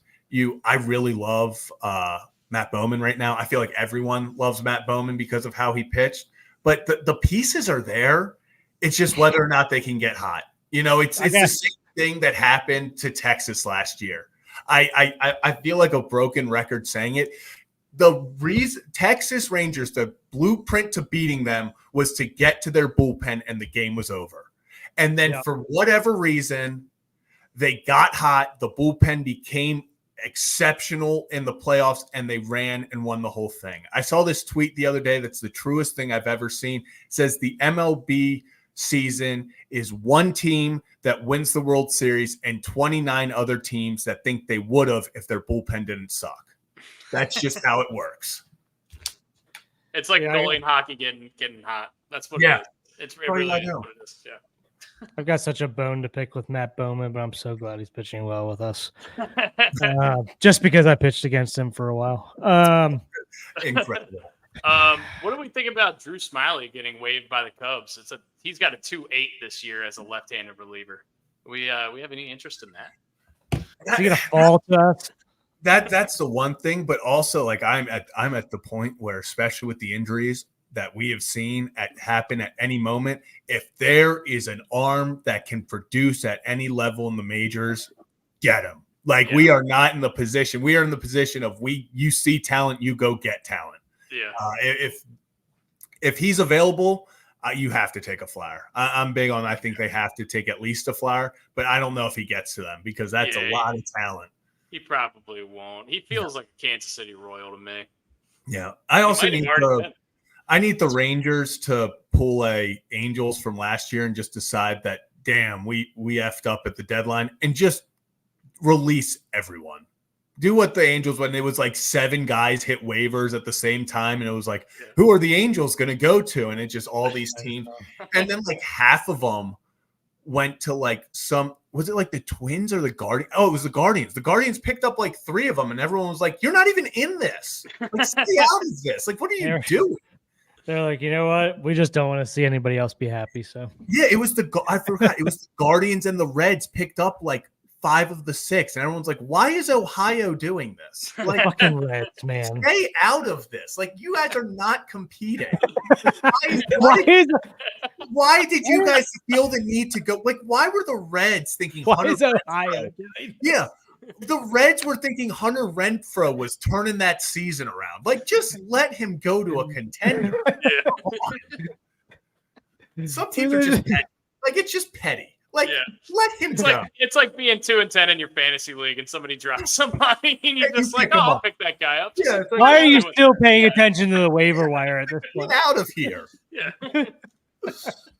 They should make a rule. Like, if you're 10 games out of the playoffs, like, you're not allowed to make waiver moves. Like, dude, chill. Like, we're trying to have some fun in the playoffs, okay? I'm not trying to see Hunter Renfroe and Lucas Giolito battle it out on teams under 500 in September. Like, that's just not putting butts in seats. Yeah. I love it, man. Oh, I love it. Well, we appreciate you coming on, buddy. I hope to have you on a lot more, actually, if we can get you on in between. Just shows. let me know. Yeah. Would love to. Yeah. Well, thanks again for giving us your time. We'll let you go here. I'm sure you got other stuff to attend to, and we've been on for quite a while here. We've been kind of doing a marathon stream today. Thank you again. Go check out Zach on the Ryan Ripken Show on Kevin and Zach Reacts. Go check him out on Twitter, Instagram, wherever you can find your stuff. If there's anything you want to plug, go ahead and do it. This is your No, appreciate it. Yeah. Zach Bollinger 18 on Twitter. Kevin and Zach React live after every single Orioles game, even at 1 a.m. We will I will probably drink an energy drink at like 8 o'clock tonight just to make it to that point. But it's all about the fun, good vibes. That's what we're all about. Even after losses, you got it. It's like a therapy session. So yeah, Ryan Ripken Show Monday and Thursday. It's been a lot of fun, and appreciate you guys having me on. Yeah, you just let me know when you guys want to have me on. I'd love to do it. Hell yeah. Hell yeah, dude. Let's do it. Awesome. All right. Appreciate All right, you guys. Have a good one. Dude. Thank you. See you, buddy. Appreciate it, dude. All right. Guys, We're we outta are here. just under the 4-hour mark here. We are going to wrap it up. Thank you for listening. Thank you for watching. Thank you for liking, commenting, and subscribing, as Brooks loves to say.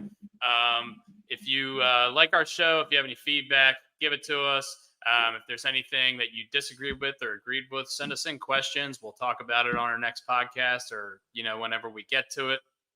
And we really appreciate it. Thanks again. Brooks, you got anything? I got nothing. I'm exhausted. Love you guys. We got two more. We got 2 more next week that we'll see you on for a long time as well. So keep an eye out for that. Monday and Thursday next week are going to be 2 more marathon streams. So join in, send your questions. We'd love to answer, argue, whatever you want to do. So All right. Appreciate it, y'all, and you have a great day. see you, boys.